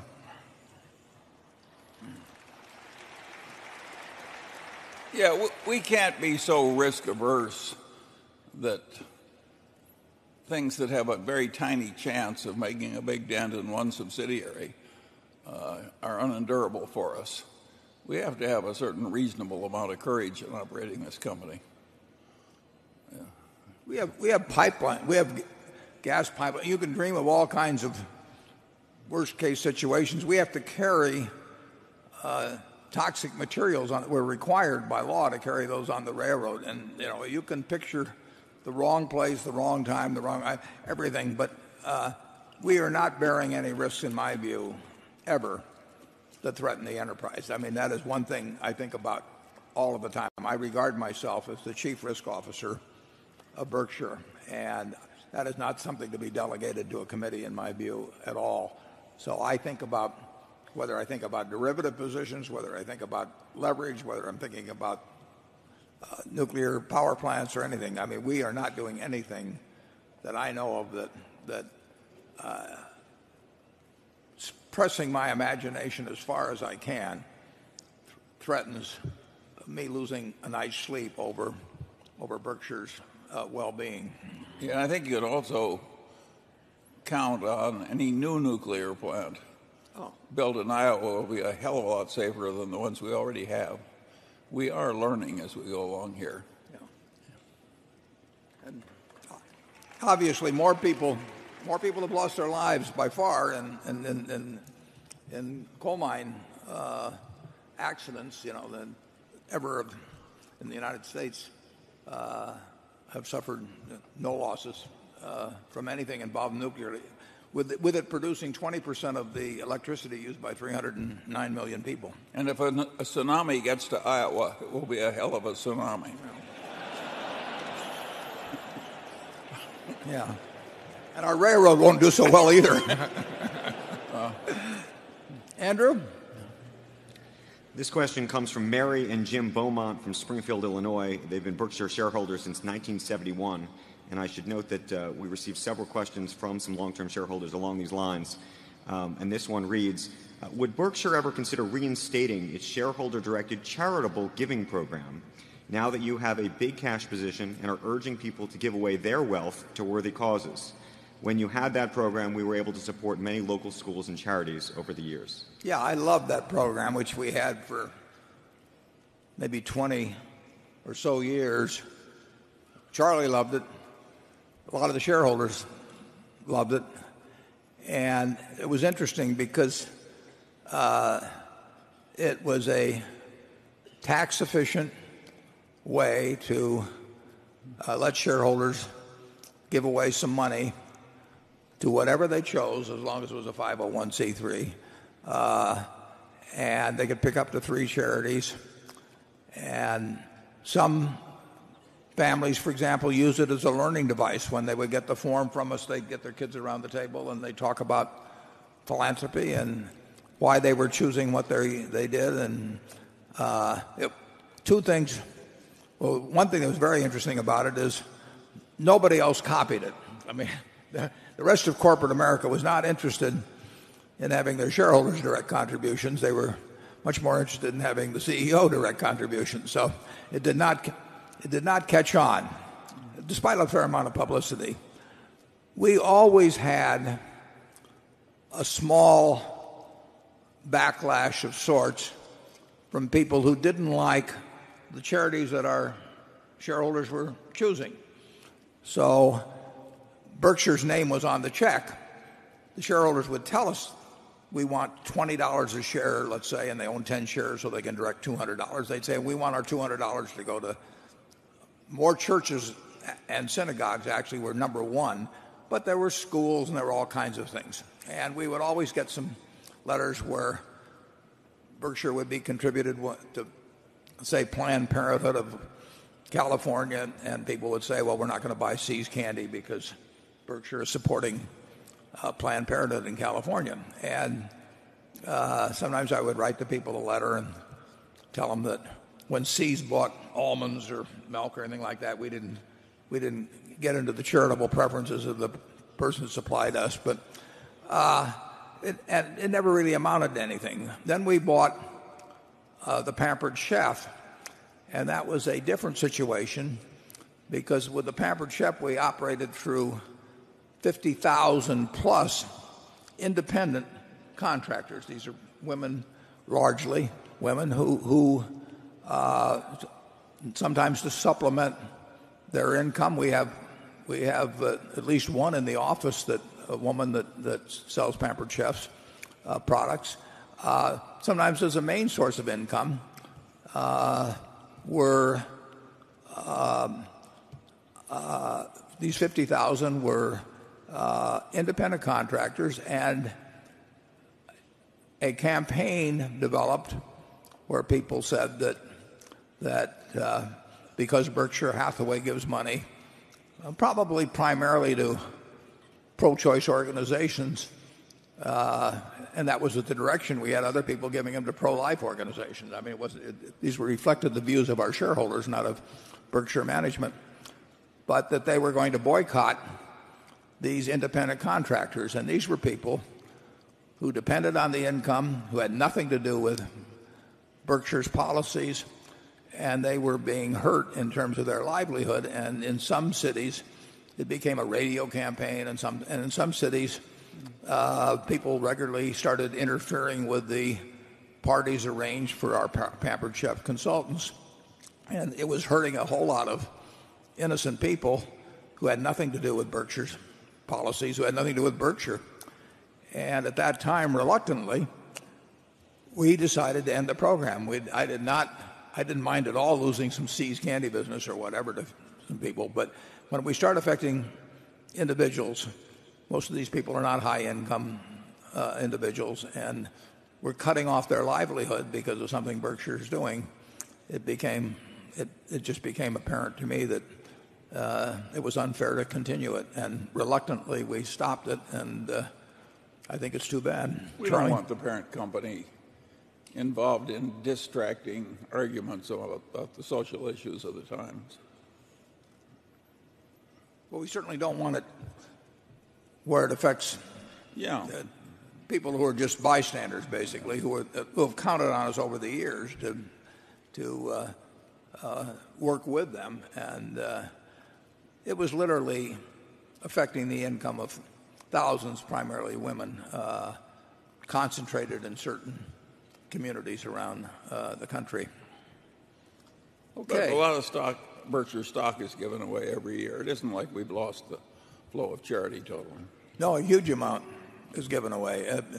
Partly that's because Charlie and I started our partnerships back in the 50s and 60s, and we've got a number of partners that are now in their 80s, and some of them have given away some exceptional amounts of money. You had a question earlier from Dick Holland, for example, and Dick Holland, I don't think it's a matter of record as the exact numbers, but he's given away huge amounts of money over the years and continues to. And we've got dozens like that I would say are going to end up giving back 90% or more of all the money they've made in Berkshire. Okay.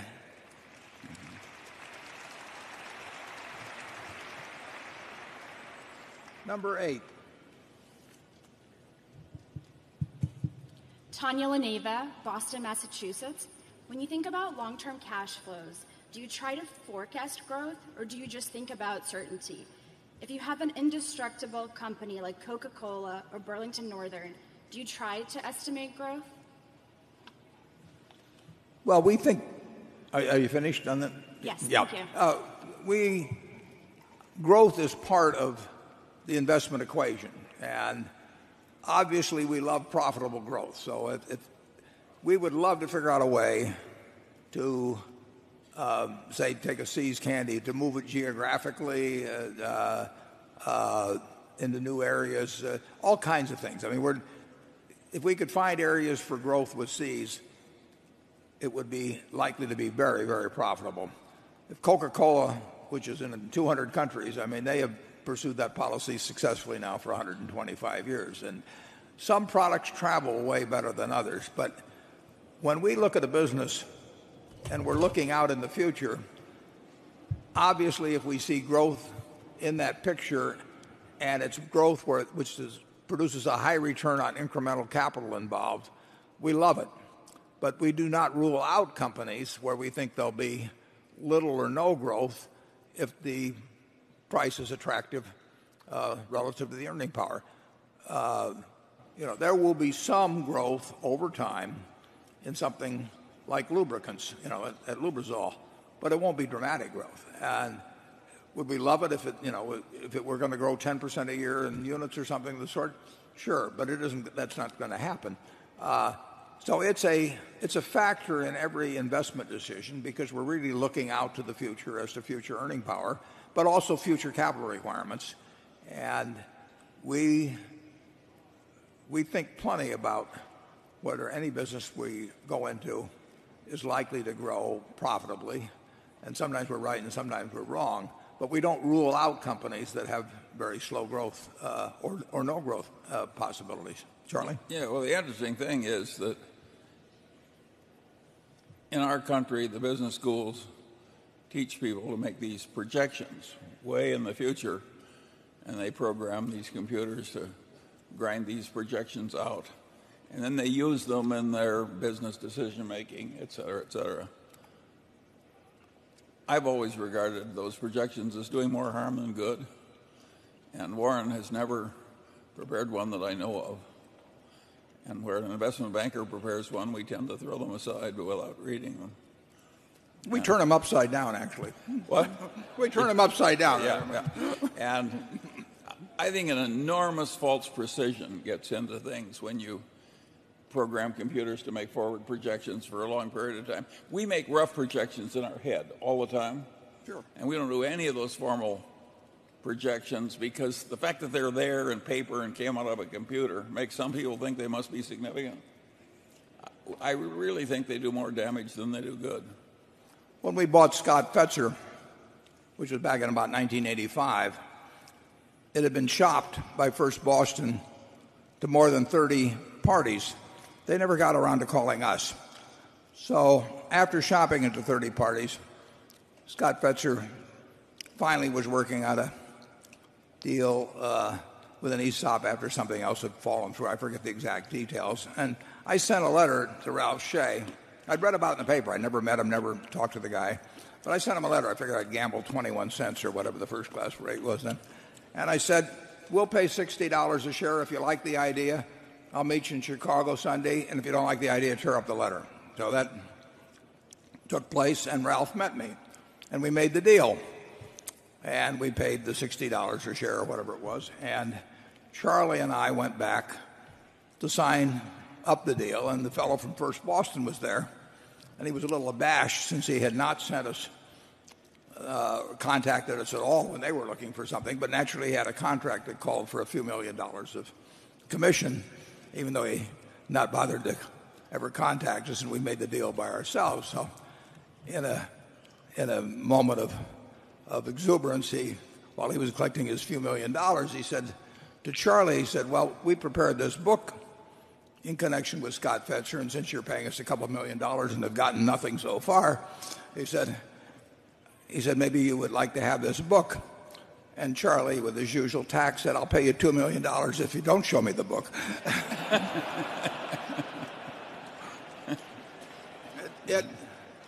And I should mention, in connection with Lubrizol, Dave Sokol met James Hambrick, I think on whatever it was, January 25th or whatever the date, and Lubrizol had already made projections publicly out to 2013, and Dave told me that that James had also given him some projections, I guess, out to 2015 or something, and did I want to see him? And I told him no.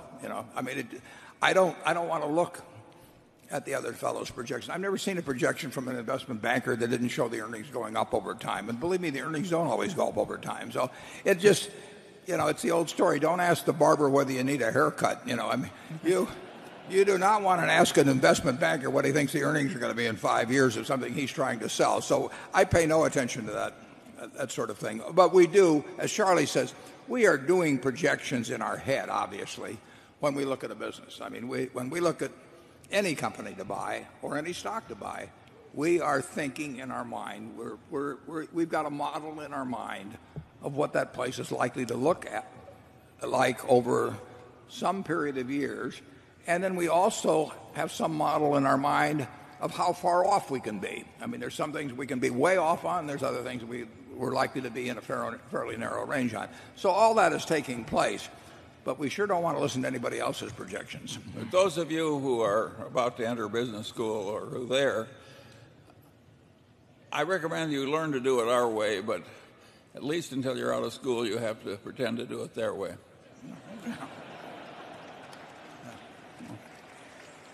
Okay, Carol.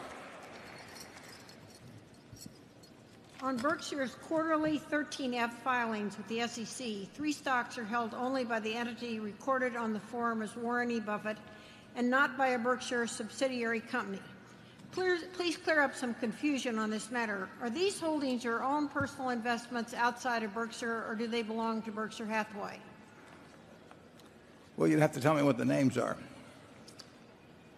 Unfortunately, the questioner didn't include those, but these are the 3 I think that say Warren E. Buffett is the owner. Yeah. Well, Mark Hamburg prepares those forms. Mark, do you have a microphone that you could? I think. Yeah, go ahead.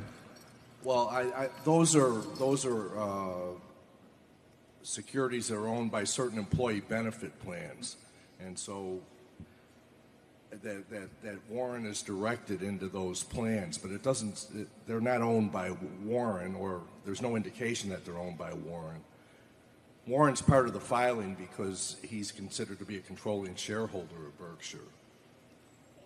So every security listed on there shows Warren as one of the owners. Yeah. Do we file stocks owned by pension plans? Do we, to the extent that you have directed. I got you. Yeah. Right. Yeah. No, I don't think I. Well, Mark knows the rules on it better than I do. And, I own very, very few securities. I really spend my time thinking about Berkshire. So I've got a lot of the very security I've been telling you not to buy, which is government bonds. But that's not because it's a good investment. It's a place to have some money and forget about it, and I'll work on Berkshire. Area 9.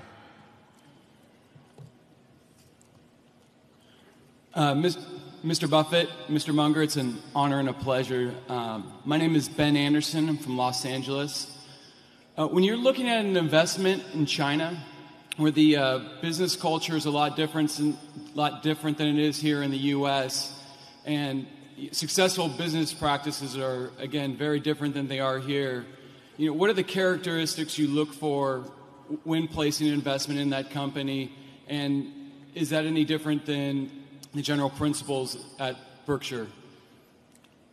We follow the same principles, but we recognize that we know less about tax laws, about customs, about attitudes toward shareholders anytime we get outside the United States than we know in the United States. Now, to varying degrees,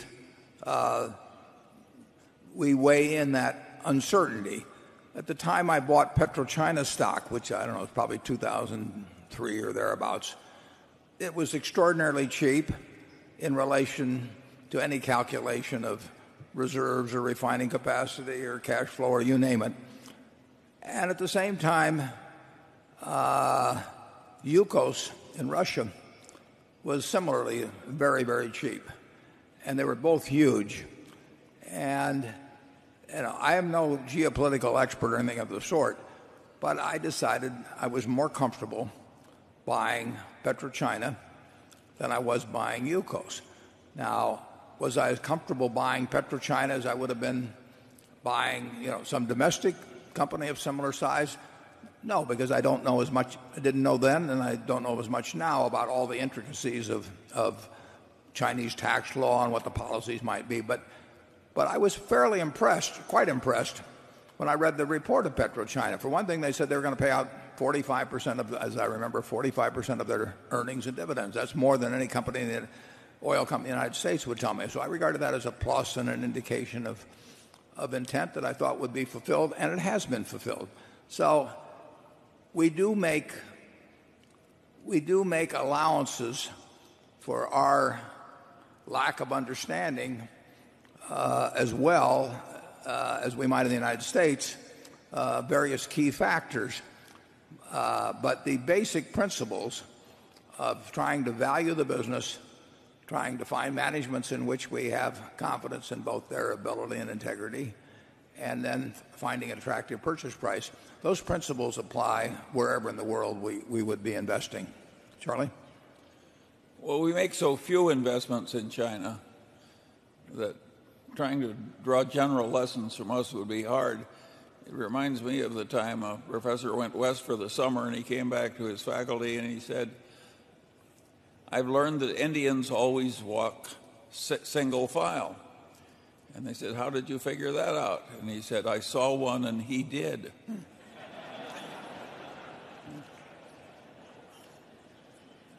How do we get from there to China? Well, we only had a couple of things in China that were like the one Indian. You can't draw general lessons from our. But we're willing to look tomorrow. I mean, obviously, if we had a call on some, it'd have to be a significant size investment because it just doesn't make any sense for us to look at things we can just put a couple $100 million in. But I love the idea of looking at various ideas. I mean, I find it a fascinating game to hear about companies or businesses that are new to me. And the problem now is that the universe has gotten much smaller because of our size. But we welcome a call from a lot of countries. There's some countries that are just too small. They're not going to have businesses that could move the needle at a place like Berkshire, and so those are off the list. But China has at least one private company that makes over $3 billion a year after taxes. There's some big things out there. I'll get the name from him later, but I don't want you to hear. Becky? This question comes from Ed Schmidt in Alaska. He's asking about Berkshire's cash. He writes, where is that money held? All in treasury bills or notes? If so, what will happen in June when the biggest buyer, the Fed, quits buying? Where is all that money on the sidelines? Is it under the mattress we saw 2 years ago? I don't see how any significant amount of money can be in banks that aren't paying interest, corporate bonds that are risky and not paying much interest, or government bonds that seem less and less sound as each day passes. Well, he's certainly right that all the choices are lousy for short-term money now.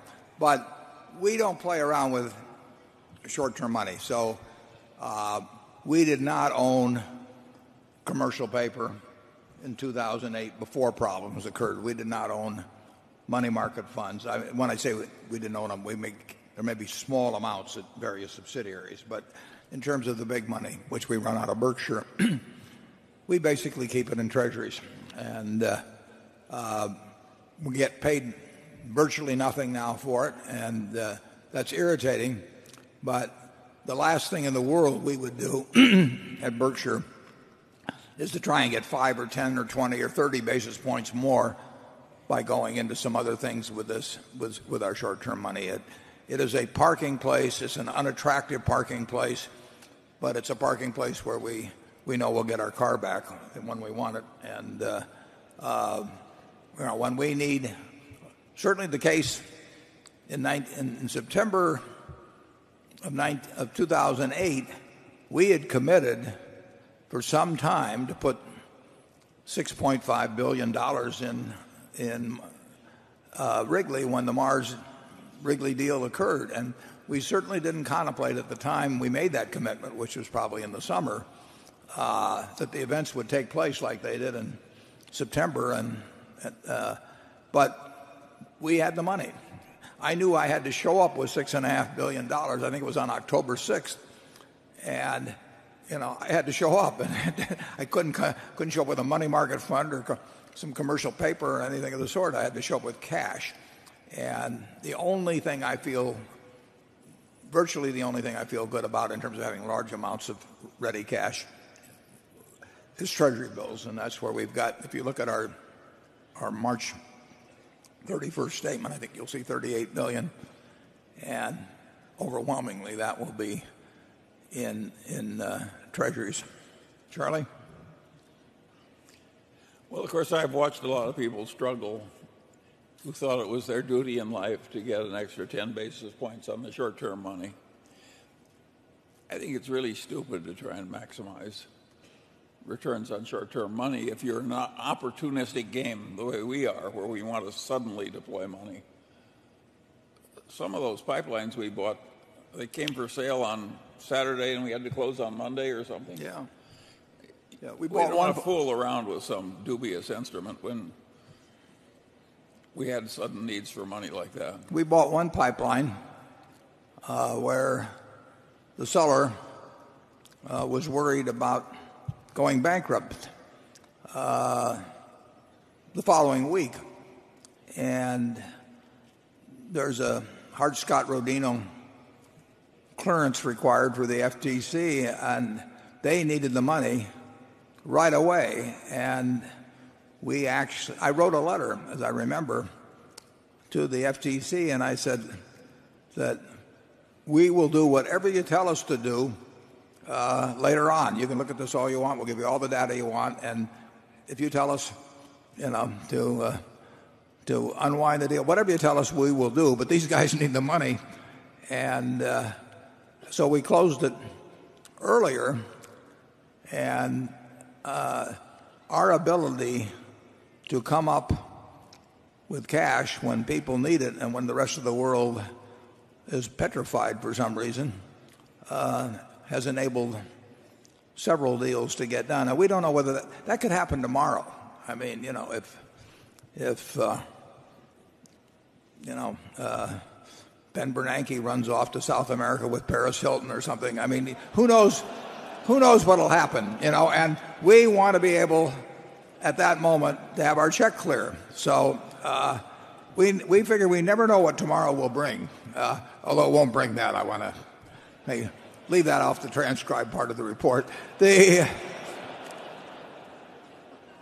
But when somebody comes to us and they say we need a deal right now, we can do it. And they know we can do it. And it can be big. It just has to be attractive. Okay, Area 10. Hi, Warren. Hi, Charlie. Thank you very much for taking the time to have a terrific shareholders meeting.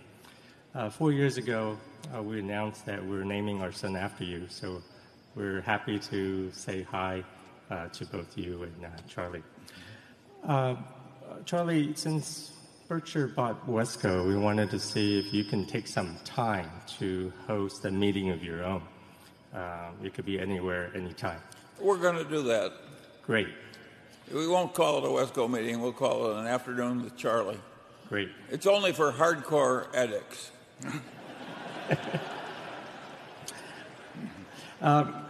Warren, Mid-American Energy is investing over $1 billion in wind power.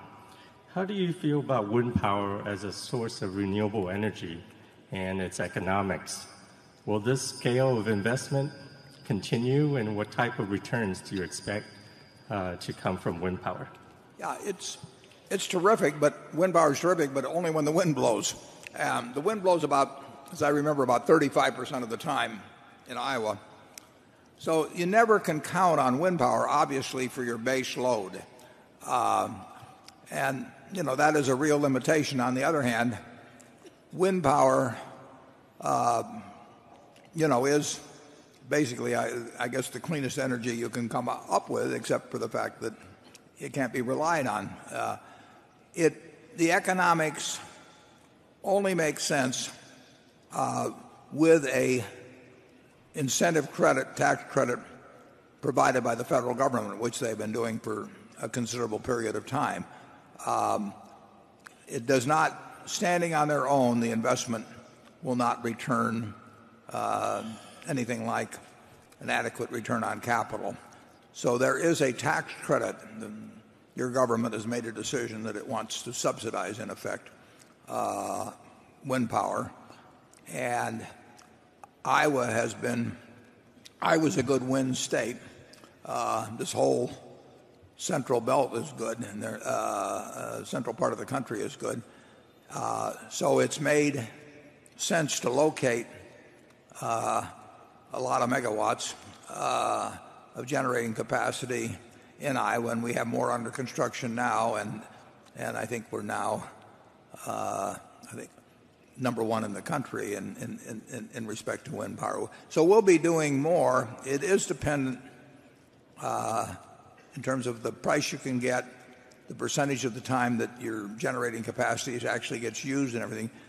It only makes sense with the tax credits. And one thing that is kind of interesting, one of the assets of Berkshire is that it pays a lot of taxes. That doesn't sound like much of an asset, but in these days, a lot of utilities, when you get both 100% depreciation, which has been put in now by the federal government for a short period of time, and you get these sort of tax credits on wind, they really don't have the tax-paying capacity to be able to use the tax credits. So they are in a different position than Berkshire, which pays a lot of taxes.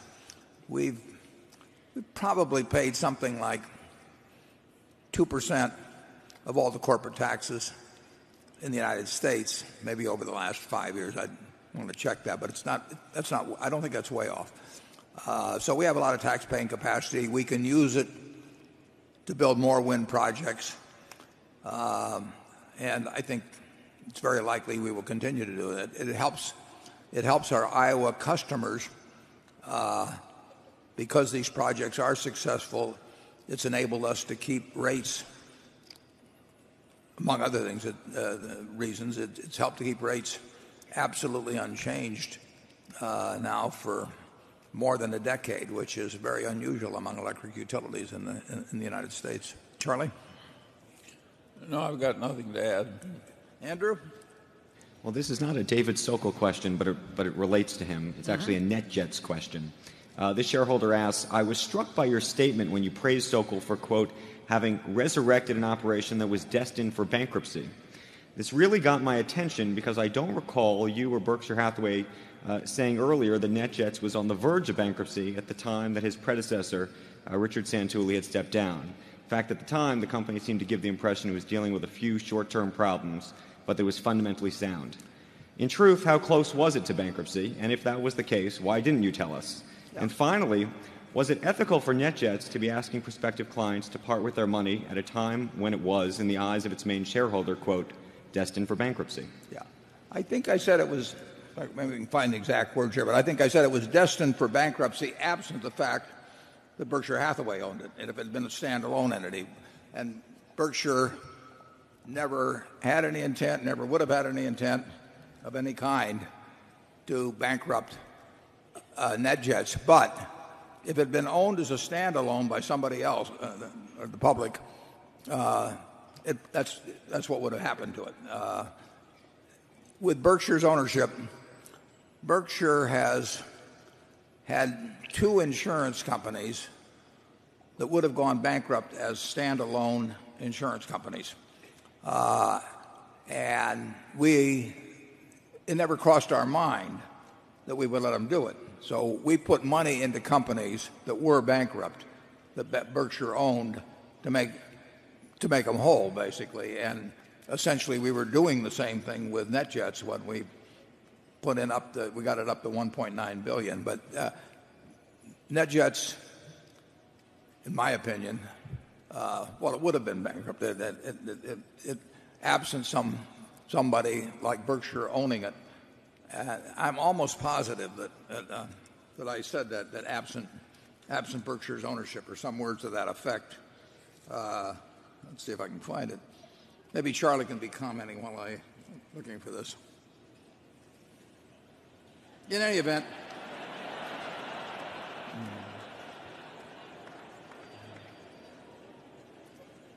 well, I'm not finding it immediately where I even discussed it, but I know I talked about it on the bankruptcy thing, but I also know that I conditioned it on not being owned by Berkshire. Charlie? No comment. No comment. Now, we've pointed that out to Standard & Poor's and Moody's. We look at Berkshire has a lot of different companies, but we feel that it's one entity, and Moody's or Standard & Poor's has to look at each one separately and all of that. But Charlie and I have not been running this business to walk away from some company. We had one in Louisiana, Southern Casualty, and we had another one in Chicago, both of which, if left to their own devices, would have gone bankrupt, and we didn't even think about not making them whole. Area 11. Good afternoon. My name is Christopher David. I'm an entrepreneur from Arlington, Virginia. My question is about the youth. I work with a lot of high school and college students and recent graduates who are facing a job market with 20% youth unemployment, and at the same time, one of the most favorable entrepreneurial environments. It's easier than ever to start a business or get involved with a startup. So, considering that these kids are politically savvy, they like studying economics, they're brilliant, and they're willing to learn, what advice can you give them from an investment perspective that could help them chart their own course as opposed to get a 9-to-5 job? Well, the main thing you could do, and people do it different ways. I used to do it by doing a lot of reading. I was practically lived at the Omaha Public Library for 3 or 4 years, and when I was 9 or 10 or 11. I mean, anything you do to improve your own skills, you never know where it's going to pay off later on. I have one diploma hanging in my office, and I got a couple of others, but the one diploma I have hanging up there is one I got from a Dale Carnegie course, which cost me $100 back in 1951. And it's incalculable how much value I got from that $100. There's nothing like working to improve your own skills, and I would say communication skills are the first area I would work on to enhance your value throughout life, no matter what you do. I mean, if I had stayed in the same position I was in terms of communicating back in 1950 or 51, my life would have turned out differently. I mean, I started selling securities. If if you can't talk to people, you've got a real problem selling securities. So I think if you get lucky, you find your passion early on. But you want to work at something you're passionate about, and then you want to work to improve your skills in that. And I think if you do both of those things, I think you're likely to do very well. Charlie? Yeah, I think economics is a really tough subject. And I think it's easy to teach the basic microeconomics and certain of the basic ideas, but the minute it gets into the full range of complexity, you have the difficulty that the experts disagree. So I don't think I would hurry if I were trying to learn something into the parts of the fields where none of the experts can agree among themselves. I would master the easy stuff first. Yeah, I would not advise taking lots of courses in economics to somebody going to school. Just trying to think back. It's been a long time since I took my economics courses at Wharton, but I don't regard them as the ones that push me forward in any significant way. Carol? Question from John Brandt. Does Berkshire's equity ownership in Munich and Swiss Re reduce the amount of catastrophe-exposed insurance business you are willing to write directly? If so, assume that prices return to being attractive. Would you then limit the quantity of other reinsurance stocks you buy so that you could do more direct business? Yeah. We have invested in Munich and Swiss Re less than, let's see what it would be. It's less than $4 billion, so we're talking 2.5% of our net worth. So those investments in aggregate are not of a magnitude that would cause me to change at all what we're willing to do, the risks we're willing to bear in the reinsurance field. We're way below sort of capacity in terms of risk that we will tolerate in insurance. I mean, I put in the report, I expect our normal earning power to be in the $17 billion something pre-tax range. Well, that's so unlike any other reinsurance company in the world. We went through the worst quarter in reinsurance history, except for Katrina's quarter, and we end up earning very substantial sums. So those investments are no constraint at all on our willingness to write insurance. We would love to have a lot more attractive in reinsurance business on the books. We just can't find it at prices that we think are commensurate with the risk. But it's not because of an aversion to risk overall. Charlie? Yeah, insurance and particularly reinsurance, it's not that easy a business. It's taken you a long time to do as well as you do, and if it weren't for Ajit, why, it would be a lot smaller business. Well, it should be pointed out we really didn't succeed at all in the reinsurance business in the first 15 years. We started in reinsurance around 1970, and we had a fellow that I thought the world of running it, George Young, but net, counting the value of float, it was not a good business for us for 15 years until Ajit came along. It is not an easy business. It looks easy most of the time. I mean, that's the trouble with it. It looks easier than it is.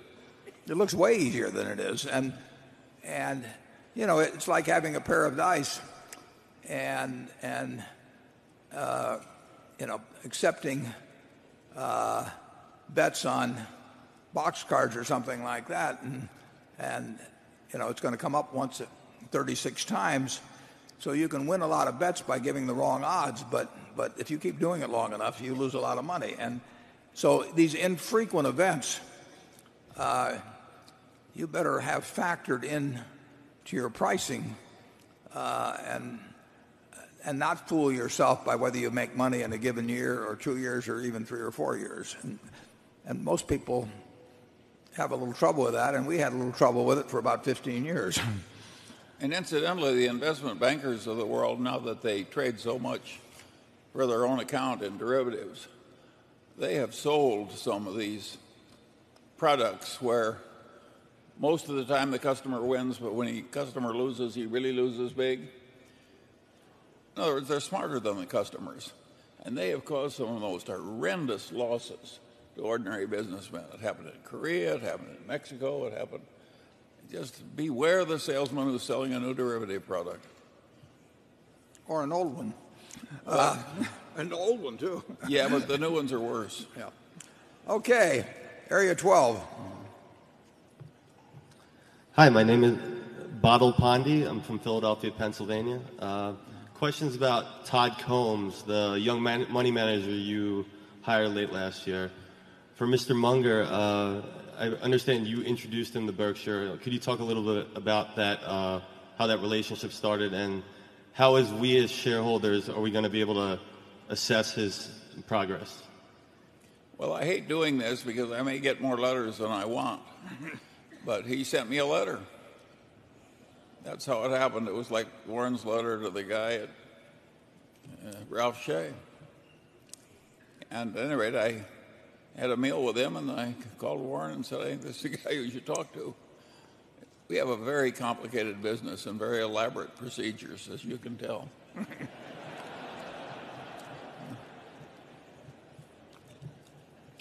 And his results will be known over a 5-year period or something. I mean, you cannot judge an investor by what they do in 6 months or a year.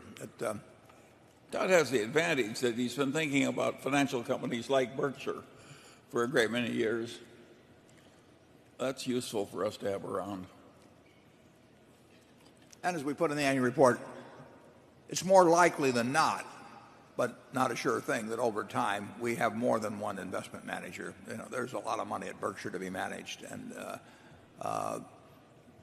it would not be a bad idea, but we have to find the right people, and the right people just does not mean a given IQ or a given past record. It means a lot of things. And if we end up with 2 or 3, you know, that's a plus. But it's not, we don't mandate that sort of a result. Becky? This question comes in from Scott Wilkin, and he's from Chicago, but he's sitting in the audience right now. Johnson & Johnson is one of Berkshire's biggest holdings, and he asks for your thoughts, Warren, on Johnson & Johnson's recent acquisition of Synthos for $21 billion. You were quite outspoken in your opposition to Kraft's deal for Cadbury, particularly because of their use of stock. J&J's deal also is primarily with stock, and do you support this deal?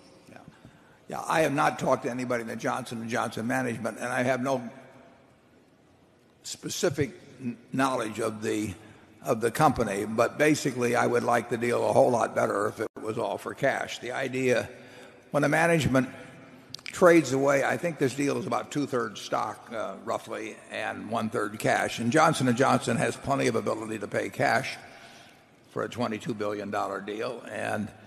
And when they trade away their present businesses for some other business, they're either saying their own businesses are pretty fully valued, or they're saying the guy is making a hell of a mistake that's selling to them. And so I would, like I say, if it was all for cash, I would like it a lot better. And I think that it is, by using a lot of stock for a deal like this, that it certainly, you can draw the inference that J&J is not valuing its own businesses, you know, as attractively as you might think they should be evaluated. And if you use your own company stock to pay 20% or more than market for some other company, and you know, there probably are not a lot of synergies involved or anything in the management. There may be some, but there's usually some offsets too. Well, like I said, I would have much preferred it if they'd done it for cash. Charlie? Well, yeah, you also have the disadvantage in reviewing that you know a hell of a lot more about chocolate and pizza than you know about medical devices. Do you think I know more about chocolate? Well, but at Kraft, I mean, you're talking about businesses that Warren knew a lot about, and neither of us knows much about medical devices. Yeah, the pizza business has done pretty well since it was sold by Kraft. We go to 13 in the other room. Hi, I'm Glenn Tung from New York. First off, thank you for a terrific day. My question deals with acquisitions. Pre-Lubrizol, we estimated Berkshire's year-end 2011 cash balance could approach $60 billion. I believe you commented recently on an elephant that you thought was too big. What is your acquisition appetite? What size is too big? Has the phone been ringing lately? And what, if anything, can we as shareholders do to help? I got through college answering fewer questions than that, but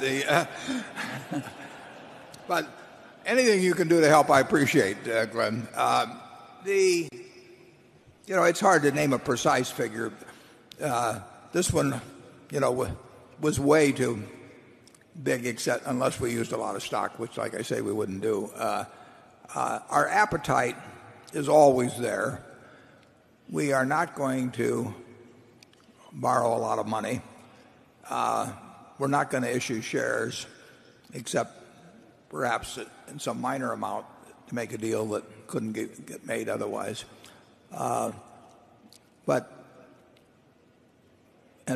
we obviously will never sell a business to buy some other business. So, our cash balances will tend to build month to month unless we do something, and we can and will sell some portfolio securities.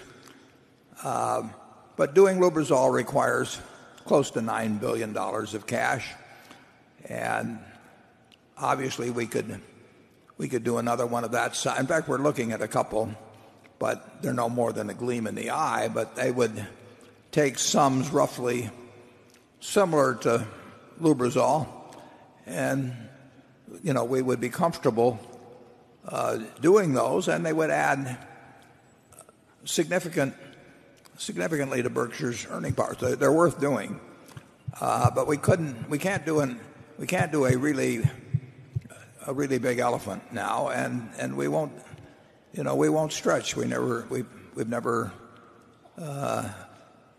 really taken any risks because we don't need to, and we will not trade something that we have and need for something that we don't have and don't need, even if we kind of like to have it. Charlie? Well, I certainly agree with all that. We are very reluctant to issue shares, and in that we're different from most places. I have a friend that sold out to a socialist country, and they issued shares in a controlled corporation, and the socialist executive said, "Isn't this wonderful? We're getting this business for nothing." Yeah, some people really have that. And of course, there are some companies, and we talked about the wave that took place in the late 60s, but periodically, and certainly it happened during the Internet period, where companies just couldn't issue shares fast enough because they were trading confetti for real assets. And that is a business model that has been applied successfully for some periods of time by certain companies in the past. It usually ends in some kind of a fiasco, but, well, I shouldn't say it usually does, but it runs out of gas at some point. But essentially we've never been in that game. We hate issuing shares, and the idea of selling when we issue shares, we're divesting ourselves of a portion of every wonderful business we have, from Geico to ISCAR to you name it. And we don't like doing that. We like owning those businesses. We'd like to own more of them. We have a deal, for example, on Marmon, where we bought some more of it this year, and we will buy the rest of it in a few more years, and we feel good about that. We pay a fair price for it, but we get a business we know, a management we like, and that's really what we'd like to continue doing at Berkshire. In fact, we will continue doing it. Andrew?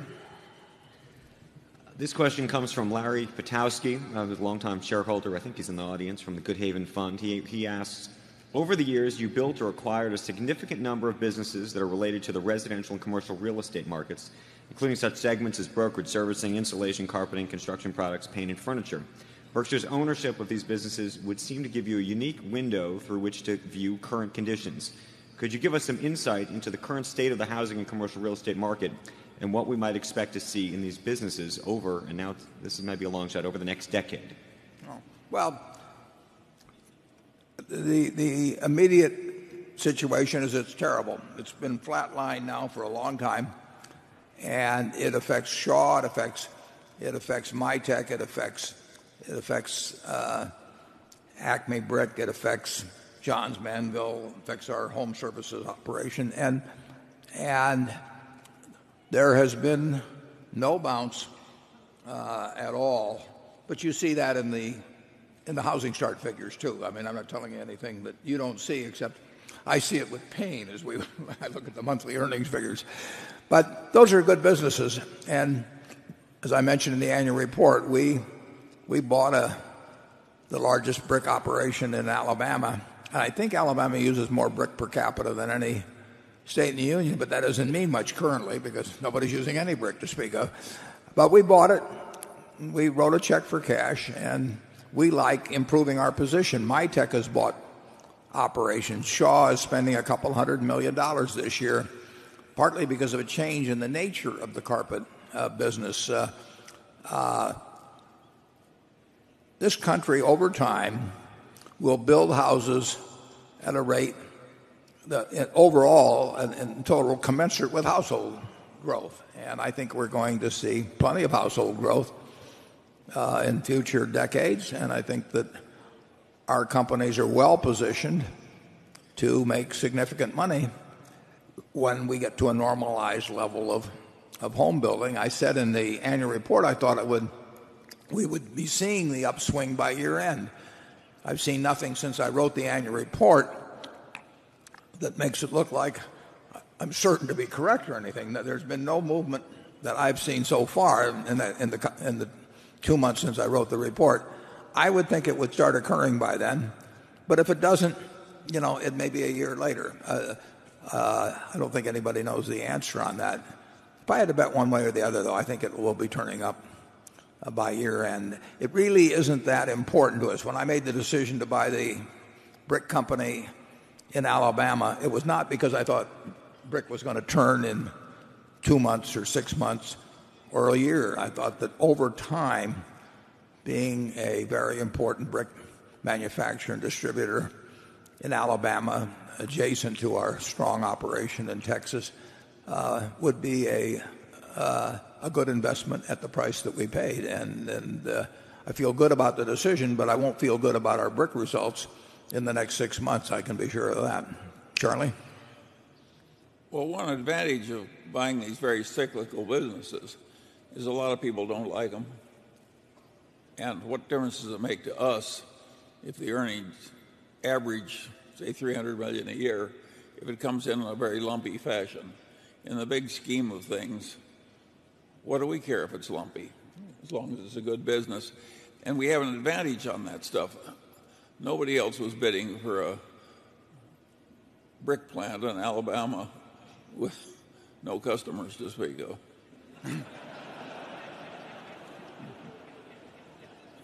We'll be there if you need brick in Alabama. See's Candy, a wonderful business, loses money roughly 8 months of the year. Now it just so happens we know the seasonal pattern, so we don't worry in July that somehow Christmas won't come. We've got a couple thousand years on our side. So but that's easy to see. If you just looked at 1 month of See's earnings or looked at 1 quarter, you think, what are these guys doing in this business? Now, obviously, cyclical businesses are not going to behave exactly the same as seasonal businesses. But why look at it any differently? I mean, if you take the next 20 years, there will be, 3 or 4 terrible years for residential housing, and there'll be a lot of them that are pretty good, and there'll be a few that are terrific. And I don't know the order in which they're going to appear, but I know if I can buy the assets cheap enough to participate in those 20 years, that we'll do okay over that time. So that's why we're in the brick business. Now let's see. Yeah, we're at 3:30, so we will adjourn for about 5 minutes, and then we will conduct the business meeting of Berkshire Hathaway, and we can turn the lights up, and we'll rejoin you in just a couple of minutes. All right.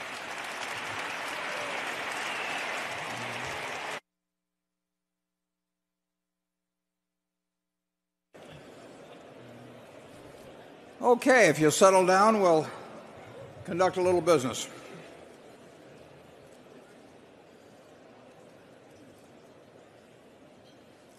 This morning I introduced the Berkshire Hathaway directors that are present. Also with us today are partners in the firm of Deloitte & Touche, our auditors. They are available to respond to appropriate questions you might have concerning their firm's audit of the accounts of Berkshire. Forrest Crutter is Secretary of Berkshire. He will make a written record of the proceedings. Becky Amick has been appointed Inspector of Elections at this meeting. She will certify to the count of votes cast in the election for directors and the motions voted upon at this meeting. The named proxy holders for this meeting are Walter Scott and Mark Hamburg. Does the Secretary have a report of the number of Berkshire shares outstanding, entitled to vote, and represented at the meeting? Yes, I do. As indicated in the proxy statement that accompanied the notice of this meeting that was sent to all shareholders of record on March 2, 2011, being the record date for this meeting, there were 942,559 shares of Class A Berkshire Hathaway common stock outstanding, with each share entitled to one vote on motions considered at the meeting, and 1,059,055,810 shares of Class B Berkshire Hathaway common stock outstanding, with each share entitled to 1/10,000th of one vote on motions considered at the meeting. Of that number, 663,042 Class A shares and 659,697,109 Class B shares are represented at this meeting by proxies returned through Thursday evening, April 28th. Thank you. That number represents a quorum, and we will therefore directly proceed with the meeting. The first order of business will be a reading of the minutes of the last meeting of shareholders. I recognize Mr. Walter Scott, who will place a motion before the meeting. I move that the reading of the minutes of the last meeting of the shareholders be dispensed with and the minutes be approved. Do I hear a second? Second. The motion has been moved and seconded. Are there any comments or questions? We will vote on this motion by voice vote. All those in favor say aye. Opposed? The motion is carried. The next item of business is to elect directors. If a shareholder is present who wishes to withdraw a proxy previously sent in and vote in person on the election of directors, you may do so. Also, if any shareholder that is present has not turned in a proxy and desires a ballot in order to vote in person, you may do so. If you wish to do this, please identify yourself to one of the meeting officials in the aisles who will furnish a ballot to you. I recognize Mr. Walter Scott to place a motion before the meeting with respect to election of directors. I move that Warren Buffett, Charles Munger, Howard Buffett, Stephen Burke, Susan Decker, William Gates, David Gottesman, Charlotte Guyman, Don Keogh, Tom Murphy, Ron Olson, and Walter Scott be elected as directors. Is there a second? I second the motion. It has been moved and seconded that Warren Buffett, Charles Munger, Howard Buffett, Stephen Burke, Susan Decker, William Gates, David Gottesman, Charlotte Guyman, Donald Keogh, Thomas Murphy, Ronald Olson, and Walter Scott be elected as directors. Are there any other nominations? Is there any discussion? The nominations are ready to be acted upon. If there are any shareholders voting in person, they should now mark their ballots on the election of directors and allow the ballots to be delivered to the Inspector of Elections. Ms. Amick, when you are ready, you may give your report. My report is ready. The ballot of the proxy holders in response to proxies that were received through last Thursday evening cast not less than 701,770 votes for each nominee. That number far exceeds a majority of the number of the total votes of all Class A and Class B shares outstanding. The certification required by Delaware law of the precise count of the votes will be given to the Secretary to be placed with the minutes of this meeting. Thank you, Ms. Amick. Warren Buffett, Charles Munger, Howard Buffett, Stephen Burke, Susan Decker, William Gates, David Gottesman, Charlotte Guyman, Donald Keogh, Thomas Murphy, Ronald Olson, and Walter Scott have been elected as directors. The next item on the agenda is an advisory vote on the compensation of Berkshire Hathaway's executive officers. I recognize Mr. Walter Scott to place a motion before the meeting on this item. I move that the shareholders of the company approve on an advisory basis the compensation paid to the company's named executive officers as disclosed pursuant to Item 402 of Regulation S-K, including compensation, discussion, and analysis, the accompanying compensation tables, and related narrative discussion in the company's 2011 annual meeting proxy statement. Is there a second? Second the motion. It has been moved and seconded that the shareholders of the company approve on an advisory basis the compensation paid to the company's named executive officers. Is there any discussion? The motion is ready to be acted upon. If there are any shareholders voting in person, they should now mark their ballots on the motion and allow the ballots to be delivered to the Inspector of Elections. Ms. Amick, when you are ready, you may give your report. My report is ready. The ballot of the proxy holders in response to proxies that were received through last Thursday evening cast not less than 720,883 votes to approve on an advisory basis the compensation paid to the company's named executive officers. That number far exceeds a majority of the number of the total votes of all Class A and Class B shares outstanding. The certification required by Delaware law of the precise count of the votes will be given to the Secretary to be placed with the minutes of this meeting. Thank you, Ms. Amick. The motion to approve on an advisory basis the compensation paid to the company's named executive officers is passed. The next item is an advisory vote on the frequency of a shareholder advisory vote on compensation of named executive officers. I recognize Mr. Walter Scott to place a motion before the meeting with respect to this item. I move that the shareholders of the company determine on an advisory basis the frequency, whether annual, biennial, or triennial, with which they shall have an advisory vote on the compensation of the company's named executive officers set forth in the company's proxy statement. Is there a second? Second the motion. It has been moved and seconded that the shareholders of the company determine the frequency with which they shall have an advisory vote on compensation of named executive officers, with the options being every 1, 2, or 3 years. Is there any discussion?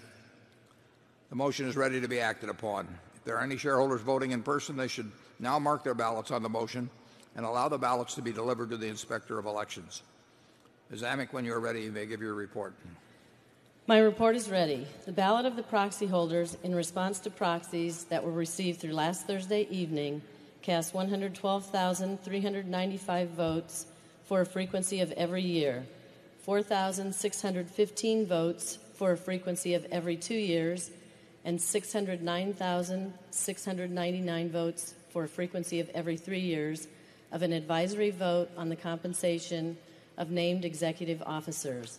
The certification required by Delaware law of the precise count of the votes will be given to the Secretary to be placed with the minutes of this meeting. Thank you, Ms. Amick. The shareholders of the company have determined on an advisory basis that they shall have an advisory vote on the compensation paid to the company's named executive officers every 3 years. The next item of business is a motion put forth by Ms. Coward, a Berkshire shareholder represented by Mr. Bruce Herbert and Mr. Larry Doors. The motion is set forth in the proxy statement. The motion requests Berkshire Hathaway to establish goals for the reduction of greenhouse gas at its subsidiaries' power plants and prepare a report for shareholders on how it will achieve these goals. The directors have recommended that the shareholders vote against the proposal. I will now recognize Mr. Herbert to present the motion. To allow all interested shareholders to present their views, I ask Mr. Herbert to limit his remarks to 5 minutes. The microphone well, let's have Mr. Herbert first. If you turn up the lights.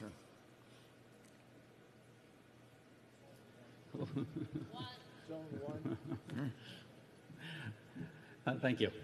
Good day, ladies and gentlemen. My name is Bruce Herbert, and I'm Chief Executive of Newground Social Investment in Seattle, Washington. It is such a pleasure to be here today representing a lifelong owner of Berkshire Class A shares. And I stand to present the resolution found on page 12 of the proxy that asks our company to set goals for reducing greenhouse gas emissions at its energy holdings. This is because serious investors know, and studies show, that climate change creates financial liability. The Investor Network on Climate Risk, whose members manage more than $10 trillion, and the Carbon Disclosure Project, representing more than $70 trillion in assets globally, call on companies to disclose risks related to climate change, as well as the actions taken to mitigate those risks. In 2010, 66% of U.S. electric utilities had already set greenhouse gas emission reduction goals. 66%. Unfortunately, Berkshire's Mid-American was not among them. Now, investors have cause to be concerned.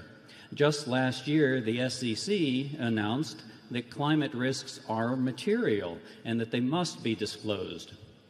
We do applaud Mid-American for having the largest wind energy portfolio of any utility in the United States. However, it is also true that Mid-American generates close to 3/4 of its power burning coal. Investors globally want to reduce risk through cleaner generation, and 66% of public utilities have already published their plans for doing so. But Mid-American offers no such plan, despite the public proclamation via its website that, quote, "We will set challenging goals and assess our ability to continually improve our environmental performance," unquote. There is no more important environmental goal for a coal-burning utility than to reduce pollution. But more than this, Berkshire is uniquely vulnerable in that the financial burdens of climate change are pushed onto insurance companies. And as a major insurer, this has serious financial ramifications for our company. Berkshire enjoys a remarkable and well-earned reputation earned over many decades for being practical visionaries. Addressing climate change offers an opportunity for our company both to uphold and to enhance this reputation. So in closing, the world's largest institutional investors call on companies to set greenhouse gas reduction goals. Such goals are key tools for managing the extraordinary business risk of climate change. 2/3 of utilities in the United States have already set these types of reduction goals. And this resolution, this importantly, gives Berkshire managers the freedom to determine what those goals should be and to shape the process for meeting them. And the major proxy advisory firms have repeatedly recommended voting for similar resolutions. So I will close with a request and a question. The request is for all of you here to please join us in supporting this common sense proposal. And the question, gentlemen, is have you evaluated the business risk of climate change to our companies, and what did you find out? Thank you. Thank you, Mr. Herbert. Now, we have a microphone at Zone 1. It's available for anyone wishing to speak for or against the motion. You've seen where Zone 1 is there. I'll wait just a minute or two in case anybody would like. Is there an additional speaker there that's there? I'll ask that, for the benefit of those present, I ask that each speaker for or against the motion limit themselves to 2 minutes and confine your remarks solely to the motion. So go ahead. Hi, I'm Paul Herman, founder of HIP Investor. HIP stands for Human Impact and Profit. We're a registered investment advisor in the states of California, Illinois, and Washington. Climate change is obviously one of the risks to Berkshire Hathaway conglomerate companies, including Mid-America Energy and the Burlington Railway, which transports coal, much of which is getting exported to China. So we are concerned also about the disclosure, quantification, and impact on profit of greenhouse gases, as well as the quantification of the asset of the carbon credits that might be available for eco-efficient companies. So we strongly support this resolution for increased disclosure, increased transparency, and the valuation of the financial returns that are possible or the financial liabilities, especially with your expertise in reinsurance, because reinsurance companies typically put a quantification of the potential carbon exposure and liabilities, whereas traditional insurance companies may not do so. So we strongly advocate for the transparency, disclosure, and quantification as to the potential risks and liabilities. The SEC has encouraged this type of disclosure, though they have not mandated it. So Berkshire Hathaway would be a leader in doing this, as companies like GE with their Ecomagination initiative, the 10% of revenue that they generate from their Ecomagination products, and other leaders from Jeff Immel to leaders of Duke Power that take a positive position on the financial returns that are possible for addressing climate change and carbon efficiency. Thank you. Thank you. Do we have some more speakers there? Mr. Buffett, Mr. Munger, my name's Jefferson Lilly, long-term Berkshire shareholder. It's my personal opinion that it's the previous two speakers that are the hot air and the problem around global warming, and that we not regulate Berkshire Hathaway to force it to have carbon disclosure or other silly rules. It's fine if the managers of the individual businesses choose to do that on their own, but it's completely inappropriate to bring this false religion of global warming to try and regulate Berkshire Hathaway. You guys are doing a great job on your own.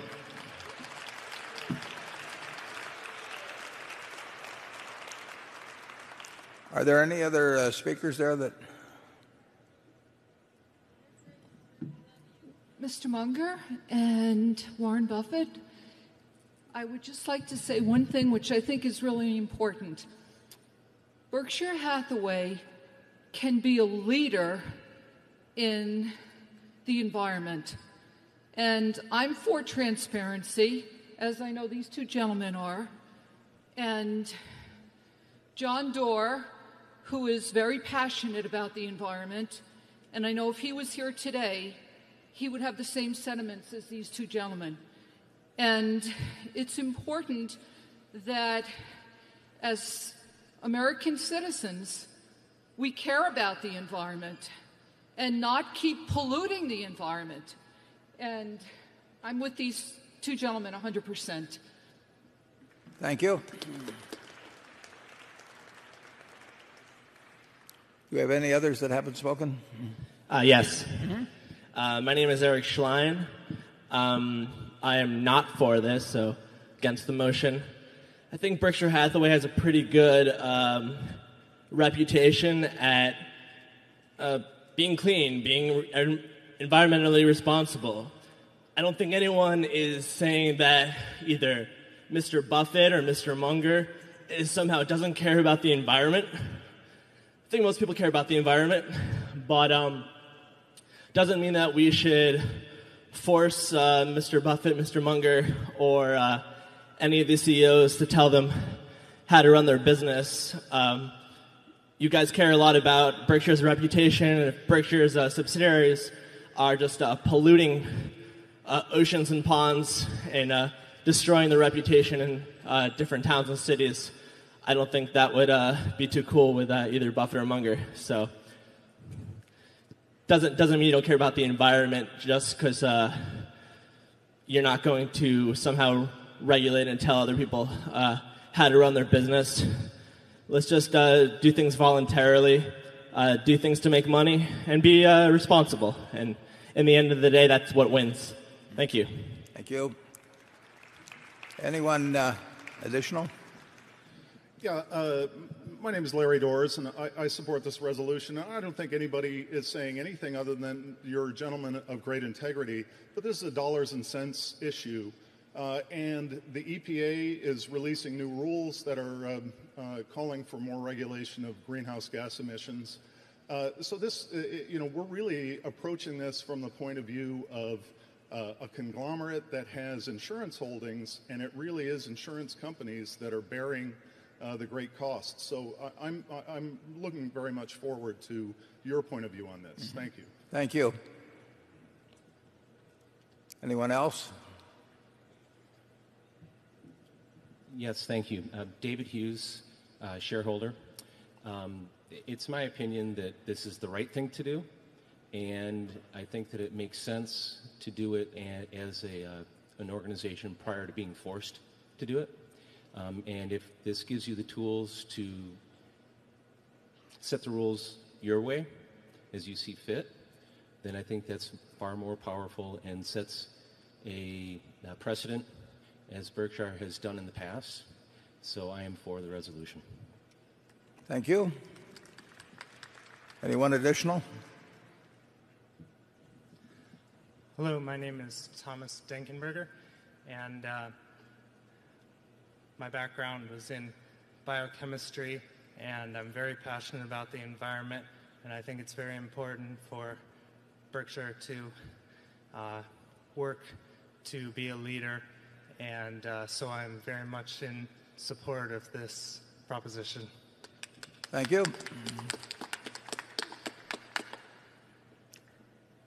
We got somebody else there? Hi, my name is Sarah Cleveland. I'm from Portland, Oregon. I wanted just to also put a voice in favor of this resolution, and I think it's not about rights or wrong. It's about a willingness to take a look at risks and opportunities, and also for Berkshire Hathaway to be a leader, and also work with the subsidiary companies on specific possibilities. Thank you.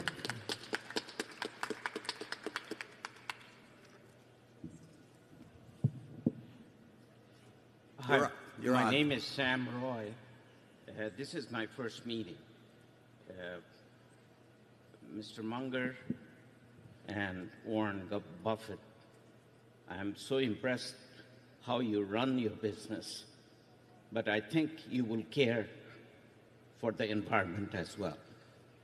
I don't know whether we should impose a rule, but at least you will, by your act, how the local businesses are run and all the operating goes out and adheres, and there is no question that we do everything possibly that we never pollute the air that cannot be changed. It is not hot air, but it is something I'm very passionate about. You can do anything with your environmental, but if you are not taking charge right now, we don't know what the implications would be for our kids and grandkids. I request you give a thorough investigation, and I think you will do that. Thank you for this opportunity. Thank you.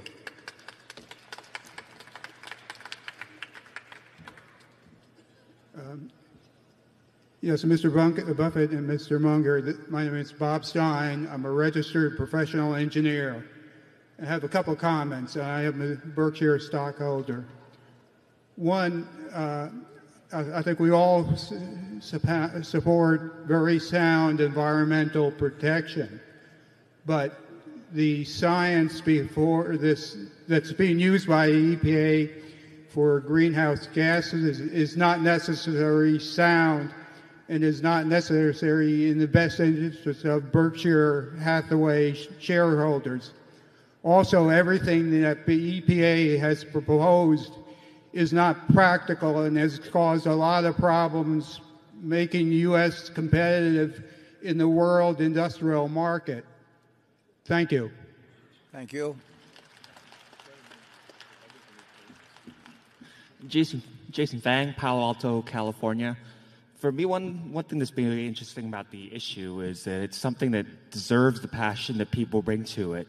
And I actually side with many of these people on the science of the issue. What concerns me is not necessarily that Berkshire agreed to the motion. I'm actually against it. but that the enterprises under Berkshire are able to help evangelize the true science behind what's actually going on and help the American public get a better understanding so that they can also bring about change rather than simply have it all occur from the executive level. Thank you.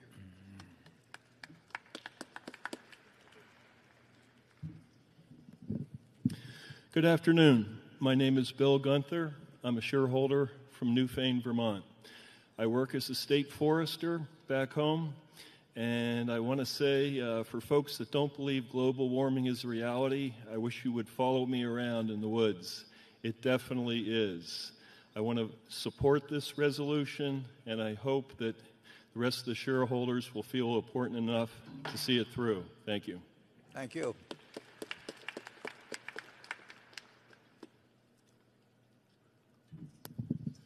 Good afternoon. I'm Liang. I care about energy. I care about energy and environment more than anybody else because I'm currently still studying energy and environment issues. But I truly believe the power of private sector, the power of free market. And I think it's not your responsibility to put the resources of the shareholder for this issue. It's not your expertise. I can personally do a better job to provide environment, to do environmental advocacy than you do. So actually against this resolution. Thank you. Thank you. Oh, sorry, I have a friend to say something. I can translate it for him. Hello. 直接跟你说啊，有关新能源的那个太阳能的电池方面的话，污染的对中国污染很大。我感觉在发展新能源方面，应该去要考虑一个更新的一个方向里面去。Okay. He says the development of solar panel has great impact on China, and the question, and he also thinks that actually Berkshire should do something and should think about the implication of that. Thank you.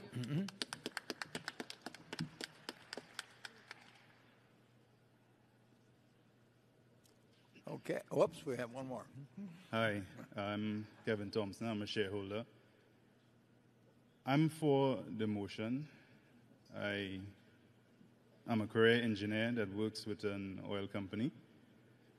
And what we found when we started looking at greenhouse gas emissions was that what we thought was going to end up costing the company more money actually created more revenue for the company. And those are some of the stories that generally don't get told, but they are out there. And I would recommend that you take a look at it because in actuality, what you may be dismissing may actually be revenue for your shareholders. Thank you. Thank you. Hello, Mr. Buffett. I'm Mike from Walmart. And there's obviously a fine line between, like, cutting down the Amazon forest and, like, just burning some coal. So sometimes you could give up a little, but you can't really give up that much. So that's why I don't support the motion. Thank you.